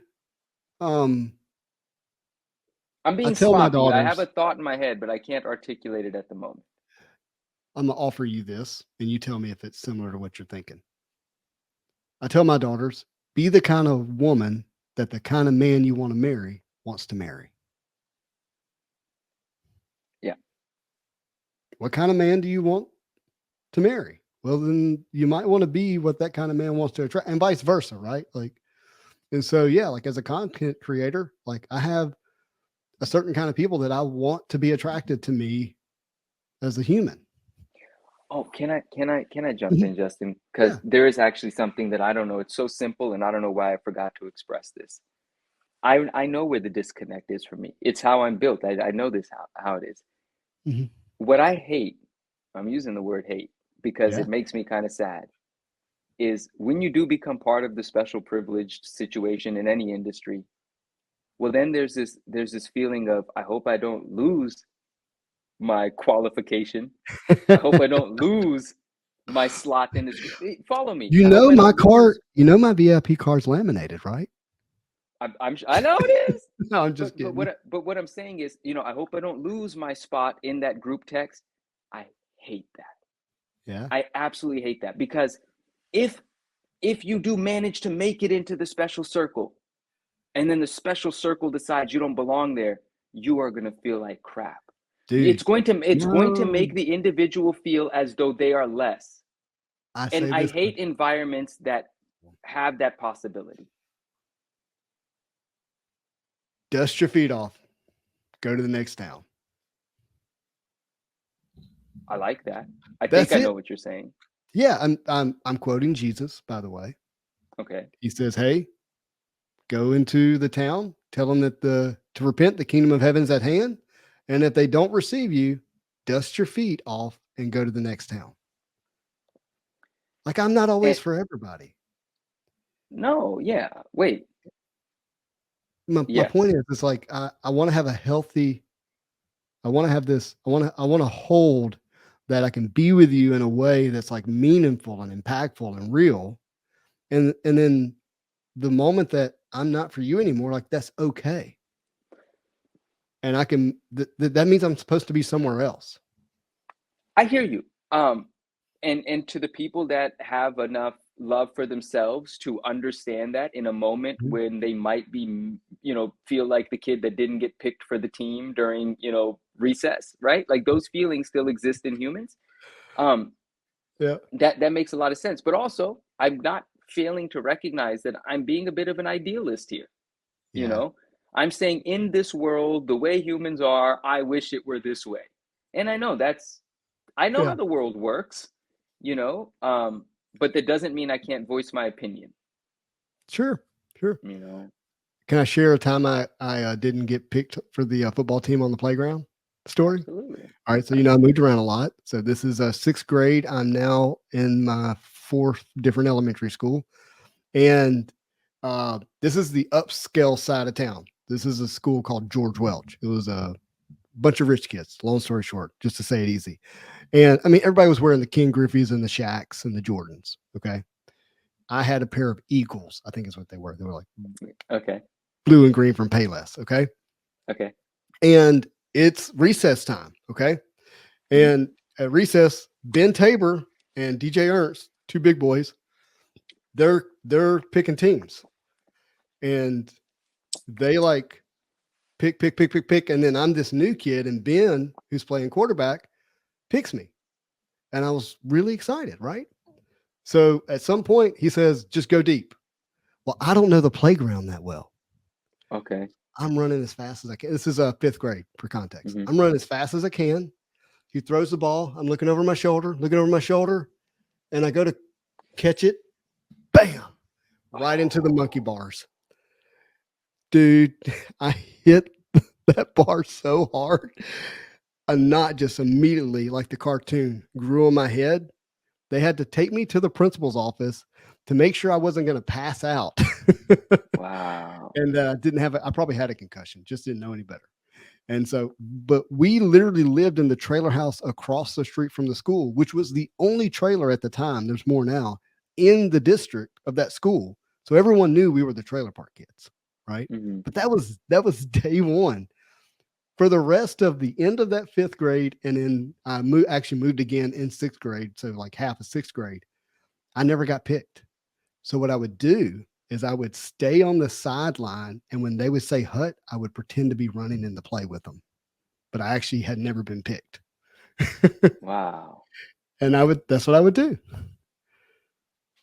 So yeah, I can relate to that feeling for I know you sure. can. You're nothing I've even saying is about you though, because you're an exception to every rule in terms of what your emotional intelligence, Yeah. your understanding of human behavior, and all of that. You're not Yeah. you're not here trying to sell original art to people and then run away. No, Okay. no. But You know. I really want. I guess what I want people to hear is like, you matter. You're valuable. And if the group that you're in at that moment, if they can't enjoy that and experience it, that's because there's somebody else out there, Yeah, right? the heck with the group. I love that. The heck with the group. And If they look, don't, there, yeah, there are some people in your life you don't get to pick, and they're worth fighting for, even when they don't think you're for them. sure, That's another story. Like, I didn't pick my sister, like, so she's stuck with me. sure, sure, sure, I sure. think God did that. Like, and my brother, like, he's stuck with me. He doesn't get to run me off. Like, I'm gonna fight for him. My wife, like, I'm fighting for her, right? But in a community of hobbies, like, hey, look, like, if one day I'm not for you, then that's fine. Like, I still love you. I'm just gonna go over here now. It's fine. Yeah, and I think that's a beautiful thought. It's like, yeah, like, and I've said this before too, right? Because I was getting frustrated with certain things happening, and then I came to that point where I was just like, who cares? Enjoy what you enjoy, let others enjoy what they don't enjoy. You don't got it, you don't got it, you got it, you Yeah. got it, who cares? Right. Everyone's here looking at cartoon characters and smiling, and some of them are expensive and some of them are not. No one cares. It doesn't matter. Be Yes. happy, Yep. Absolutely. you know? Um, Well, but 2024, it's going to be a great year for collecting. The market's going to do what the market's going to do. Grading companies are going to do what they're going to do, but collecting is collecting. it is collecting. I'm gonna add one more thing on that George Welch fifth grade story. Oh, yeah, okay. I really did spend a good portion of the rest of that year and the next year attempting to get people to like me, including punching the brick wall and pretending it didn't hurt over and over Ooh, again okay. to try to show I was cool and tough. Right. Yeah, how old were you? That was fifth grade. So whatever that So is, nine-ish, 9, 10-ish. I think 10 ish. My birthday's in September, so I would immediately turn the next age. Okay. So, um, like, it's not something you learn overnight. Like I struggled with it immensely. Like Many of us there was have. an impact Yeah. there. So Yeah. toughen the knuckles up there. I bet it did. Yeah, those knuckles still don't have any feeling. They don't. They sure don't. Uh, Honestly, mad respect for committing to the play. Hey, Yeah, for I sure. watched the ball all the way into my hands. That showed dedication, and the other kids must not have been able to recognize that. That's a great anecdote. Jeremiah, what box am I supposed Feel to? Oh, that. sorry. Oh, they want to. We'll open boxes later. Like later, as in another stream, because we're at 4 hours. We're about to wrap up. Yeah, and I'm gonna try to convince Justin to go this 9 minutes so we could turn it into 4 hours. Yeah, we can do that. Um, yeah, Um, I'm sure we can. Ryan, if Manu will not meet us in Dallas, I'll still meet. Yeah, and I might end up seeing you there That at would be some really cool. place somewhere. It is good. It's almost Wednesday. We'll make it to Wednesday. I'm gonna be in I get anyway. Me too. So yeah, no, you know what? It's been a while since we've had any of that sort of conversation. It's fun. Mhm. Like, um, yeah, and there's always going to be interesting things to talk about. And I'm happy with what everyone's doing in the card community. Mhm. Um, yesterday, after such a long time, I saw Doom Card, Elusive, and Monster and IMS, Jesus, and Sergio do a stream, and they were live. And I missed them. Like I hadn't seen. No, I caught the stream, but Yeah. I mean, I missed them for the last month, 2 months, even maybe. I haven't Yeah. seen them do their get-togethers that I only recently became acquainted with. But I liked it because when they're together, it's I connect with that. It's a every group of friends has a different energy, Yeah. and I have a way of extracting what I enjoy from different groups. And so when one group goes away, I'm missing that element, Yeah. you know? So I hope to see them keep doing that. But I think they said something about maybe once a month, but hopefully they push each other to do more. So I was happy to see that because I missed them for a while. I know MentalCon is coming back, Mm-hmm. right? So that's going to bring the community together in a beautiful way. And I know, Norin, Matt, Lewis, they're doing the Hangout auction sales. Yeah, Fun. and I think that Matt is also helping with MentalCon. He's signed up to like co-host and help with that as well. Oh, sorry, I was reading. Um, Yeah. yeah. So, he's helping with. Very cool, very cool. Mhm. And then of course, Spidey Hits channel is going strong as ever, stronger than ever. So a lot of beautiful things organically happening, right? Like from a feel good, boots on the ground place, real organically happening. Yeah, and Durba says he's hoping to bring the roundtable back soon. I tell you, where'd that go? Yeah, that's another element. Yeah. Um, when I go to YouTube now, I'm actually getting more Marvel card content than ever before, like suggested to me, Okay, and very from cool. places that I didn't expect. Right? We've seen D, our friend who has the sword review channel. He's making YouTube content. We got Phil, Okay, Infiltrate. He's making YouTube content, nice. and I just love that it's just starting to pop up in all these various different places. And I mentioned those two because they both actually have larger YouTube channels. Whoa. Are you frozen? No, I can see your light flickering. He's messing with me. The frame rate in the background got you because I was like, the light's flickering. He is not frozen. Although Oh my man, internet connection is I was going to meddling. commit to it. I was going You committed. I was like, to, dang it. but they both have large like Cerebus, however you say his YouTube channel name. D, he's got Nexus Cards, by the way. If you're not following, please do. Oh He's yeah, got Nexus. Yeah, great he's got like quality videos he's too. like hundreds of thousands of followers or subscribers, Oh, right? does he really? Yeah. Oh, that's awesome. Congrats. And then Infiltrate, I think I saw where his YouTube channel either does or has or whatever, like 7, 8 thousand, something like a lot, right? Whatever that is. And I'll open a slab there. I opened okay. something. I don't know. Maybe it's just me. Maybe it's just me. But I really feel a kind of a um Marvel Cards has been shedding its shell, the thing that it kind of thought protected it. Yeah, I'm glad. Right. And you've heard me talk about this before. I'm using the analogy of a lobster, right? I don't remember that analogy, but let's go.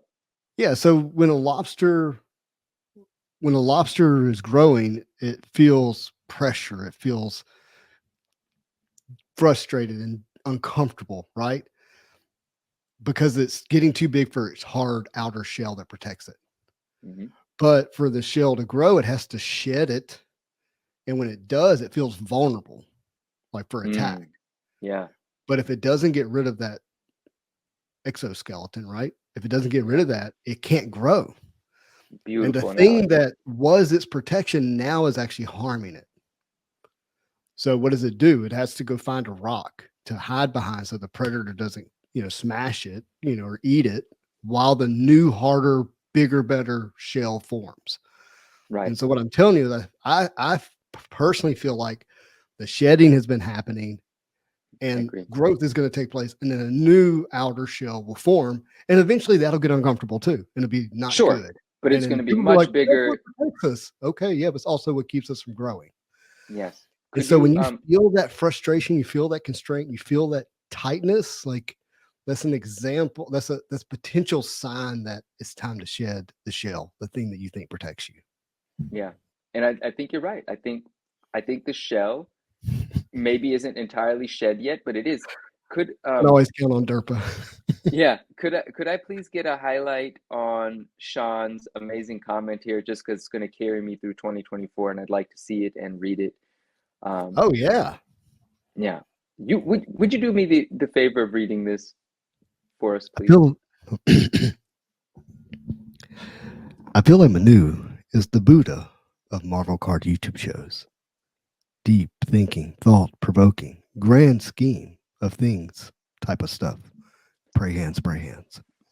Sean, I really appreciate you. Thank you, and I truly mean that. Like, and thank you for reading that for me, Justin. It's amazing. But no, I truly do mean that because that comment, and I mean this super sincerely, is with me and it's going to remain with me because that is the encouragement that I need to do what I already feel is right, but that shows me that it's received well and it means the Yeah, world to me. So I appreciate that.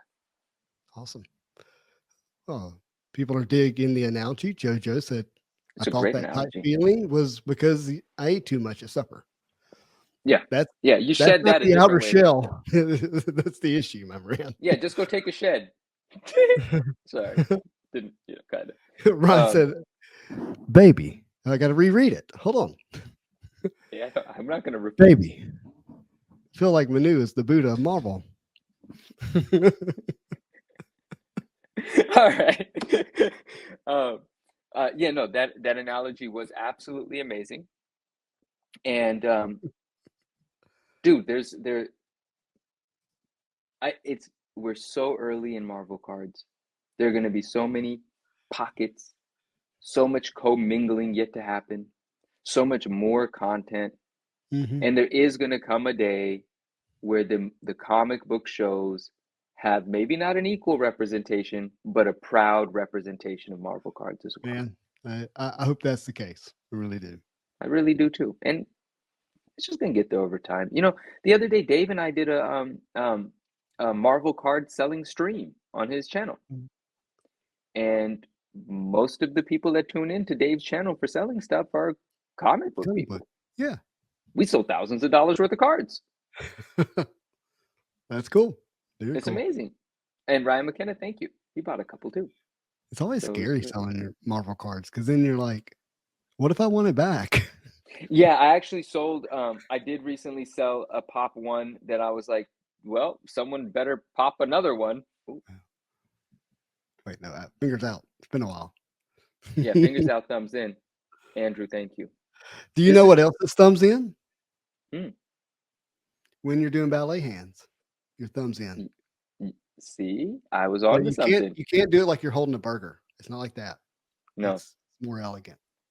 You're really learning a lot about that stuff because you're very dedicated to anything that you get into. And I honestly don't know how else to do it. I love that. One more time for the 2024. All right, there we go. Ballet thumbs. Justin with some SNL Jack Handy deep thoughts to appreciate you too. Lobster knowledge accepted and acknowledged. So that's Perna's still with us, man. That is not water. It's and Andrew, thank you. What did JoJo say here? My internet is really bad. I'm assuming no one can see me right now, but no, you look great. You look great and sound great. What the heck's happening over here? Okay. He says, in a world where Manu is Buddha, one man can expand the Marvel card universe. Let's go. I want to see a bunch of leaders. I want to see a bunch of good-hearted, well-intentioned, nice leaders.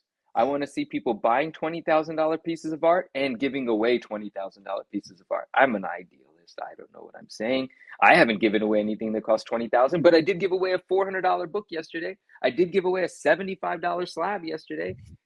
Giving is good, guys. And Justin just gave away a book worth thousands. I was like, did Manu just poo-poo on my no, Justin, I mean it sincerely. None of the criticisms apply to you. You're like, you're dude, you're different. You're different. You're a different thing, kidding, man.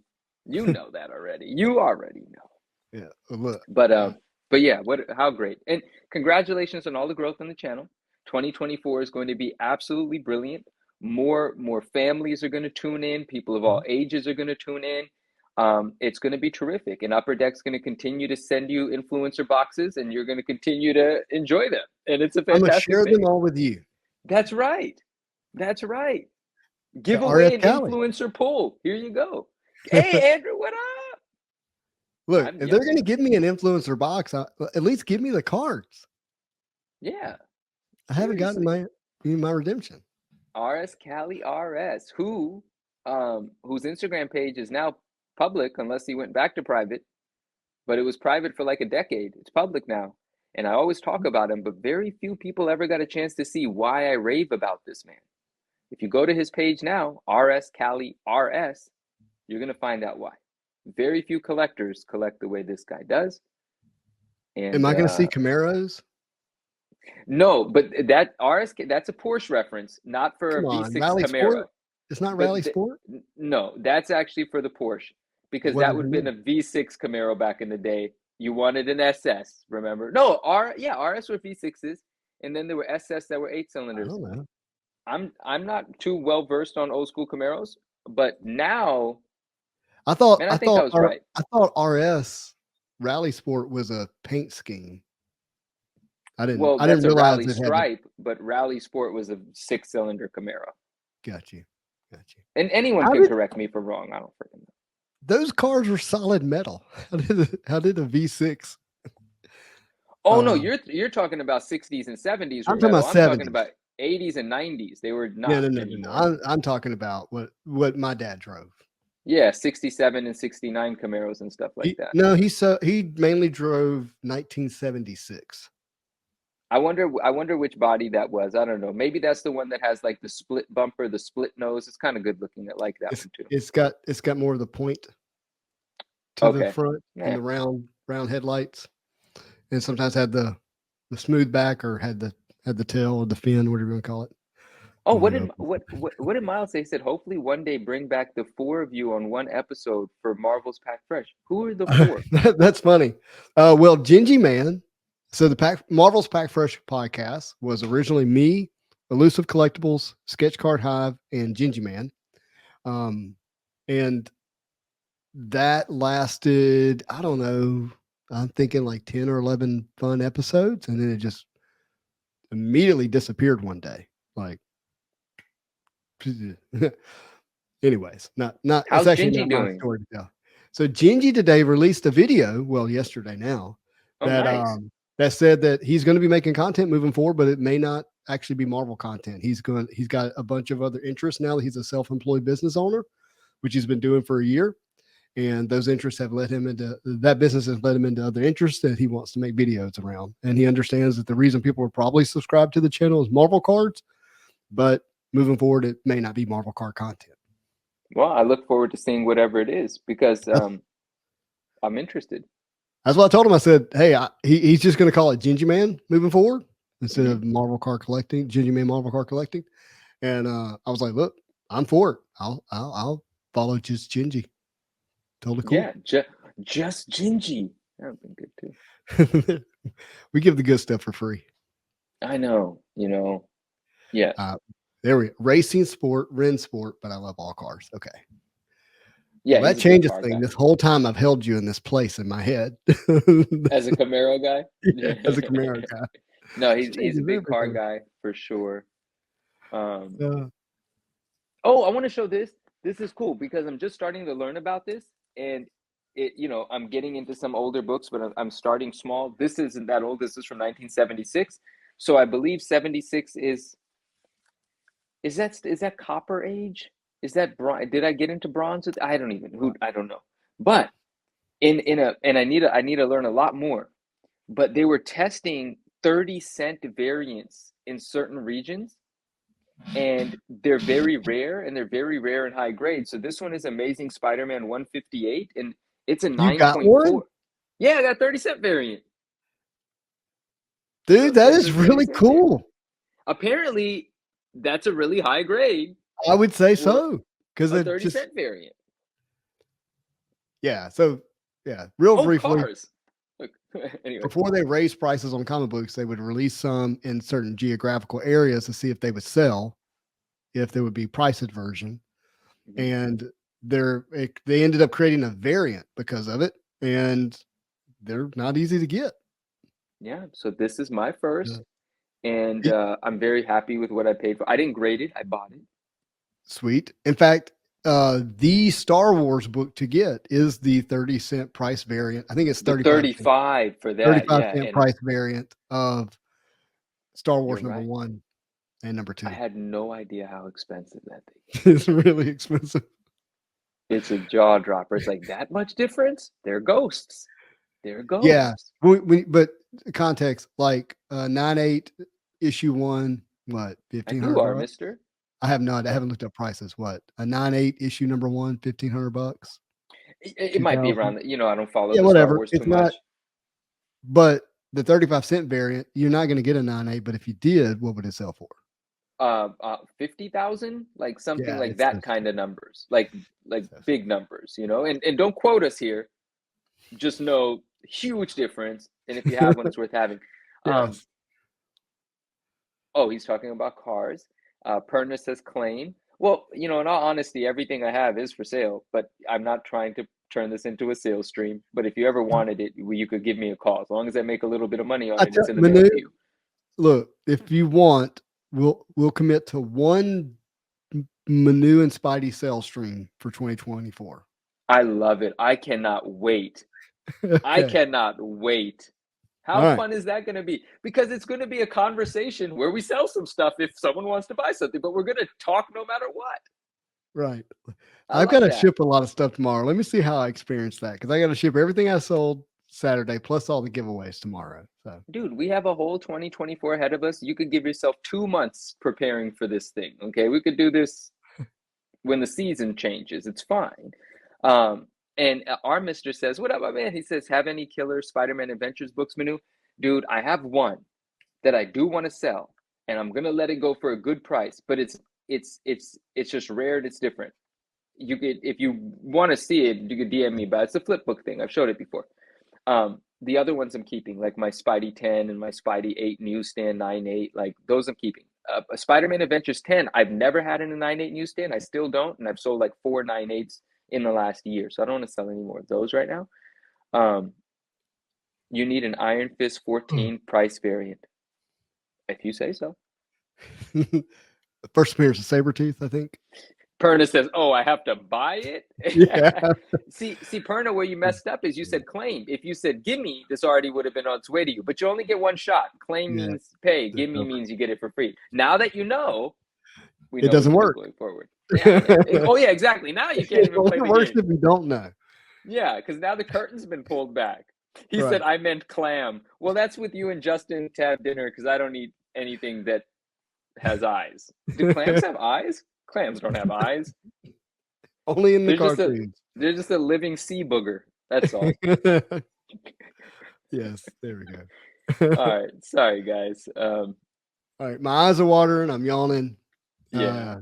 You're talking about sea boogers. I think it's a good time for us to wrap. It's time to go. We don't know where this has gone, but we do know that it was a great time, and Justin's done amazing things for Nora. Yeah. And for the community, and you know, I hope everyone knows how appreciated they are. I'm sure Justin And we're not done. Won't say too much now because it's not in my hands, but somebody's mailing me a bunch of cards, including like 3 green PMGs to give away for Fight for Nora Kay. So okay then. Wow. Yeah. So, and I don't want, again, maybe that's not what shows up in the box, but it definitely seems like it's happening. It seems like a very kind person's hard to believe, but yeah, so we're not done. We're going to continue to, use this channel in whatever way possible to do some good. So Absolutely. Thank you, Justin, for everything. Oh, look, our friends hanging out in the background. Ben, Andrew. So, nice. Appreciate all of you. All right. I'm probably going to delete this video as soon as we end, and then I'll repost it later. Okay. just a heads up. All right. See you all soon. Thank you, everyone. Thank you, everybody, for watching. And as always, I hope you have a marvelous day.